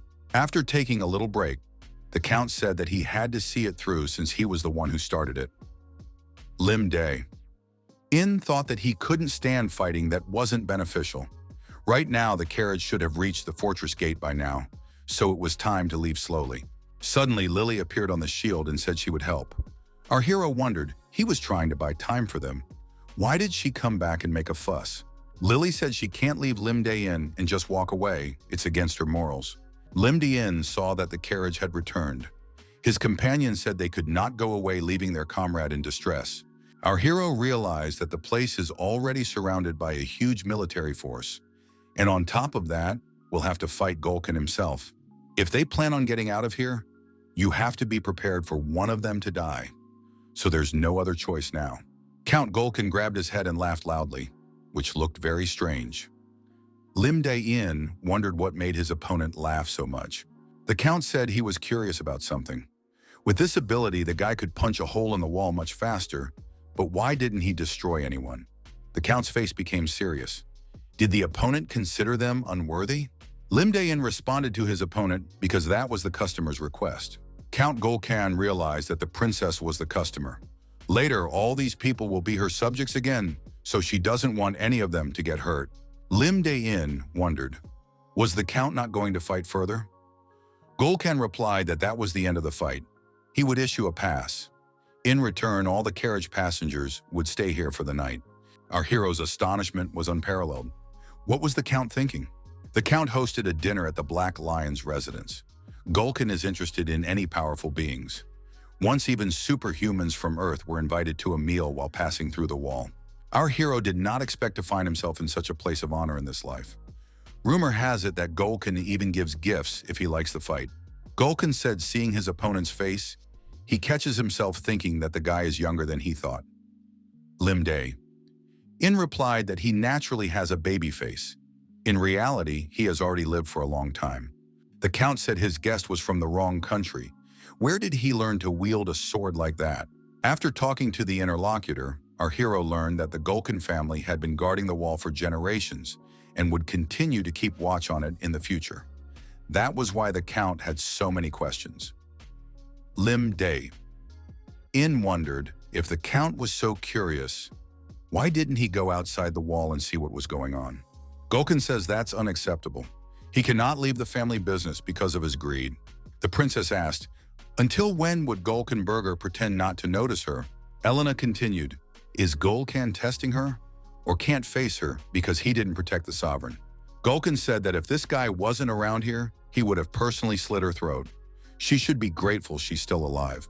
The princess jumped up from the table and shouted that she was Helena Reinhardt, the rightful heir to the throne. The princess said that Gulkenberger is a knight of the wall. If he hasn't forgotten his knight's oath, he should behave more politely. Gulkan said Elena is definitely better than her father. She has a lot of courage and speaks well. The princess told the Count not to dare insult his majesty. Gulkin noticed that her father was a coward. Ever since he had taken the knight's oath, her father had been afraid of that power and had never looked to him for support. The princess said that was no reason to insult his majesty. The Count remarked that if he intervened, the civil war would drag on for a long time, and if the wall was left empty, the risk of invasion would increase. Gulkan added that his majesty was a ruler who was not worth endangering the whole country, and the princess too, after tomorrow, dare not enter this land. Helena declared that she would surely come back, punish the traitors, and take back her country. The Count was surprised. Did she really think that if she became a ruler, something would change? The princess replied that she had seen and learned a lot about this country on her way here. She recognized the knights who had laid down their heads to defend it. Elena added that she also recognized the poor people who are out of their skin to survive among evil people. She'll be back to set things right. The princess said that the first thing she would do would be to make the 6 local gates publicly accessible to all and ensure that her people were above the class system of this country. Count Gulkin was indignant. Does the princess really think he's going to let her make the gate public? While the princess and the Count were arguing, our hero decided he needed to find a secluded spot and rest. A man was telling a guard that he had an extremely important mission and he had not been able to get in for an hour. The guard replied that the process takes some time, so you have to wait. The man said that Ormond's men should stay at the gate for a few more hours, and then they should be thrown out. But what is the commander going to do with the princess? Count Gulkin said he would wait and watch her for a while. After all, one day they would meet again on this wall, the central mountain range, the entrance to the forest of the elves. Our heroes were told that they were waiting for them. The High Elder sent them to meet these people. The person they met said he was Garan, an explorer from the elven forest of Sefersil. They would be the escorts from this place. Princess Elena said to be taken to the village soon. The Supreme Elder of the Elves has the gift of foresight. It is now safe to walk through the village itself. The elf asked our hero if he had an item with demonic energy. Garan said he sensed a stinking demonic energy from afar. In such a state, a person cannot enter the village. Our hero thought it was because the elves hated humans. Limday took out his sword and told the elf to take it. It might be because of him. Limday said that the problem was now settled and they could proceed further. Garan countered that not all problems were settled. Garan pointed his sword at Lily and said she was a vile devil. She should stand still. Lily was at a loss for words from surprise and fright. The elf said that his eyes didn't deceive him. There was a devil in front of him. Limday remarked that you can't say that. The elf added that he sensed an eerie demonic energy and immense evil. The girl suppresses the urge to destroy that is fueling her from within. Lily said she wasn't like that at all. Limday once again told Garan to shut up. The elf was indignant. Doesn't this ignorant person realize who he is protecting right now? Limday said that he knew everything. That's why he was telling the elf to stop. Garan didn't bother. Even if this person looks like an ordinary child, inside this creature has received demonic baptism. The elf shouted that this girl needed to be destroyed right now. Limday showed his fist to Garan and asked, "Can't this elf hear him?" Our hero loudly told the elf not to say anything like that in front of the child again. A warning punch to the jaw followed. The other elves put out their swords and told this man to move away from Garan. How dare he dare to attack them? Lim De-ying said that he had been silent the whole time until now, and this Garan was acting tactlessly. Lim Dai-ying said for the greeters to warn the Supreme Elder, they would not enter the Elven Forest. Let her come here herself. Our hero added that if she didn't show up within 2 days, he'd burn the place to the ground. The young man said that if Lim Dayan was sleepy, he could go lie down in the carriage. The boy replied that it was fine. The young man added that he was embarrassed to look into Lily's eyes. What kind of absurd statement is it that Lily had undergone demonic baptism? When baptized, even healthy adult males die 9 out of 10 times. Lim Dayan said his interlocutor is knowledgeable on the matter. Demonic baptism can only be performed by a highly ranked sorcerer. This activity requires a huge expenditure of money and materials. Most of them can't stand the infernal pain and die. Our hero thought that he would definitely kill that villain in the goblin mask. Lim Dayan told his companion to stop talking and go to bed. Lily was next to him. The girl said that she couldn't get to sleep. Lim Dayan suggested that she switch places with the magician in that case. Lily inquired of our hero, would she really become a demon? Lim Dayan honestly admitted that he didn't know. The girl asked what would she do if her mom hated her for it. Lim Dayan said that Lily is certainly like the devil. She doesn't listen to anyone, eats a lot, and has a bad temper. Lim Dayan added that he was exactly the same. As a child, he didn't listen to anyone or study and was only busy having fun with his friends. His parents probably thought he was a demon too. The guy added that nevertheless his parents were very concerned about him. Her mom is no different. Lily suggested that when they found her mom, the 3 of them should stay to live together. Lim Dayan said that this would disrupt the natural course of events. He would buy an apartment near the guild, and the girl would live there with her mom. After our hero did put Lily to bed, an elven woman came up to him outside and told him that the man and the girl had had a very heart-to-heart conversation. Because of the risk of a surprise attack, our hero extended the range of his senses, but completely failed to notice the presence of this woman, although she came close to the camp. Lim De-ying thought that only one person had such power among the elves. He asked, is she the Supreme Elder? The woman bowed and said that the young man was right. She had heard that her children had been rude to them, so she apologized. The Supreme Elder said that she would like to thank the young man personally. She thanked him for saving her granddaughter and changing her fate. Lim Dayan said that he was not the one to apologize to, but he would still accept the apology. He asked if the Supreme Elder had been told the terms he had agreed to bring the princess here. The woman replied that she had already contacted the dragon. The Supreme Elder said that there has been no response from the dragon yet. It would take several days. She asked if the boy would like to wait in the Elven Forest for an answer. With the authority of the Supreme Elder, she would like to invite guests to Sephersil, the Elven Forest. The Elder added that if things were left as they are, this girl would be a disaster for the world. She could purge her of her demonic baptism. Elven Forest Sephersil. The elves, while talking, noticed that these people had a demonic sword, and there was a strong demonic energy emanating from the carriage. They asked why the Supreme Elder had brought them here. The princess said cheerfully that everyone had gotten there safely. The young men met and told each other they were glad everything turned out well. Our hero has been told that Leonardo's condition has worsened, so he is being cared for now. When the time comes, Lim Dayan can visit him. Lim Dayan gave the princess the promised seal. The princess said that was the end of their contract. She would definitely repay the boy for his favor. Lim Dayan said that it would be a good idea for the princess to think about the matter well over the next year. Something like giving the White House a monopoly on the principality's magical goods would be suitable. Princess Elena asked if Lim Dayan would come in a year to meet her. Our hero nodded affirmatively. The princess said that in that case she too would reach her goal in a year. Elena said she would use the royal seal to find the relics of her ancestors and gain strength. She will also make a pact with 6 elven families. After that, her preparations will be completed and she will return to the wall to get Golkin's support. The Supreme Elder told the girl that things would get better after the purification. Lily said the pain doesn't scare her, she's used to it. Lim Dayan asked if all the preparations had been made. The Elder replied that everything was ready. The protagonist held a sword filled with sacred energy. He would need it during the purification. The Supreme Elder said they were starting, and the girl plunged into the pool. The man behind bars told his interlocutor that it turns out he wasn't lying. Nevertheless, seeing that he is still alive, one can state that he is extremely lucky. Using the magic orb, the man could see that the girl was using fire for her own purposes. The man became nervous and said it was a child of fire. The masked interlocutor said it was the very child he had missed. The man was angry. How dare they mock him by wearing those masks?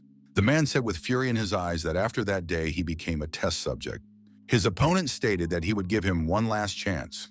He was offered a red goblin mask and told to right his wrongs himself. Lily continued to move forward and dive into the pool. Lim Dae-in and the Supreme Elder watched the girl. The woman began to use her elven magic and say something in an incomprehensible language. The water around Lily began to swirl like a whirlpool. The girl closed her eyes.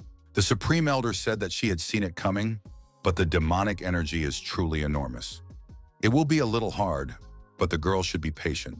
Lily said she was in pain, and dark energy began to concentrate in her stomach. A blob of dark energy left the girl's body and rose upwards. Lim Dae-in said that it was necessary to prevent that energy from returning back to the girl's body. Only by destroying that demon could the demonic baptism be destroyed. The dark blob of energy turned into a huge insect monster. Our hero drew his sword and said that this monster jumped out just in time. Lim Dae-in added that he just needed a punching bag. Our hero had that very glove on his hand. Lim Dae-in swung his sword and delivered a powerful blow to that flying monster's body. The insect monster was wounded and began to bleed, but was able to climb higher. Before returning to time, our hero had been fighting demons regularly and was already tired of them. The guy thought, if he tried hard enough, he could find a weakness and easily finish off this monster. But he couldn't let it die so easily. After all, it is a flying creature. Lily came to her senses while in the High Elder's arms. The woman asked how the girl was feeling.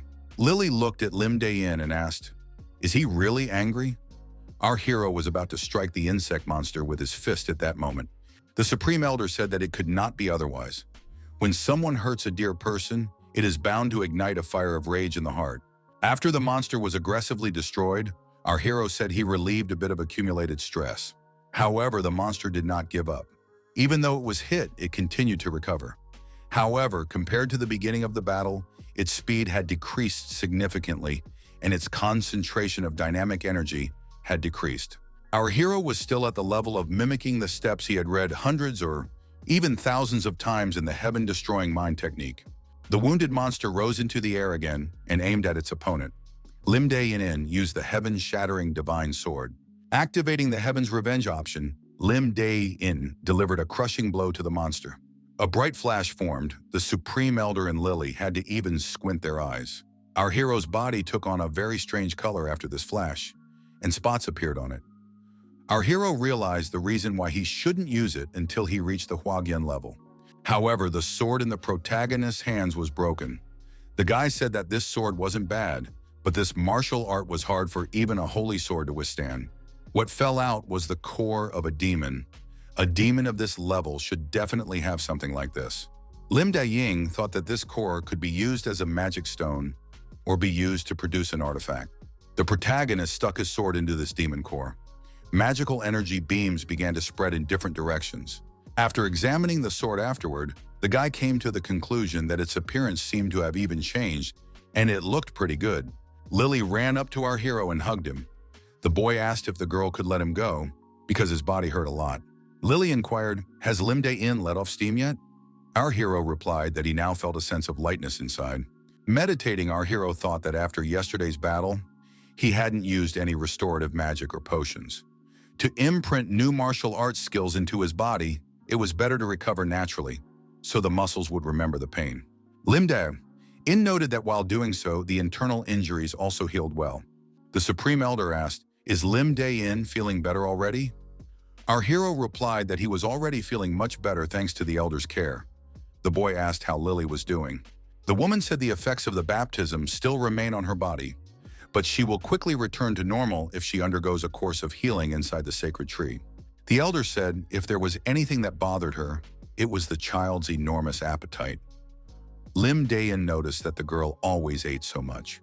Lim Dae-in thanked him for his help and said that he was sincerely grateful to the Elder. The woman replied that she did so because the guy saved her granddaughter Elena. It was just payment for his kindness.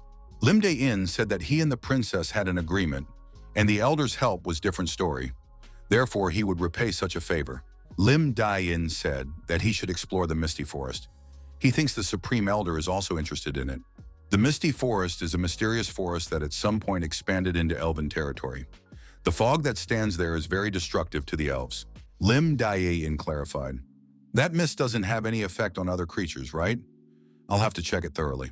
The elder said she should make a formal request and prepare a reasonable reward. Our hero replied that it was payment for her kindness, and he had plenty of money, so there was no need for a reward. Sir Leonard thought it could happen any day. Our hero asked him how the old man was feeling. Leonard wondered, did this guy really destroy the demon again? The princess joyfully shared this news with him. Sir Leonard saw the book in our hero's hands and asked how interesting it was. Lim Dae-in replied that it was interesting only in places. It was written by an old man and is almost entirely filled with self-praise. The old man said that during the battle at the border wall, he squeezed all the strength and mana out of himself, and then he saw the limit of his skill. The old man wondered how things would have turned out if he had seen him a little earlier. Let's say 3 years ago, or at least a year ago, a level that can be reached by overcoming a limit. To see the limit is to be able to overcome it in just one step. Our hero found something in the manuscript and thought this tactic might help the old man. The body shriveled like a baked apple, and there wasn't even an ounce of mana left in the core. The boy read further. His appearance was no different from a corpse. Leonard wondered what his interlocutor was talking about. He reflected on his life from the beginning, about how he felt the first day he picked up the sword. Finding himself on the brink of death, he suddenly realized that he had forgotten about the sword a long time ago. What he needed was simply to master strong martial arts. The old man thought, although these words were written by someone with a different origin and living in a different world, he, as a swordsman, deeply understands these feelings. Leonard asked if his interlocutor could show the fencing of the author of the text. Lim Dae-in said he's not good enough yet, but he can show once. The guy demonstrated the skills he had learned. He thought that going beyond his limit was really very useful. Leonard said it all again. Our hero said that now he couldn't even be called an old man. While in the misty forest, Sir Leonard said that now all monsters can attack him. He is not afraid of anyone. Sir Leonard said that he was ready to defeat all the monsters with his aura blade, and that would be the end of the enemies. Lim Dae-in noticed that his interlocutor was overly optimistic. The young man told Lim Dae-in not to talk like that and let Leonard return to his zombie state. Although his reaction was quite normal. Not only had he risen from the dead, but he had also risen to the level of a master. The guy added that he had heard that Lim Dae-in had given the old man a book, so he would like to read it too. Our hero replied that he wouldn't even dream of it. The old man said that he had seen his limit, so he needed a push. Lim Dae-in said that the further they went into the forest, the thicker the fog became, so it was better to look around a bit. The young man noticed that he didn't feel any monsters around. Lim Dae-in thought that it would be more comfortable if it was possible to use the golem here. However, young Shin said that he wouldn't move until Lily woke up. As far as our hero knew, this fog had been a headache for the elves for hundreds of years. If they got rid of the fog, they would be safer. It may also help to win their favor. Then the implementation of their plan will be accelerated. Our hero planned to build himself a villa in the elven forest. It was part of his plan to ensure his old age. Our hero was told that he was great, putting in a lot of effort for Her Highness, and they were very grateful to him. Lim Dae-in was surprised. What does this have to do with the princess? Leonard said they would handle the matter themselves and would not burden the young man any further. Lim Dae-in thought that was fine with him. At one point, our hero said that there was an enemy nearby and everyone needed to prepare for battle. Lim Dae-in noticed that a chimera elf had appeared in front of them. The spirit stone embedded in his chest is his weak point, so only aim for it. Our hero said that he would leave the chimeras to the companions, and he himself would take care of who was behind them. The protagonist thought he already knew the cause of the misty forest, a masterpiece of an address by Archmage Dritz, the guardian of this place. The boy said Mordria appeared before him. Mordria let loose a flaming arrow from her bow at her opponent. Our hero was confident in his speed and effectively dodged the arrows flying at him. They were arrows of elemental magic. Lim Dae-in activated his shield and the arrows did not reach their target. Lim Dae-in thought, which was to be expected from the original. The level is different from that of a fake.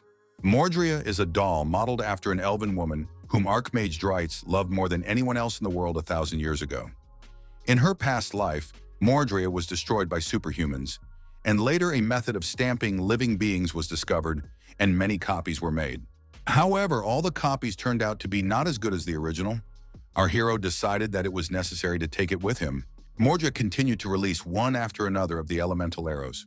Lim Dae-in, using the stealth mode, approached the woman from the backside. The guy didn't hesitate and plunged his sword into his opponent's back. The doll was pierced in several places. Lim Dae-in took the doll in his arms and said that he had worked hard on it. The companions said that they were finished too. Leonard asked if Lim Dae-in was going to take the doll with him. Lim Dae-in replied that the doll was very valuable and they should take it to use for their own benefit. Now that there were no guards, it was safe to go back. Archmage Dreitz's hut. It looks like a small hut from the outside, but there are many useful things in the basement. There were magical ingredients here that were hard to find even in the palace. The young man couldn't believe his eyes. He thought it had all disappeared long ago. Lim Dae-in said that only the most important things should be taken. Lim Dae-in thought that the most valuable thing here he would naturally take for himself. This was the Archmage's second most important legacy after Mordria. This is where the spirits were sealed. First of all, our hero must please the spirits, but their power will be extremely useful if you manage to get it. Leonard asked if Lim Dae-in was okay. The guy replied that he shouldn't be touched yet. The spirits asked if they could live here. Our hero didn't mind, but in return he wanted to ask for a huge amount of rent. There was no change on the outside, but inside he felt the strength of the spirit. The interlocutor asked what it was. Lim Dae-in replied that it was nothing special. If they had taken everything interesting, then they could go destroy the magic circle of fog. Once outside, the travelers noticed that the fog had clearly cleared and the weather was clear. Leonard suggested that they carefully return back to the elven forest. Lim Dae-in noticed that the communication tool suddenly reacted. The commander said that from now on, everyone should keep their tongues in their mouths and not come any closer, not a step closer. An image of a masked man appeared in the communication tool and asked our hero who he was. Lim Dae-in thought that his opponent didn't know him. He thought about provoking him, but maybe he should change his method. The masked villain repeated the question, who is before him and where is Goldilocks? Our hero asked if this was not the important person of whom the lady spoke. The villain inquired, wondering if the interlocutor had heard of him from Goldilocks. Our hero said that his name is Ansel, and he belongs to the Thieves Guild of Randall. On Goldilocks' orders, he pursues the villains who have ravaged the guild. Ansel said that these scoundrels crossed the border in a steel carriage. The carriage has an unusual shape that is hard to find anywhere else, and it is pulled by a huge iron horse. The villain had heard that Randall's Thieves Guild was completely burned down. It turns out that this scoundrel had been there as well. Contacting his informants through a magical communication tool was a good idea. The masked villain asked Ansel if there was a girl with red hair among his companions. Our hero thought, as I expected, this villain is looking for Lily. Ansel said that they were somewhere on the central mountain range, but he could not give the exact coordinates. As he was in a hurry, he did not have time to bring a map and compass with him. The masked villain said to keep Ansel in pursuit. He would call daily at the same time. Ansel told the interlocutor that there was a problem. The communication quality is poor, as the crystal ball was damaged during his time in the chase. He's not sure if he'll be able to pick up a signal tomorrow. The villain asked if there was no other sphere of communication by which he could be reached. Ansel replied that a mere thief could not have such an expensive item on his hands. The villain thought that those people deliberately announced that they were going to the Teru Kingdom. If the variable is created fraudulently, it will be difficult to track down. At the moment, Ansel is the only one who can track down the Firechild. The villain figured that either way, this guy would be eliminated when he contacted the organization. It could be considered an emergency.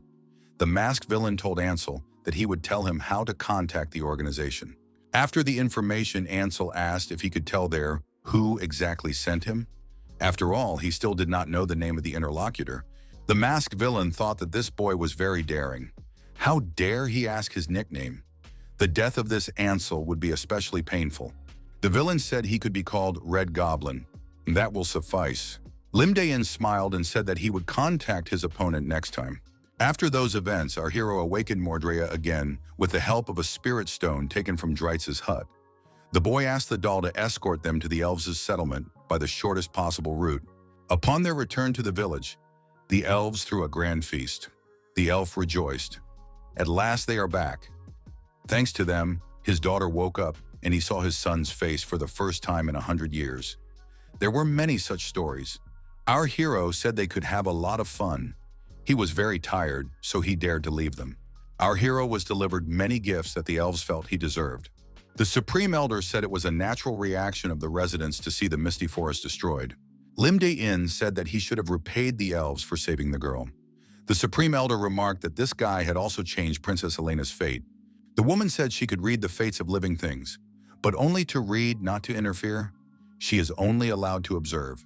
The Supreme Elder added, strangely enough, the fate of her interlocutor is hidden from her gaze. However, many fates in the world are changed because of this guy. Limdian thought that the reason was because of Tihatal's watch. He asked what conclusion could the Supreme Elder draw. Was she implying that he should just sit silently? The woman said that her interlocutor is a very good person. She likes the changes he brings to the world. She hopes that he will change more destinies for the better. Limde-In said that there was nothing complicated about it. He just needs to do his own thing at his own discretion. Limde-In said that he should leave the Supreme Elder as his girl is probably starving right now and needs to go help change that. When the boy left, the Supreme Elder asked what Abraxas thought about it. The voice replied that the man was really interesting. It would be nice to meet him once. Our hero thought he had been in the elven forest too long. The elves said they were going to build a villa from his wish list, so he can't leave without seeing this creation. The fact that our hero needs to return to his world within a month confuses all his plans. Lily held the paintbrush in her hands and said cheerfully that she had figured out the paint job. Limdian said the children should wash up while he packed the luggage. The wagon was packed to the brim, but a lot of luggage was left unloaded. Shouldn't we get another wagon? Our hero was given a traditional family drink and was told to bring spiritual stones with him. Limdian said that he was grateful for the gifts, but there were a lot of them. He will take the rest next time he comes here. After the cart could not be moved, the commander ordered half of the luggage to be unloaded back.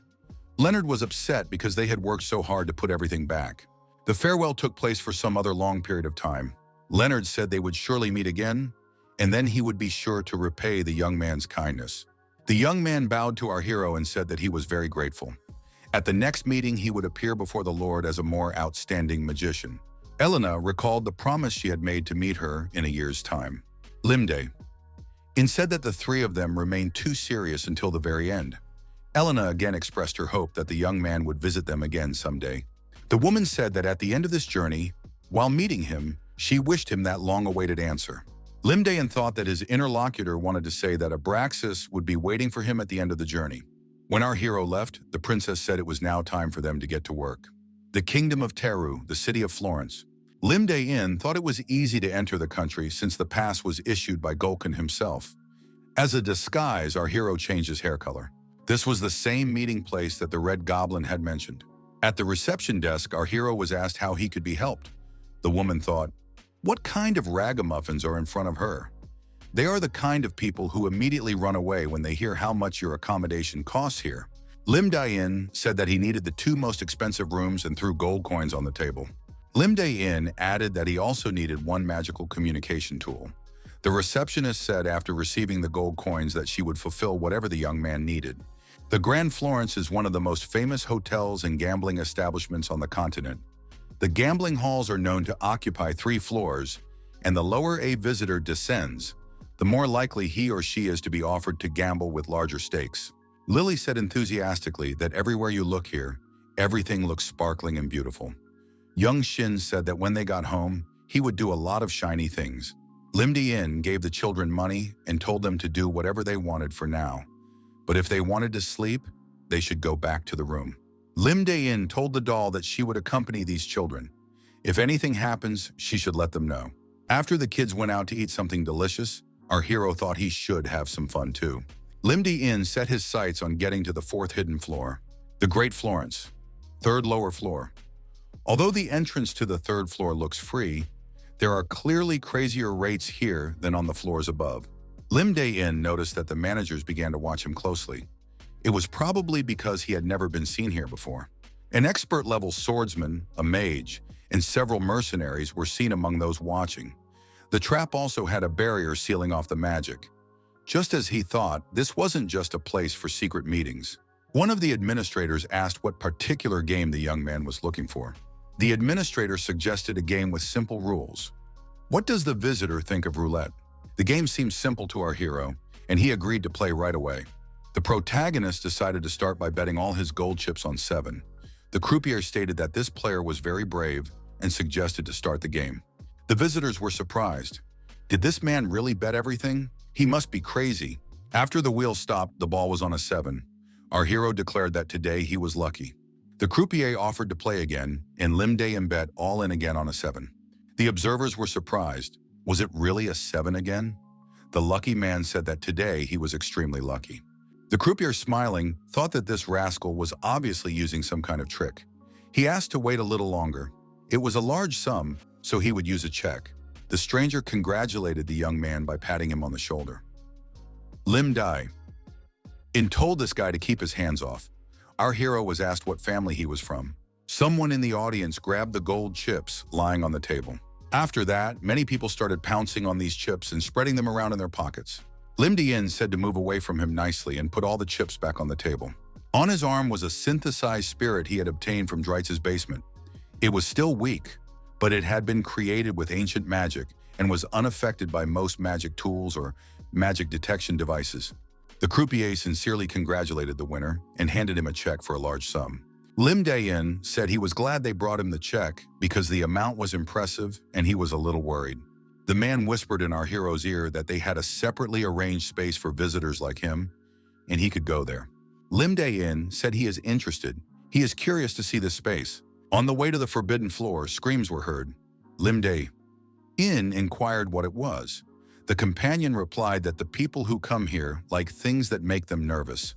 Often things are put on the line, not money. Depending on a person's choice, body parts could be used as stakes too. Our hero could sense this without even expanding his senses. The lower they descended, the more distinct the smell of blood and the sounds of screams became. Lim Dae-in wasn't wrong. He was led to the 4th floor of the Great Florence. The companion said that the young man liked the number 7, so they prepared a room of a similar number. The players asked the newcomer if he would join immediately or observe their game first. Lim Dae-in asked what was being played here. The man had already been told that this guy was using some kind of trick. Let him try the same trick here. Even if he gives up everything he has, it won't be enough to pay for his tricks. One of the players said to roll 3 dice, and the one with the highest number wins. When all the same numbers come up, it is better than a sum of different numbers. The best roll is 3 ones. Our hero said he liked the simple rules and suggested we start. One of the players said he would roll the dice first. The first player's dice showed 3 4s. He said he'd take it all for himself this time. The protagonist said it was his turn and also rolled 3 dice. The dice fell and showed 3 units. The loser said that beginners are always lucky. Lim Dae-in said that he would be happy to continue and rolled the dice again, for luck was clearly favoring him today. The opponents were furious. This is the 4th time in a row this guy has had a single 1. He was clearly using a trick, but what kind of trick? After all, there was no problem with the magic detection magic circle. Lim Dae-in, smiling, remarked that his luck was so good today that it had become an impossible burden for him. It looked like the opponents had run out of chips. Shouldn't they stop? Lim Dae-in left some chips on the table and said it was a consolation prize for the losers. He was having a lot of fun today. Having loaded all the winnings into a bag, our hero headed for the exit. A man blocked the way and told the guy to stop. The man stated that he knew full well how the guy had used some kind of ruse. Now the jokes were over. He'd better quietly put the bag on the floor. Lim Dae-in was indignant. Did his interlocutor really have proof? Without evidence, you can't label people as frauds. The opponent pulled out a blade and said that even if there was no evidence, you could just slowly draw the truth out of the guy. One of the losers also drew his sword and shouted that this rascal dared to cheat them. Lim Dae-in snatched the sword from his opponent and struck back with it. Our hero fought off the attack of the man who was attacking him. The sword in his hands prevented his opponents from approaching. Lim Dae-in pulled out his sword. The man was surprised. Is this really an aura blade? What did the sword master forget in this place? Lim Dae-in said that the person who manages the organization's finances has too poor eyesight. The caller asked, "Who is this guy?" A glowing orb appeared in our hero's hand. The pattern that appears when mana is combined according to a prescribed formula is the symbol of the secret organization Pandemonium. As the goblin said, he should have used it to communicate with the members of the organization. Lim Dae-in asked the goblin, "If they ask about me, what should I say? Should I tell it like it is? The goblin said that they wouldn't ask anything, so you should keep your mouth shut. These words finally convinced our hero that for an organization of this size, even simply providing contact information to outsiders would be a serious crime. However, what about playing the big game? The guy was asked, was he a red goblin? Why is one of the priests here who was given a monster mask by that persona?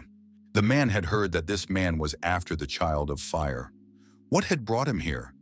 The opponent wondered. Don't these people still understand? Lim De Ying, wearing a red goblin mask, said that this was a surprise inspection. He would inspect the place right away, and this person would accompany him. The man said there was a cash vault in front of them. The gambling establishment's revenue management is thorough and transparent. Our hero made an assumption based on the meeting place and the inside of the organization's financial system, and it turned out to be correct. The red goblin was given a ledger and asked to check everything carefully. Lim Dayo saw that money was moving all over the continent. Why hadn't an organization of this magnitude been uncovered in his previous life? The red goblin was also taken to the treasure vault. Among the items pledged at the gambling house, only the highest quality items were collected here. There were also spirit stones present. It would be nice to use one to power the clock and one on the way back. The man said he will now showcase the pieces they have been working on, putting in a lot of effort over several years.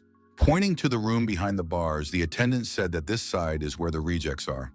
The successful lots, which are not ashamed to show, are a little farther away. The red goblin carefully assessed this part of the room. He wondered what was behind the bars. The man said the lucky lots in front of them. Although these children look like the most ordinary people on the outside, once they are put under stress, the ugly nature of each one is immediately revealed. The attendant said he was ready right now to demonstrate the true colors of these children. The original plan was to get information about the organization by impersonating a red goblin. On the way back, it would be possible to grab some spirit stones and artifacts. One of the children turned into a huge bloodthirsty wolf monster. Lim Dae-in felt that he would be more than willing to give the red goblin trouble with this plan. The man asked what his companion thought of these children. The man held a whip in his hand and said that there were still some problems, but once they were resolved, they would be able to organize mass production. The man said he was willing to show the checker the other children too. The man, turning to the girl, told Hannah to come over to him. Hannah said she had already shown what was required. The man shouted for the girl to be quiet. They had an important guest, so she should demonstrate her usefulness to the best of her ability. Red Goblin took the whip in his hands and said he should try it once too. Our hero thought that his lily was also in a similar place. Red Goblin said he'd changed his mind. The checker walked over to the girl and sat down next to her. The man said if you take the collar off, there might be a problem. The guy replied that she could be used without that thing.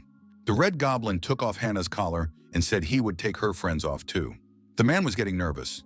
If he continued like this, it would be difficult to catch them all and calm them down later. The Red Goblin told his interlocutor to be quiet. Our hero immediately threw a whip around the man's neck. The man was frightened. The masked man was told that he realized his actions would get him in a lot of trouble. In the cage our hero was in, images of people began to appear out of thin air. The man who appeared out of nowhere said that he would give the Red Goblin a chance to explain himself. Our hero was surprised. Are they curious about the reason?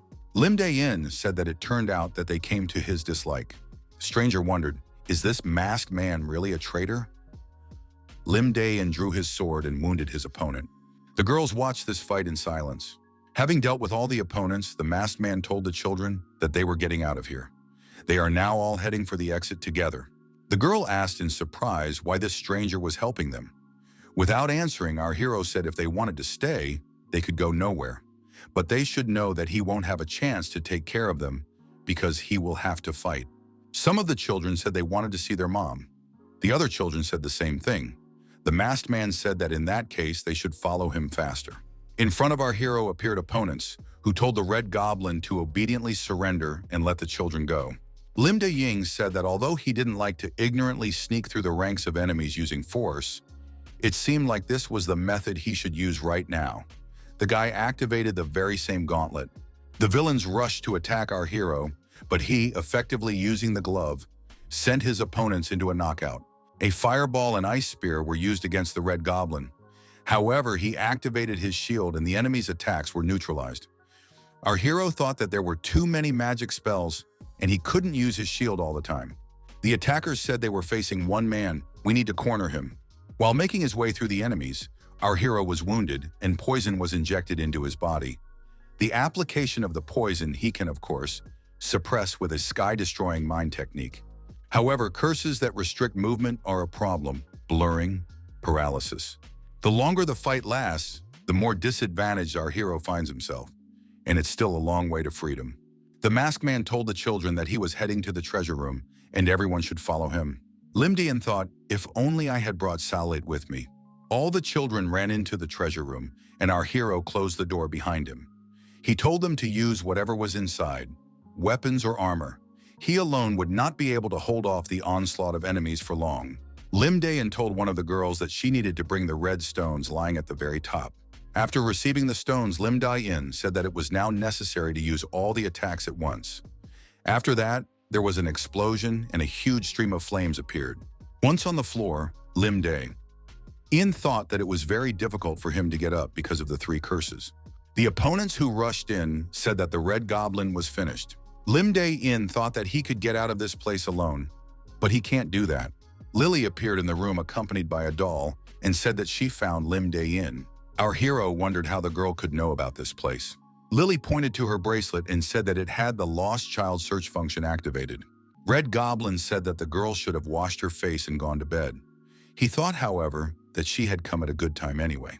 Told the doll to find out what was going on upstairs. Lily asked if Limdayan was hurt.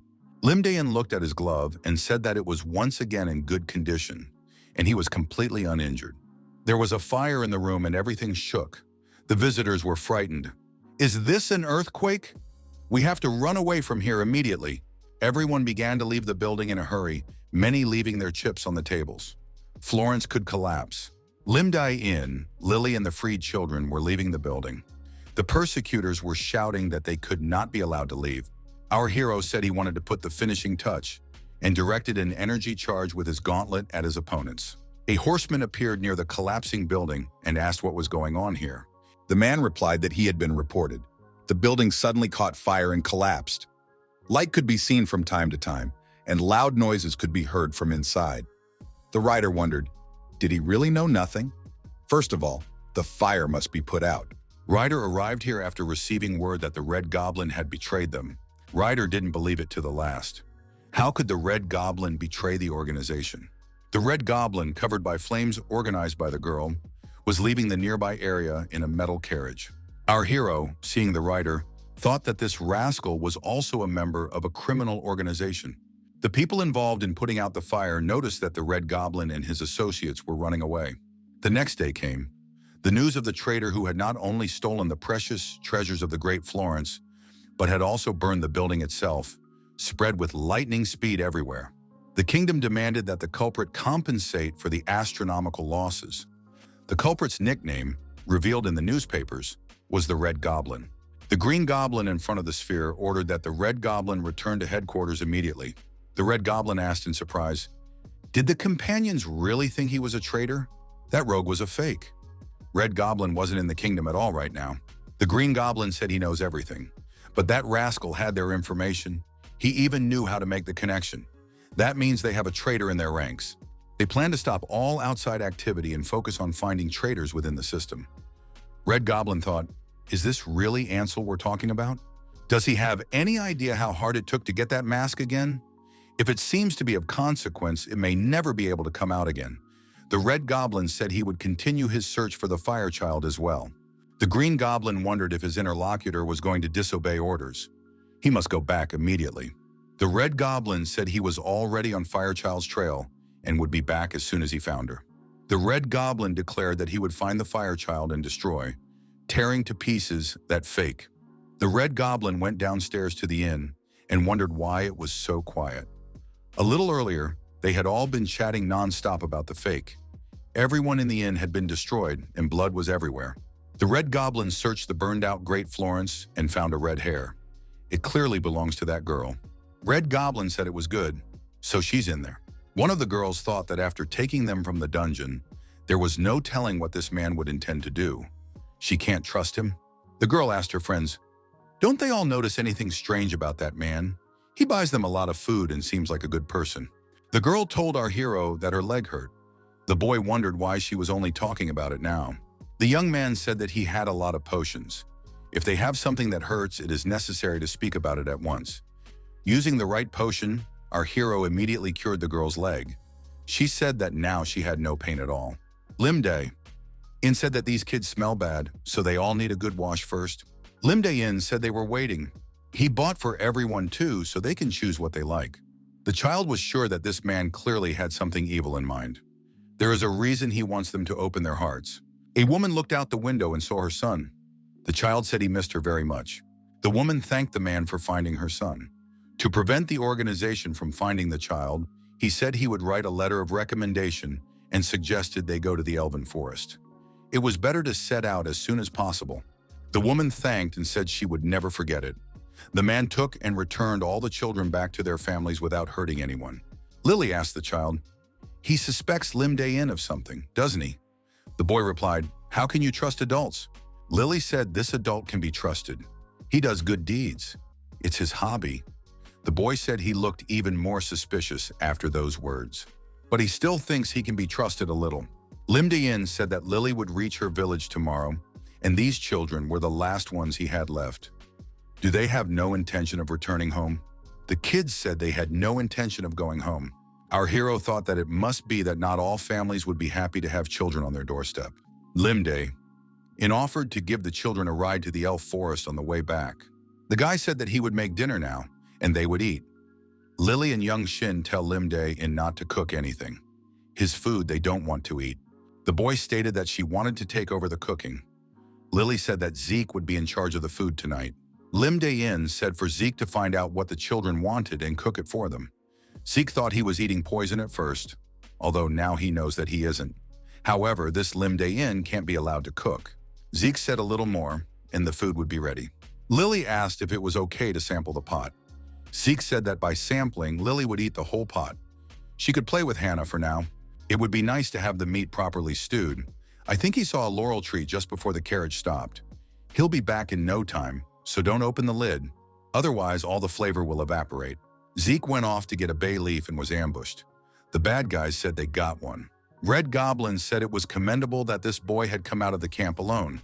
After all, there would be one job for him. Zeke thought as his body didn't move. Who is this man? Zeke thought he had a real enemy in front of him now. It was the same mask his savior had worn before. Zeke returned to camp. Lily asked why he was so late. He needed to finish cooking soon. Zeke wondered why his hand was moving on its own. He was throwing green leaves into the pot. Zeke wanted to say it was a trap, but he couldn't do it. Everyone who had eaten his food found themselves lying senseless. Zeke mentally pleaded for it to stop. The Red Goblin showed up at the camp and said it was a great job. He slapped the kid's neck with his hand and deactivated him. The Red Goblin said he had finally found the fire child and rushed over to Lily.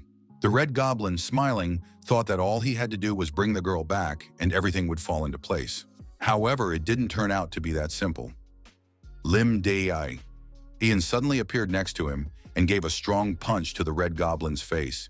This was quite unexpected for the villain, as he thought that everyone had fallen asleep. Lim Dae-in asked Red Mask what he was even doing while he was chilling somewhere. After all, he's been waiting for him for a long time. He decided to give Red Mask a good beating first.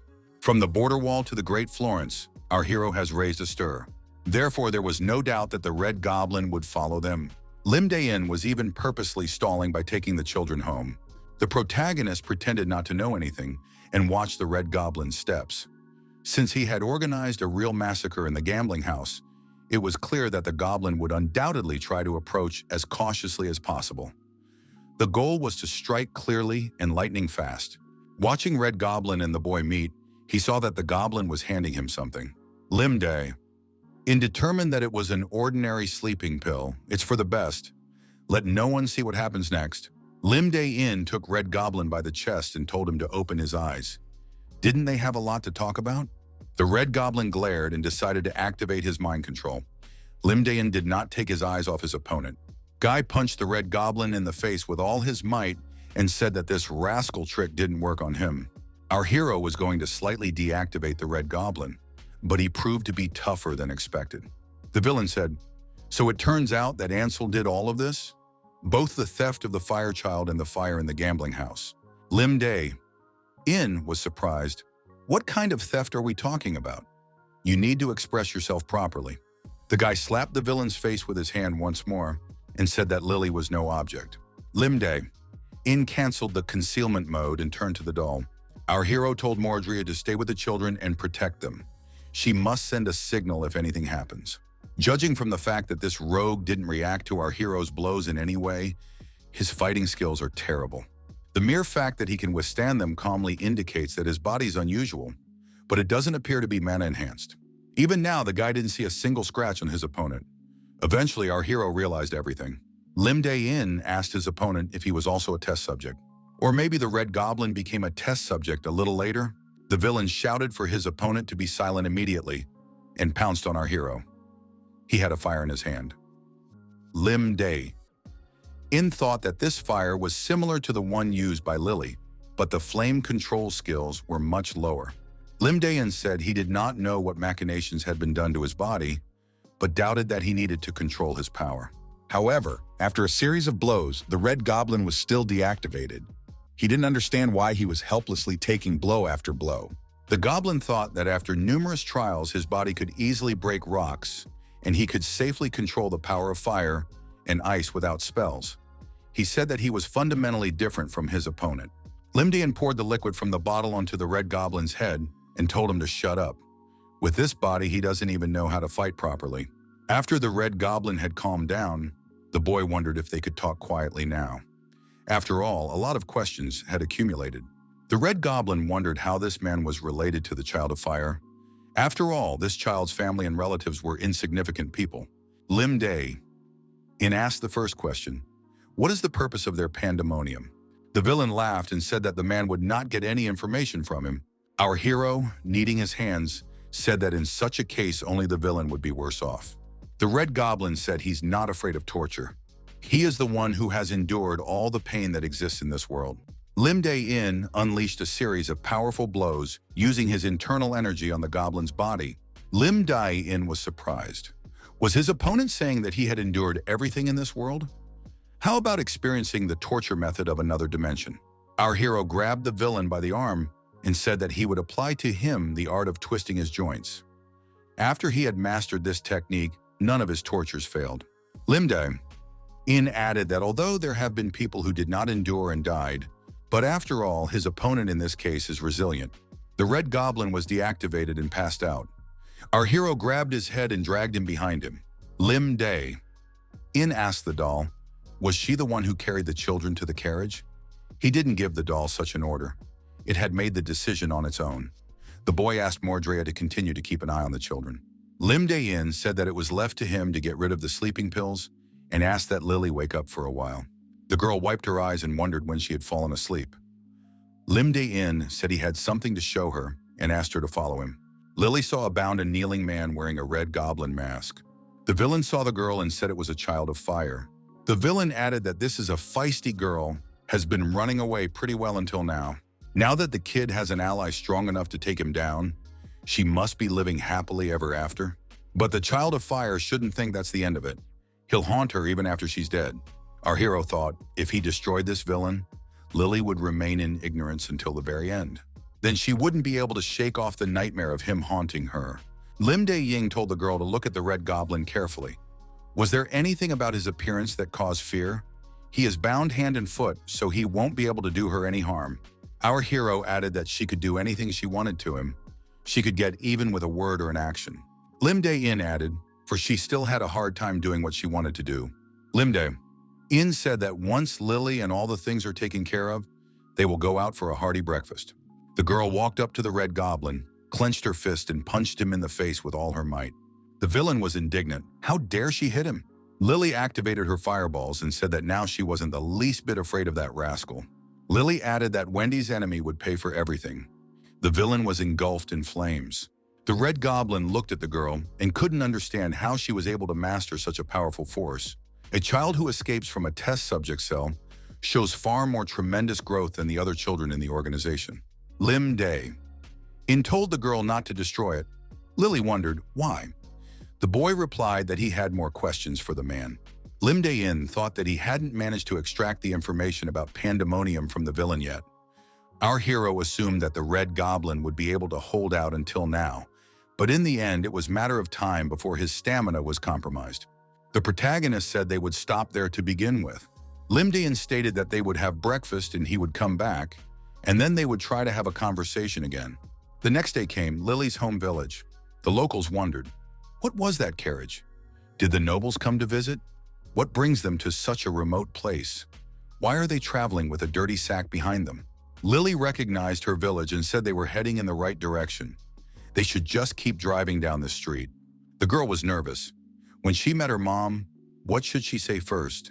Would her mom recognize her? Young Shin said that her mom would recognize her right away, so she didn't have to worry. Our hero wasn't sure if Lily's mother was still alive. The girl escaped from the organization, so her mother may be held as a hostage. Lily said this is the house she lived in as a child. Lily went to the door and knocked timidly. There was silence in response to the knock. The companions stood in silence, wondering if no one was in the house. Lily heard someone from inside the house ask, "Who's there?" The girl replied that it was her, Lily. The door opened and a woman appeared on the threshold. She shouted, "Was it really Lily?" The woman said her little girl has grown up a lot. Lily asked, "Mom, do you recognize me?" The woman replied that of course she recognized her daughter. Lily hugged her mother and said that she missed her very much. There was a meat party in the village that day. Our hero thought they had laid out all the meat supplies. Every villager had enough. But if the girl is happy, one can sometimes make such sacrifices. The elder asked, "Did her daughter come back too?" That girl is carbon copy of her mother. When Lily finished her story, she said that was how she had met Lim Dae-in. The woman said that it looked like her daughter had almost been in big trouble. Young Shin told the woman that this was a gift for her, a toy chicken. The woman replied that she had heard that the boy was a friend of her daughter. The boy said his name was Young Shin. Lily said her friend can make anything, and she has a similar toy too. In the evening, our hero said that the girl had fallen asleep. The woman agreed that the child was sleeping very soundly. Lim Dae-in told the woman that in that case, they could leave the house for a while, as he had something to tell her. The guy added that today was probably a memorable day for Lily. She had eaten her favorite meat and talked to her mom about everything, so it will remain a good memory for her. The woman said it was a happy day for her too. Lim Dae-in stopped and stared intently into the woman's eyes. Our hero approached her and said that she was a fake. The woman blushed and asked what the young man wanted to say and why he was suddenly acting like that. Lim Dae-in said that this woman was not bad at acting. To be honest, he almost believed it. But there were a few suspicious nuances. Lim Dae-in drew his sword and said that it had been a long time since the girl had escaped from the organization. So the intruders must have wandered around looking for the missing person and would look for her parents first. Yet the woman who called herself her mother looked as if she knew nothing.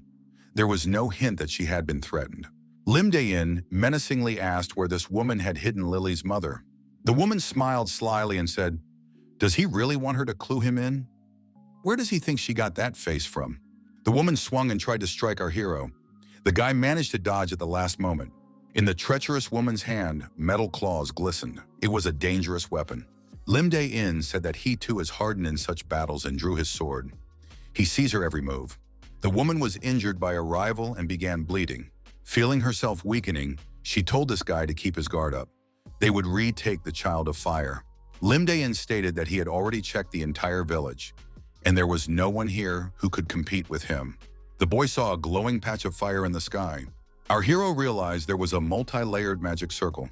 The protagonist doesn't know much about magical circles, but a few of the most famous ones he could recognize. It's clearly a mana sealing barrier, a demon summoning spell. It was an object transfer spell directed toward Lily's house. Lim Dae-in rushed towards the house to protect the girl. As he ran closer, our hero heard screams. Did a demon appear inside the house?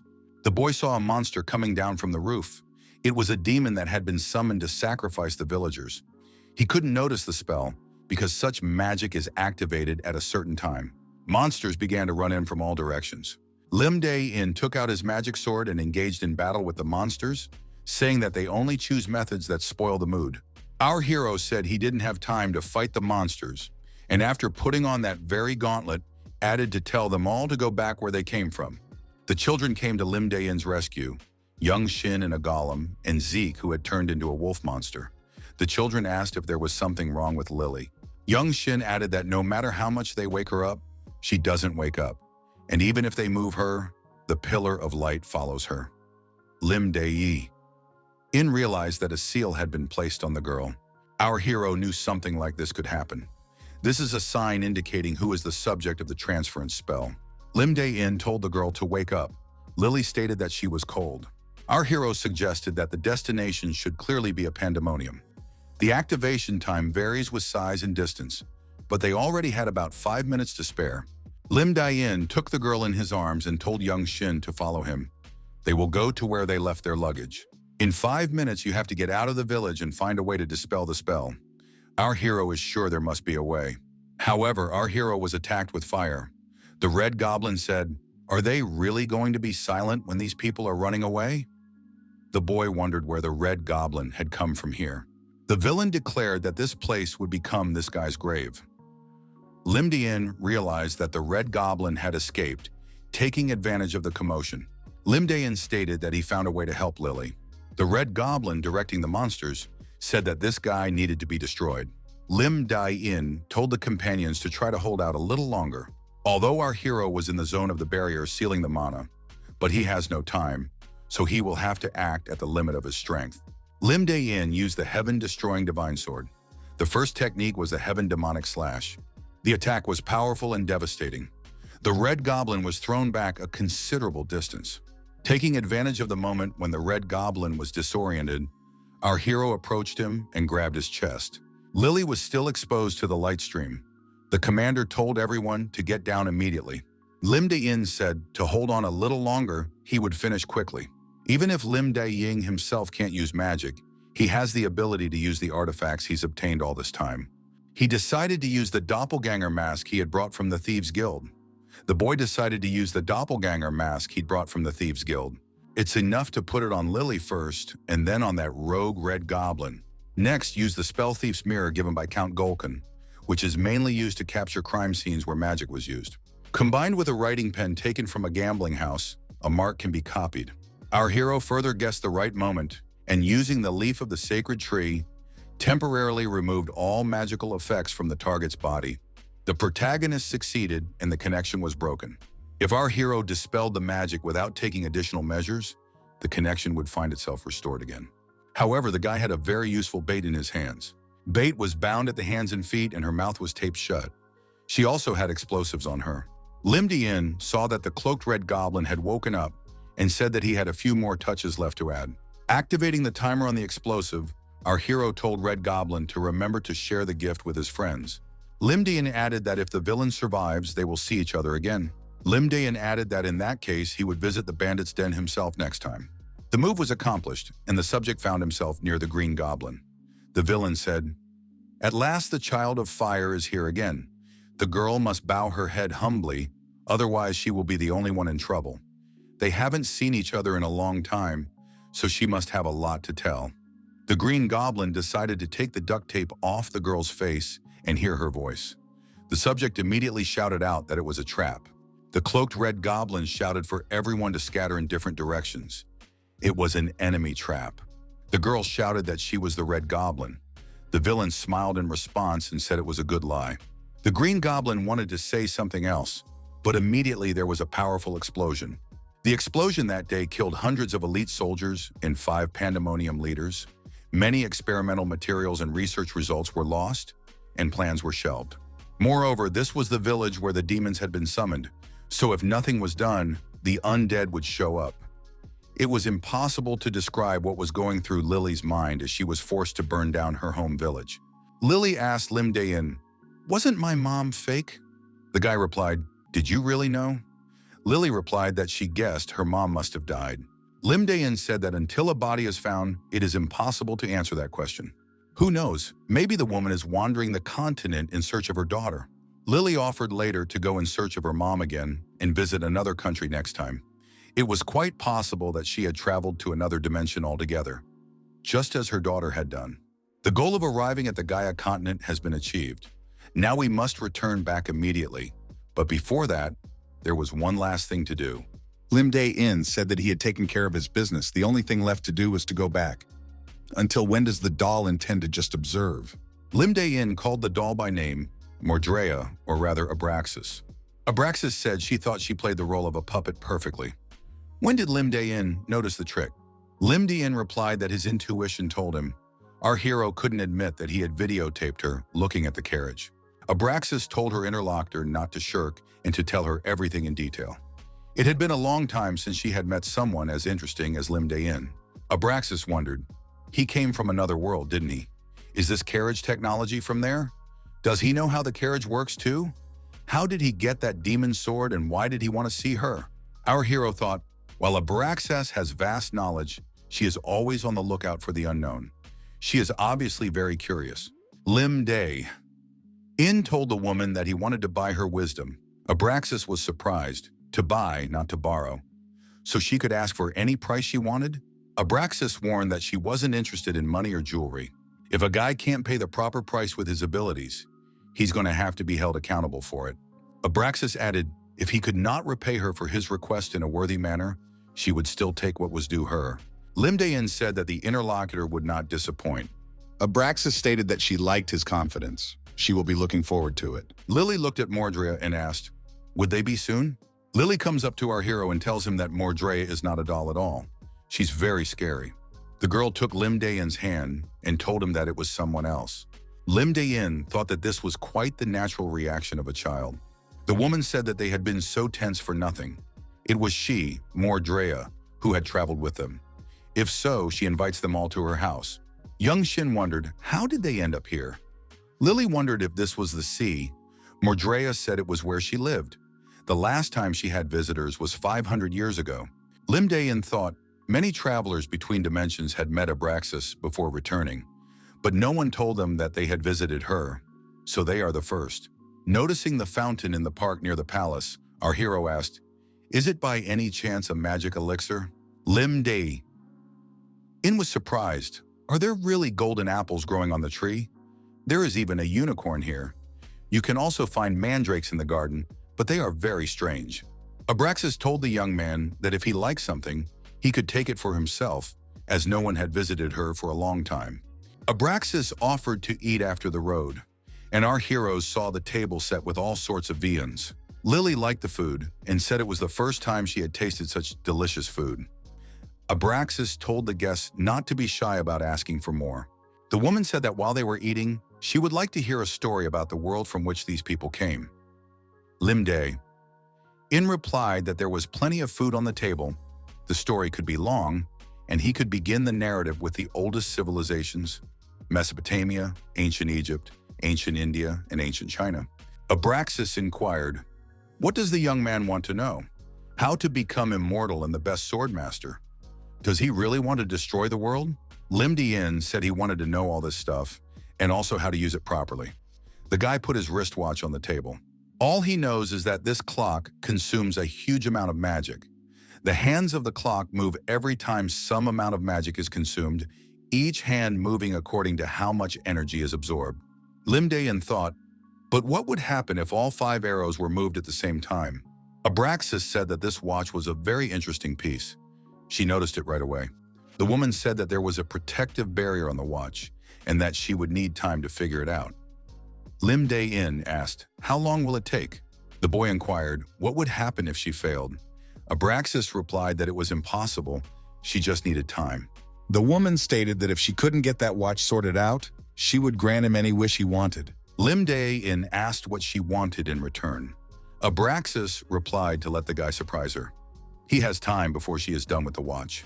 Abraxas added that if he failed to surprise her, she would take his soul. Lim Dae-in was outwardly completely calm and said that they had an agreement.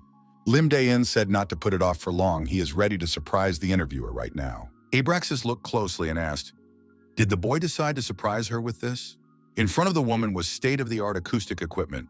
Abraxas thought, does he really want to attack her with weapons from his world? Lim Dae-in said he was starting, and started the process from his laptop. Before time travel, our hero had heard that Abraxas liked to hear stories about Earth from the Awakened. But people got greedy and started asking her for too much, and her patience broke. Abraxas' condition remained the same each time, but still many awakened ones could not fulfill it. There were those who managed to surprise her. One awakened Englishman thought of something. The woman asked, "Is this music from Earth?" What a marvelous melody. She had never heard such instruments until now. Our hero didn't even have to use force or cunning. The next day came, the woman told the guy to take her with him. Limdai. In replied that Abraxas knew he couldn't do that. If a dangerous creature like a dragon came through the gate, the world would end. He had seen it in his past life. The red dragon of the apocalypse. It somehow infiltrated the Earth. The planet's climate almost came to an end. The planet was only saved when he was caught and destroyed. Abraxas said that there was nothing interesting on this planet Earth and said goodbye. Lim Day. In thought that Abraxas was even stronger than the red dragon, so she would not be a problem. The woman said it would be dangerous if her dragon body went through the gate. As long as the power is sealed and she's in human form, there shouldn't be any problems. Her dragon power is safely sealed.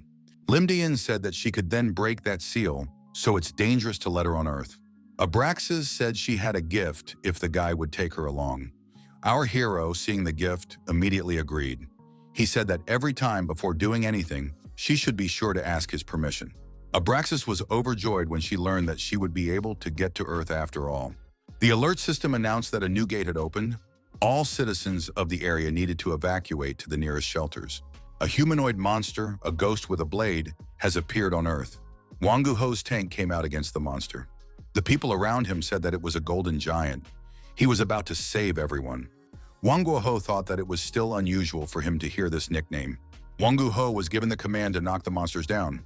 The attacks of the monsters were not scary to the golden giant. Having done his job, the tank said that the area was clear and it was necessary to regroup. Are there any more monsters in the vicinity? Wangu Ho heard some civilians calling for help. The golden giant immediately rushed to save the people. People were screaming that the building had collapsed and everything in the neighborhood was in great danger.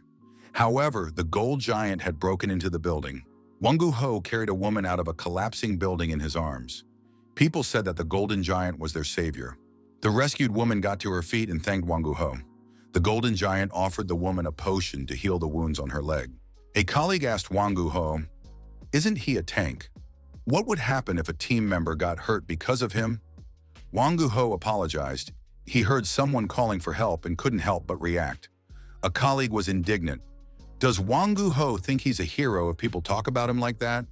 He can imagine himself to be anything he wants, but he shouldn't set the whole team up. Wangu Ho apologized and said that he would be more prudent from now on. The boy thought that he only needed to be patient a little longer. The civilians thanked and congratulated Wangu Ho. They even wrote an article about him in a local magazine. Wangu Ho thanked and shyly said that he was in a hurry. He still had a lot of work to do. Wangu Ho couldn't believe that he was among the top 5 tanks in the capital. He used to want to become famous very badly, but now it had become difficult to live because of the people's close attention. The guy kept getting offers to join different guilds, even though he turned them down every time. Wangu Ho was offered a higher rate. He didn't understand why they couldn't get rid of him. They even said that the leader of the 7th team must have already died, but that was definitely not the case. White House Guild 7th Team's office. Baek Yoon Hui told the guy that she knows about everything. She's already been told that Leader Yoon hit him. Wangu Ho smiled and said it was his mistake. Baek Yoon Hui replied, "Even so, why didn't he stand up for himself? He's too kind to people." Wangu Ho said that he can't understand why Manager Yoon hates him so much. The other leaders are kind to him. Baek Yoon Hui said he was jealous of him. They're both tanks. But Wangu Ho has achieved much more success. Now everyone is talking about the golden giant, even though he's younger than Leader Yoon. Wangu Ho said that he himself could not believe that he had achieved so much. However, it was only thanks to the leader's help that everything came true. Baek Yoon Hui didn't understand where this guy was still at. He's not showing up because he got involved in another adventure. Baek Yoon Hui told Wangu Ho not to be discouraged. He's doing well without Lim Dae-in. When Lim Dae-in was leaving, he said that Wangu Ho was in charge of the 7th team in his absence. If Wangu Ho surrenders, everyone else will surrender too. Wangu Ho constantly thought about it. Is he doing a good job? Wangu Ho, on his way to the gym, thought that he should break down today's battle and training.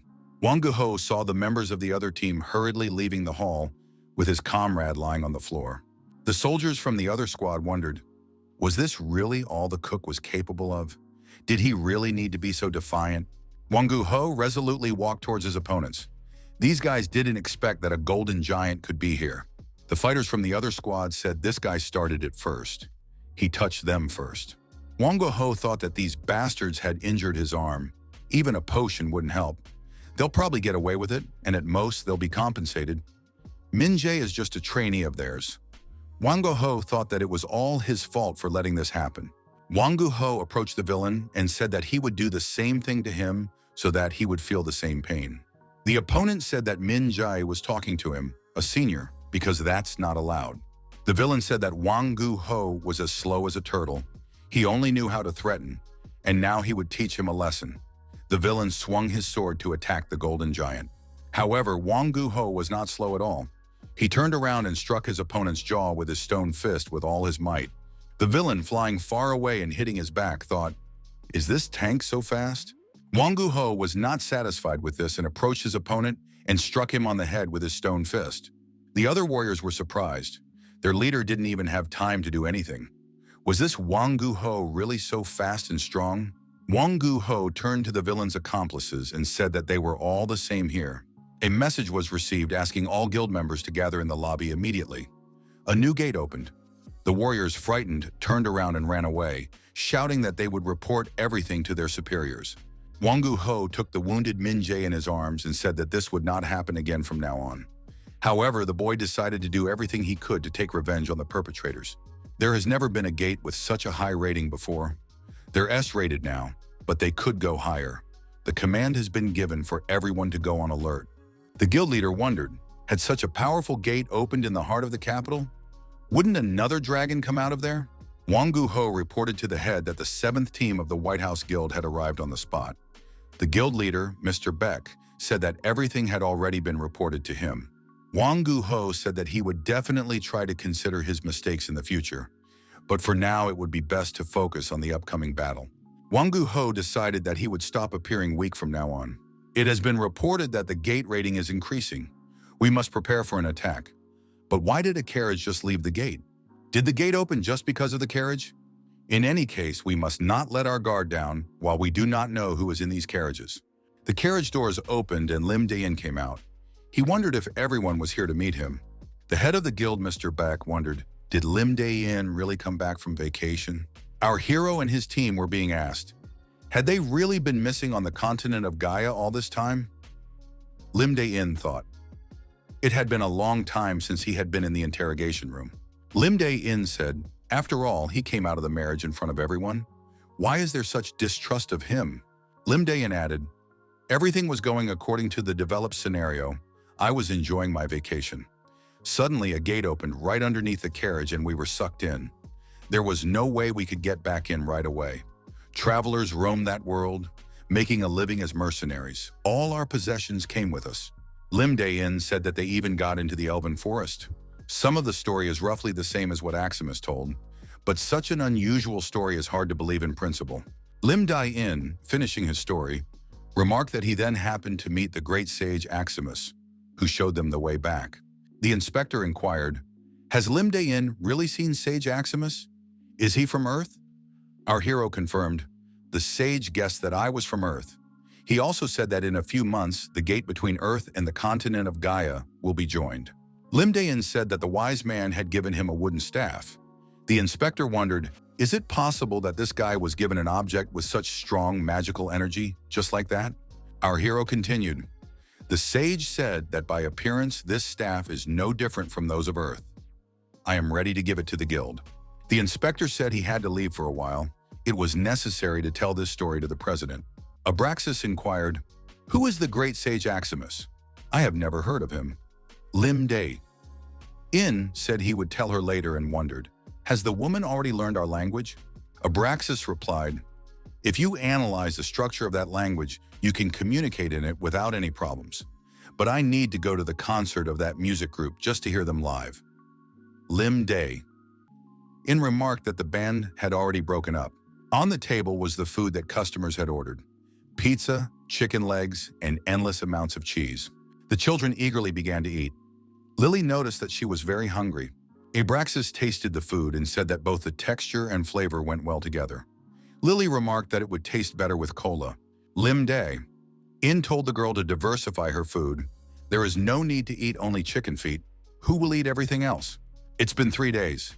The inspector said he would definitely contact Lim In again. The young men shook hands and our hero said he looked forward to their next meeting. Lim In had spent the previous 3 days telling President Kim Soo-ho about the continent of Gaia. In the end, it was decided that our hero would be the guide when the connection took place in a few months. Lim Ying thought that while everyone was busy studying Gaia, he would go back to Earth and deal with the other gates that would open on other continents. The driver opened the car door and, after saying hello, said he hadn't seen Lim In for a long time. Lim In also said hello back and asked how the driver was doing. The man replied that he was fine and said hello to Lily. The driver said he would take Lim In and his guests to the guild. Abraxas was given the status of a tourist from the continent of Gaia. Abraxas, examining the car, said that the inside was almost the same as a carriage, only this thing was more complicatedly arranged. The woman wondered, why doesn't the door open from the inside? Lily explained that it was very dangerous to open car doors on the move. The driver told the woman not to touch anything and to fasten her seatbelt. Lim asked the driver what happened to Baek Hui. He thought the two of them would meet him. The driver explained that the guild had a lot of things piling up. Lim thought that the girl was so busy that she couldn't even find time to meet him, and he was already prepared to listen to her talk about how he was gone for too long. Our hero heard that thanks to the White House, Mix's people quickly recover after the disaster. All the destroyed buildings were rebuilt in a matter of months. At this rate, they will become a civilization of the awakened much sooner. The hairdresser met her son Young Shin and was very happy that he was okay. Lim In told the woman that they had some business to attend to, so they had to stay late. He apologized for the inconvenience. The woman said she was very grateful that her son had been returned safely. Lim In said that everyone could go to their rooms and rest. Lily should explain to Abraxas how things work. Lim In and Baek Hui finally got together. Our hero said, I heard that you have a lot of work piled up. Baek Hui said that Wangu had developed a problem. Lim In asked what happened to him. Wangu attacked the 6th team. Leader Yoon Dae-hoon fell into a coma. The rest of the team is in intensive care. Lim In wondered, had Wangu really done away with the entire 6th team? Baek Hui repeated that Wangu attacked people. Lim In said that there must be a good reason. The girl noticed that the guy in the 6th team had had conflicts with each other many times in the past. Baek Hui told the commander about all the previous clashes. The girl added that Wangu is now in the custody of the guild prison. Disciplinary action will be handed down after the tribunal. Lim In said that it was great. The girl was surprised. Did the commander really mean it? The commander replied that no one would interfere with him now. Baek Hui said that because of this guy, not only could he be expelled from the guild, he could lose his awakened status. Does the commander know how desperately Wangu has been fighting all this time? He was making sure that no one dared to say that a one-man team wasn't a team at all. After coming out of vacation, Lim In slapped Wangu for the guy rushing to the commander with his callow tenderness. However, after that slap, the commander looked at his hand and thought that this tank's strength was growing faster than he expected. Wangu told the leader that he knew he would definitely return home safely. Lim In, remembering the meeting, told Wangu not to worry, he would handle everything. Our hero told Baek Hui that they would go to the tribunal together. Baek Hui said that 9 members of the White House Guild committed denunciation against Wangu. The case was investigated by the association within 2 days. As a result, Mr. Wangu was found guilty, and today a measure of restraint will be chosen for the awakened man. Min Dae-woon, Iron Wall Guild. Kim Dae-jin, Black Dog Guild. There were many guilds, ranging from the mid-sized guilds to the largest guilds. Lim In thought that all the superiors were gathered. They were definitely not here for the attack case. The attack was just an excuse. Lim In said hello to the guild leader. He had heard that Mr. Beck had been appointed president of the Awakened Association. The guild leader said that he really didn't want this position. There is no real power in this position, only nervousness. Night of the 7 Moons. Back in my previous life, after that disaster, people realized that they needed to unite. They decided to finally start running the Awakened Association properly. It was just a semblance of work. The guild leader was chosen to replace the president for two reasons. Firstly, he was the first awakened, and secondly, it was the White House Guild that supplied the potion. A member of the audience asked if an outsider could be at the meeting. Kim Dae-jin said that person could be present. The defendant is listed in the 7th team, for which the entrant is responsible. He should listen. You could say he was also involved. The speaker recounted the circumstances of the case once again. As a result of the collision, Yoon Dae-hoon ended up in a coma. 9 other team members were also injured. Baek Yoon-hui noticed that the speaker did not mention why the defendant had committed the act. The speaker wondered if there was any reason to justify such a brutal attack. The vice leader of the 6th team of the White House Guild, Lee Hun-sik, who was also injured after that clash, said that nothing justifies violence. Our hero thought it strange. This man would have been healed long ago if he had drunk the potion. Had the guild run out of potions? Lim Dae-in asked Lee Hyun-sik, did he purposely not heal on purpose to show how badly he was beaten? The victim said that they were attacked by a colleague whom they trusted. He is still hurt by it, both physically and mentally. The woman stated that her son had fallen into a coma. The guild leader Baek Jang-soo is also a father and should understand her feelings. The head of the guild, Mr. Beck, said he was very sorry that this happened to Leader Yoon. The woman said it wasn't the first time she heard this. How will the guild head answer for her son's fate? Over and over again, the accusations were repeated at the meeting. Then the members of the 6th team and Yoon Dae-hoon's mother started criticizing the guild. Most of the people gathered were watching this show. Kim Dae-jin said that guild head Baek can't fulfill the duties of the association president in this case. After all, he is the role model of the entire guild. Min Dae-woon said that Wangu Ho's transgression was obvious, and it was up to the Awakened Association to judge him. Mr. Beck said he would take all of that into consideration. Our hero realized what this was all about. The real target of the prosecutors was the White House. Previously, the Black Dog Guild was the largest guild. The Iron Wall Guild was considered the strongest. After the disaster, the White House Guild had greatly overtaken the other guilds. It wasn't just about money, power, and fame. They possessed higher-level knowledge. At this rate, the gulf between guilds will only grow. The competitors have decided this can no longer be ignored. We need to keep the White House in check. It was to the advantage of the opponents that Wangu Ho made a mess of things. Kim Dae-jin offered the victims a contract for a double rate. In return, they must report Wangu Ho to the association. Min Duen said that the law also applies to the awakened ones. They should follow the letter of the law even more carefully and be an example to the citizens. Therefore, one should not turn a blind eye to an attack, especially against one's colleagues. The other guilds would likely want to keep the White House in check as well. Wangu Ho should be stripped of his awakened status. Strong awakened Yoon found himself in a coma. Shouldn't the White House Guild take responsibility? Min Tuan asked everyone to calm down and suggested that the defendant's awakened status be taken away for 1 year. There was no need to expel him from the guild right away. Kim Dae-jin agreed. He thinks the restraint is appropriate. Wangu Ho was originally a member of the Black Dog Guild. If the awakened one was a tank, he would want to join a guild that was mostly people like him. Min Tuen thought that after a year, Wangu Ho, who would have nowhere else to go, would be at the doorstep of his guild. Our hero, thinking about it, thought it was a real conspiracy. Only these people had the wrong people. Lim Dae-in asked for permission to speak. He has something to say as the leader of the 7th team that Wangu Ho is a part of. Our hero thought that he would make them regret today's decision for the rest of their lives. The victim asked, does Lim Dae-in really want to absolve himself of responsibility? Kim Dae-jin thought that this was the opponent's last-ditch effort. He suggested that he at least listen to the 7th squad leader. Lim Dae-in said that provided the victims withdrew their complaint, they would pay 5 billion money each as compensation. The victims thought that the commander was offering a lot of money, but in the Black Dog Guild, they would be able to earn such money in a few years. Lim Dae-in asked, how about 10 billion? Lee Hyung-sik was interested in the amount, but Kim Dae-jin stared at him intently. Lim Dae-in said that they were willing to offer 20 billion. Min Tuen was startled. Why did this man keep increasing the amount? Lee Hyun-sik thought that for that amount of money, an ordinary awakened person would have to work for 10 years to accumulate that much money. Does this guy really have that much money? Lim Dae-in, smiling, said he was making a final offer of 30 billion each. The 7th squad commander added that he would also pay the penalty for leaving the guild.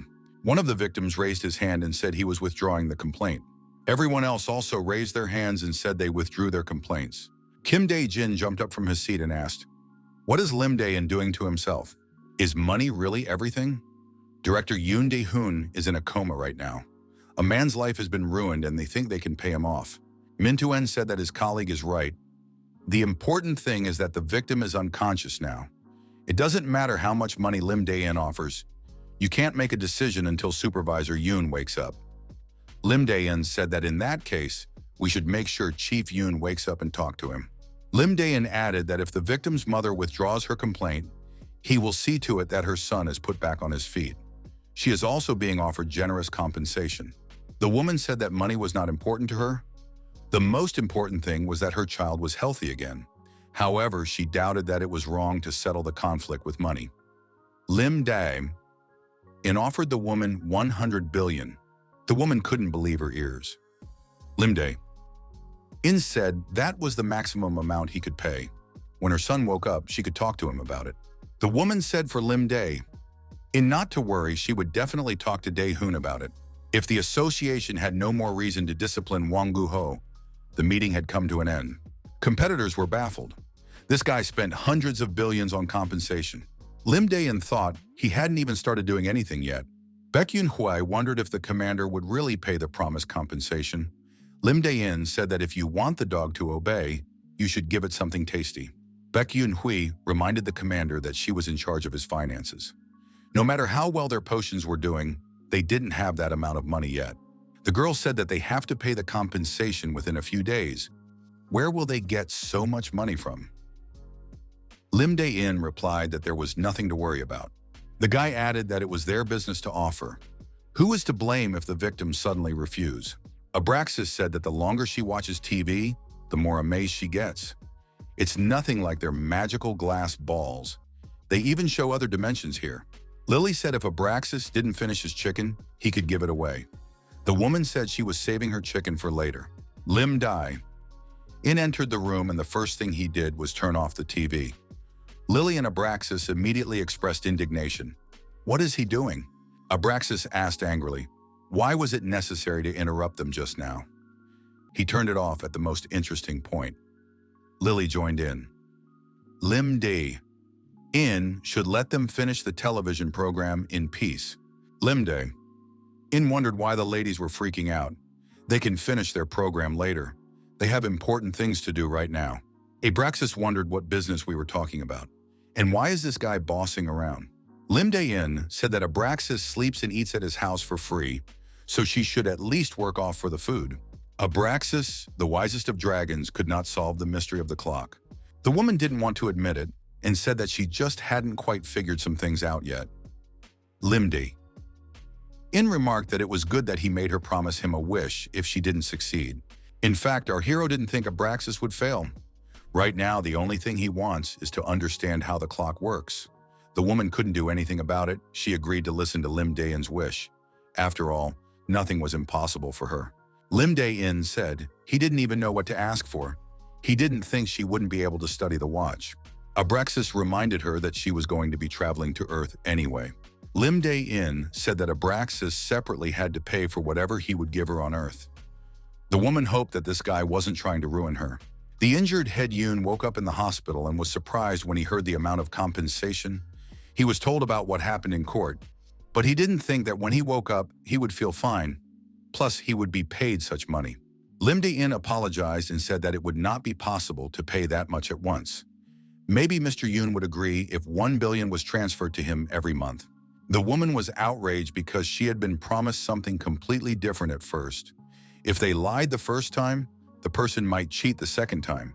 If this is the case, they need to pay even more money.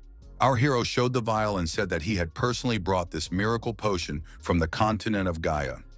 The tincture is priceless. It can cure any disease. Lim Dae-in added that he had barely managed to get 2 vials, one he had already spent to get this guy on his feet. Squad leader Yoon said that he didn't care. After all, it was Wangu Ho's mercy that put him in a coma. The woman added, if the interlocutor wants them to agree to these terms, another 10 billion must be paid in addition. Lim Dae-in said that he agreed. In the end, an agreement worth 110 billion was signed. Mother and son were overjoyed. They were discussing the outcome of a successful transaction, the best deal of their lives. Suddenly, a gate appeared in front of Mr. Yun. "What is this gate and where did it come from?" Mr. Yun told his mother to step aside and not to be frightened. There were huge monsters in front of them. The monsters looked fierce and menacing. Mr. Yun thought that there were two inferior orcs in front of him. He would take them down with his bare hands. The orc swung around and delivered a staggering blow to the wounded young man. After this blow, Yun Dae-hoon, coughing up blood, collapsed on the floor. The woman at the side wailed bitterly. Inside that orc were Lily and Abraxas. Lily recalled that Lim Dae-in seemed to have said not to destroy this guy. Abraxas noticed that she was hitting carefully. Yun Dae-hoon's mother called for help. She said that there was a wounded man here and he needed to be hospitalized again. Soon, news spread quickly that Yun Dae-hoon, who had barely recovered from his coma, had been attacked by a monster and infected with an incurable disease. The hospital was told that there are diseases that even potions can't cure. It's most likely a disease from another dimension. Yun Dae-hoon shouted at the doctor to get the hell away. There was nothing to talk to them about. Head Yun, covered in sores, said that he needed that miracle potion. A sick man came to Team 7's office and asked for Lim Dae-in's help. He needs to be treated with the miracle potion. Every day, he is going crazy with pain. Lim Dae-in apologized and said that he only had one vial left. Yun Dae-hoon begged and said he was willing to pay whatever it took. Lim Dae-in was surprised. Was this guy really willing to pay any money? The amount was said to be 150 billion. After a bit of thought, our hero added that this potion was the only one of its kind, so he had, for some reason, asked for too little. Lim Dae-in told the interlocutor that 200 billion must be paid for this potion and the papers must be signed. After all the bureaucratic matters were settled, our hero gave the injured man a vial of potion. Yun Dae-hoon realized that the amount was excessive, but a little more, and he would go crazy. Lim Dae-in said that he had used up all the miracle potion he could barely get his hands on. Yun Dae-hoon saw the forms on the table and realized that he had templates of the same contract in front of him. Lim Dae-in wondered, why is Yun Dae-hoon still in front of him? He could go back and mind his own business. The patient was frustrated. This guy couldn't have planned the whole thing. In the same way, our hero dealt with all the members of the 6th team. Wangu Ho bowed and said that he apologized to the leader. Lim Dae-in asked what Wangu Ho was apologizing for now. Wangu Ho, without raising his eyes, said that he should have done a better job of leading the team. While the boss was away, he acted like a little kid. When other teams looked down on them, he paid no attention. Even when they were treated unfairly, he did not make a scene. If the other team asked them to give up a task, he didn't dare say a word against it. If he had reacted differently back then, nothing bad would have happened to Min Jae. Lim Dae-in said he heard all about Min Jae. It said that his arm was injured. Lim Dae-in said that he should have let his anger out slowly instead of hoarding it until it all came out. Does Wangu Ho even know that if it wasn't for his intervention, he would have been kicked out of the guild? Lim Dae-in had always thought he could solve everything. Now he only proved that he could handle a whole team by himself. Wangu Ho said he lost his head and apologizes for it. The guy added that he heard that the boss had to pay huge compensation. Wangu Ho saw the boss raise his hand and clammed up. He decided that he deserved whatever punishment he got. Lim Dae-in patted the guy's shoulder and said he did well. The commander said he heard the young man worked hard and showed himself to be a good leader. He did an excellent job. Wangu Ho was beginning to calm down. Was the boss really not going to beat him up? Lim Dae-in wondered, did Wangu Ho really want to do that? The commander said the guy's been through enough as it is. Why beat him up? The boss reminded me that there was a welcome party, so I had to change. After saying that, the commander slapped Wangu Ho's back with the palm of his hand with all his might. The guy fell to the floor and asked in surprise because the boss said he wouldn't beat him. Lim Dae-in remarked that it wouldn't hurt to beat the guy a little so that he would be more careful later. Lim Dae-in said that Wangu Ho would get off with extra training this time and would always be careful from now on. Wangu Ho responsibly stated that he understood everything. The commander sent him to change for the party. Wangu Ho thought that the leader had taught him how to use his abilities properly. At that time, he didn't know how to do anything at all. Lim Dae-in even taught him how to fight. However, he was always kind to him, even when he caused him a lot of trouble. Wangu Ho knew that there was no way the leader would abandon his team. That night, a party was thrown to welcome back members of the 7th team. Lim Dae-in showed up at the party and said he hadn't seen everyone for a long time. How did they do without him? The twin asked if it was true that the boss was on the continent of Gaia. His sister said she really wanted to hear the commander's stories. Lim Dae-in replied that a lot of things happened and he couldn't tell everything in one day. Abraxas once again recognized that the food here was very good, but it was inconvenient to use chopsticks. Lim Dae-in thought that Lily and Abraxas had been idling and eating as much on Gaia as well. Apparently, the wise dragon stayed on Gaia. Lim Dae-in apologized to those present for being so delayed. His vacation had been delayed. As everyone had heard, he was in another dimension. The commander went on to say that he knew. Without him, things were tough out here. The other teams looked down on them, treated them like an auxiliary group. Baek-yoon-hui admitted that it was indeed very hard for them. The twins agreed that they were really pissed off about the situation, and they were even happy to hear that Wangu had beaten the representatives of the 6th squad. Lim Dae-in said that now he is back here, and it won't happen again. Other teams will no longer dare to underestimate them. The commander said he brought gifts from the continent of Gaia. Everyone can take what they want. One of the twins got himself a concentration-enhancing bracelet. This comes in handy when you need to perform emergency surgery. The other twin got himself a fatigue-reducing pendant. Now he can edit video footage for longer. The girl got herself a magic crystal ball, which helps to contact several people at once. It made it easier to stay in touch. Baek-yoon-hui had gotten herself a ring that allowed her to use defense magic twice a day. Yoon-hui said that she really likes this gift and will never part with it. Everyone thanked the leader and said that now they will try even harder because only they are given magical artifacts.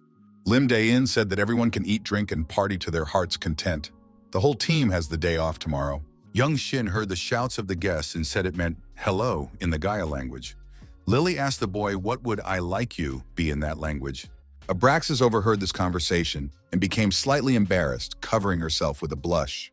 The guild leader showed up at the party and said he was late for work. The party seemed to be in full swing. Lim Dae-in wondered why Mr. Beck wouldn't have a drink with them. When else would he be able to taste a drink from another dimension? Lim Dae-in asked the guild leader what was decided about the 6th team. Mr. Beck said he had decided to accept them back. Lim Dae-ying said that in such a case, the shortage of people that the guild leader feared would not happen. The guild leader said that at first he was really upset when he found out that the entire 6th team was leaving the guild.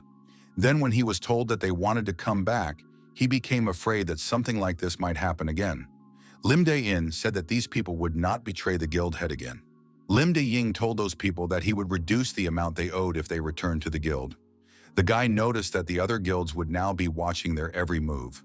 Mr. Beck said that he understood everything, but was acting in the open. The guild leader thanked the guy for sorting things out. Next time, those people wouldn't fool him so easily. Similar situations can happen again, although it will be very difficult to harm him, but extra caution will not hurt. There is no telling what else awaits them in the new version of the future. Because of the fact that Lily did not become a disaster, there may be a new attack that our hero does not know about. To prepare for any outcome, you need to strengthen the entire guild, especially team number 7. Lim Dae-in said he wanted to ask the chapter for his promotion. Baek-yoon-hui is in the commander's office asking what the boss is doing. Lim Dae-in replied that he was thinking about where best to put a new plaque with his name on it. Baek-yoon-hui wondered, why would the boss want to do this? After all, his sign is next to the window. Baek-yoon-hui asked who is Lim Dae-in trying to fool? The commander replied that he wasn't trying to fool anyone. They had already agreed on everything. The girl wondered when he was appointed vice president. After all, her father didn't promote him. Mr. Beck wondered, what kind of promotion are we talking about if the guy joined the guild less than 6 months ago? And 3 months ago, Lim Dae-in was chilling in another dimension. Now he's back and is asking to be appointed vice president. Mr. Beck asked what other executives might think in such a case. Lim Dae-in acknowledged that the question was a logical one. Our hero asked, it turns out that he just needed to do something to make the other leaders count with him. The guild leader remarked that it wasn't just that, but if the guy really distinguished himself, the other leaders would have no choice but to recognize him. Mr. Beck acknowledged that the young man doesn't do anything for nothing, but he still had to think about it for now. Is it not enough for this boy to be a squad leader? Lim Dae-in thought if he became the vice president, he would have more influence. In order for the entire guild to become stronger, he needed to be at the helm. However, there was still a long time before the second disaster. The awakened association wasn't plotting anything suspicious. It has been announced that a new gate is open. Residents of the following neighborhoods should evacuate to the nearest shelter as soon as possible. Only one monster came out of the gate. He had one eye and one club. Lim Dae-in recognized this monster. It was a one-eyed giant, the most resilient of all the monsters like it. The commander said to aim at the joints of this monster. The joints were the easiest for this monster to hit. Wangu Ho and Min Jae replied that they understood. The golden giant confronted the monster and applied his stone power to it. Ming Jae, with his axe in his hand, found himself under the foot of the huge monster. Just a little more, and the monster would crush him. Min Jae mentally began to say goodbye to his colleagues. However, the unexpectedly flying commander was able to pull the guy aside. The danger was over. Lim Dae-in said to Min Jae to wake up and come to his senses. If it failed to attack, it is necessary to retreat and attack again. Min Jae apologized and said he understood. Lily asked the commander what should she do now. Lim Dae-in replied that he was busy teaching Min Jae today, so the girl could just watch. Lily said Min Jae is kind of weak. What happens if he gets hurt? The commander said that was why Min Jae had to fight even more. At the White House Guild Hospital, Min Jae told his commander that he had finally returned. Lim Dae-in asked how Min Jae was doing while he was away. Min Jae said that even in the absence of the commander, he meditated every day as he had been taught. Min Jae added that he had become awakened about a month ago. However, he didn't have any powers. He only became a little stronger than a normal person. Min Jae thought it was punishment for his past sins. He remembered that Yun Hui had told him something like that. Even though this guy meditated every day and ate food with a huge amount of mana, it was strange that he had awakened without any abilities. The commander thought it was good that he personally came to check on this guy. Lim Dae-in asked what Min Jae decided to do in the future. The most important thing right now was that Min Jae had the will. Min Jae said when the commander brought him here, he thought 3 years of his personalized hell were beginning. The guy added that passers-by then started thanking him, and he was very proud of his work and happy to talk about it. Min Jae added that this is why he has no intention of giving up. Lim Dae-in said, "That's great. Starting tomorrow, Min Jae should start working hard." The commander decided to show what this guy could do. After being rescued from under the one-eyed monster's foot, Min Jae said he was fine and unhurt. Min Jae had no intention of giving up and thought that he could still fight. The guy thought that if he couldn't fight with his right hand, he would do it with his left. It was more important to hurt this monster now. Lim Dae-in and Lily sat beside the car to the side and watched Min Jae's actions. The commander thought, wasn't this guy right-handed? He seemed to have learned to control his body. That was good, although he still had a lot to learn before he could fight properly with the squad. A woman came over and asked what was going on. So this is Lim Dae-in's hobby? Lim Dae-in said it was just a normal training session, but Abraxas said she wasn't interested in hunting monsters.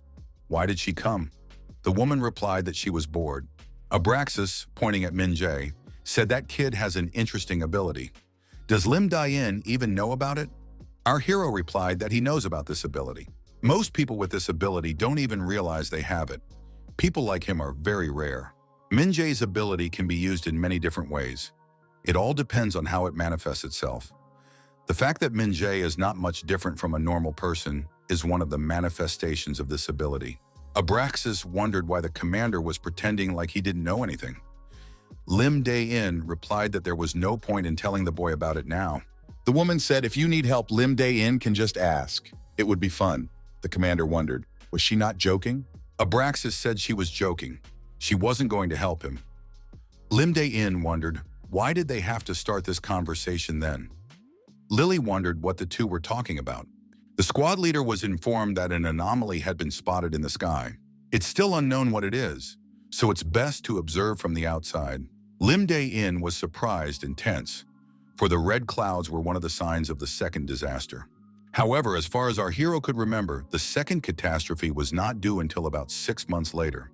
The commander said that training was over for the day. Lim Dae-in ordered Min Jae to go back. He should be patched up. Lily and Wangu Ho should take their seats. The protagonist said it was now time to get to work. The second disaster is the red mist. For now it hangs in the air, but soon it will descend and cover the whole city. Red mist is extremely harmful to the human body. Its effect on people leads to agonizing and devastating diseases of unknown origin. The superhumans weaken, the monsters become enraged, and utter chaos ensues. Our hero has been informed that a request has been made to the government to declare a national disaster. Each guild has been informed on how to behave in the current situation. Wangu Ho said that he and Lily had the perfect outfit. Not a single drop would leak out. The girl asked why the commander didn't wear a waterproof suit. After all, everyone should wear them. Lim Dae-in replied that he has a spirit, so he doesn't need a suit. Lily said with envy that she wanted to do that too. The commander told the girl not to relax, the battle might start soon. Lim Dae-in thought if the disaster started earlier, it was likely that this would also appear soon. A monster comparable to a calamity appeared like a red mist. Sisyphus Rock, this monster rolls nonstop. A monster that gradually grows larger, devouring all crushed creatures. At this moment, the size of this monster was about 100 meters. However, earlier, after gaining its gigantic size of 300 meters, it devoured innocent lives one after another. This time, one must attack as fast as possible. The commander asked if Wangu Ho would be able to stop this Sisyphean stone.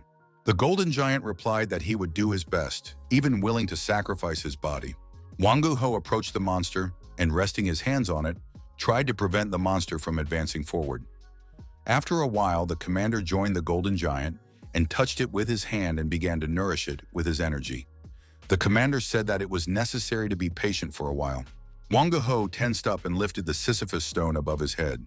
Lim Dae-in said he should be directed to where he said he was going. Lim Dae-in and Lily stood on the shield and rose into the air, circling near the huge rock.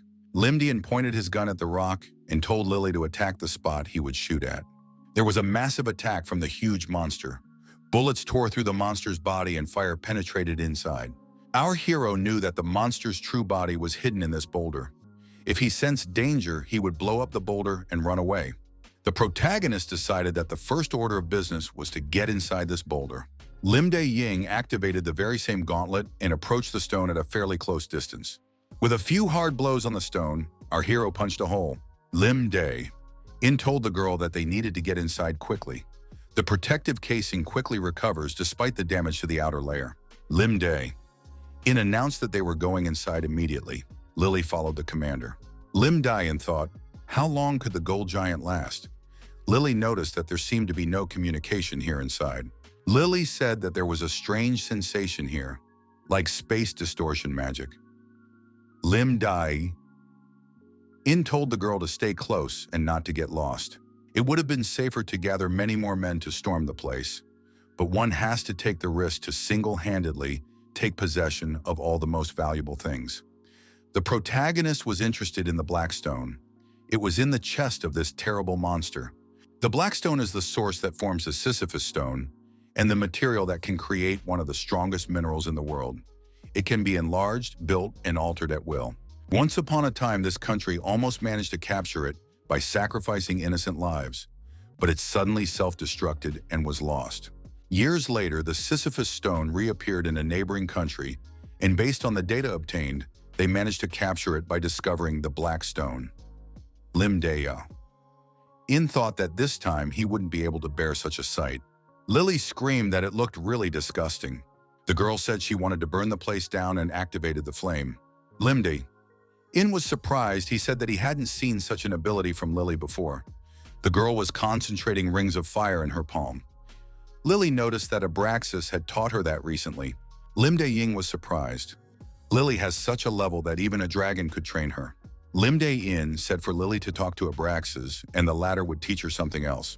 Having cleared his way by destroying small monsters, our hero said that he had now dealt with all the little things. Lim Dae-in wondered why the girl was saving the fire. Lily replied that she was very hungry and had absolutely no energy left. Our hero was discouraged. What to do? After all, the target is right in front of them, and there was a lot of fire in the beginning.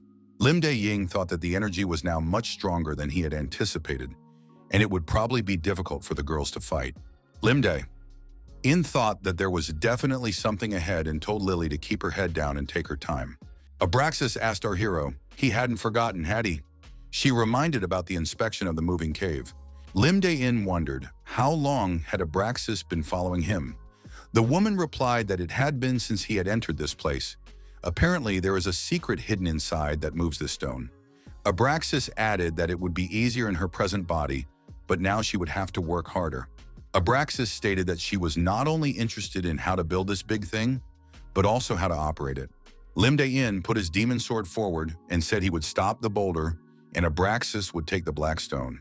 Abraxas took aim and fired magical arrows from her bow at the huge doors. Limdain, at the same moment, struck a crushing blow with his demonic sword on the huge stone. In front of our hero appeared the shape of the monster that controlled this stone.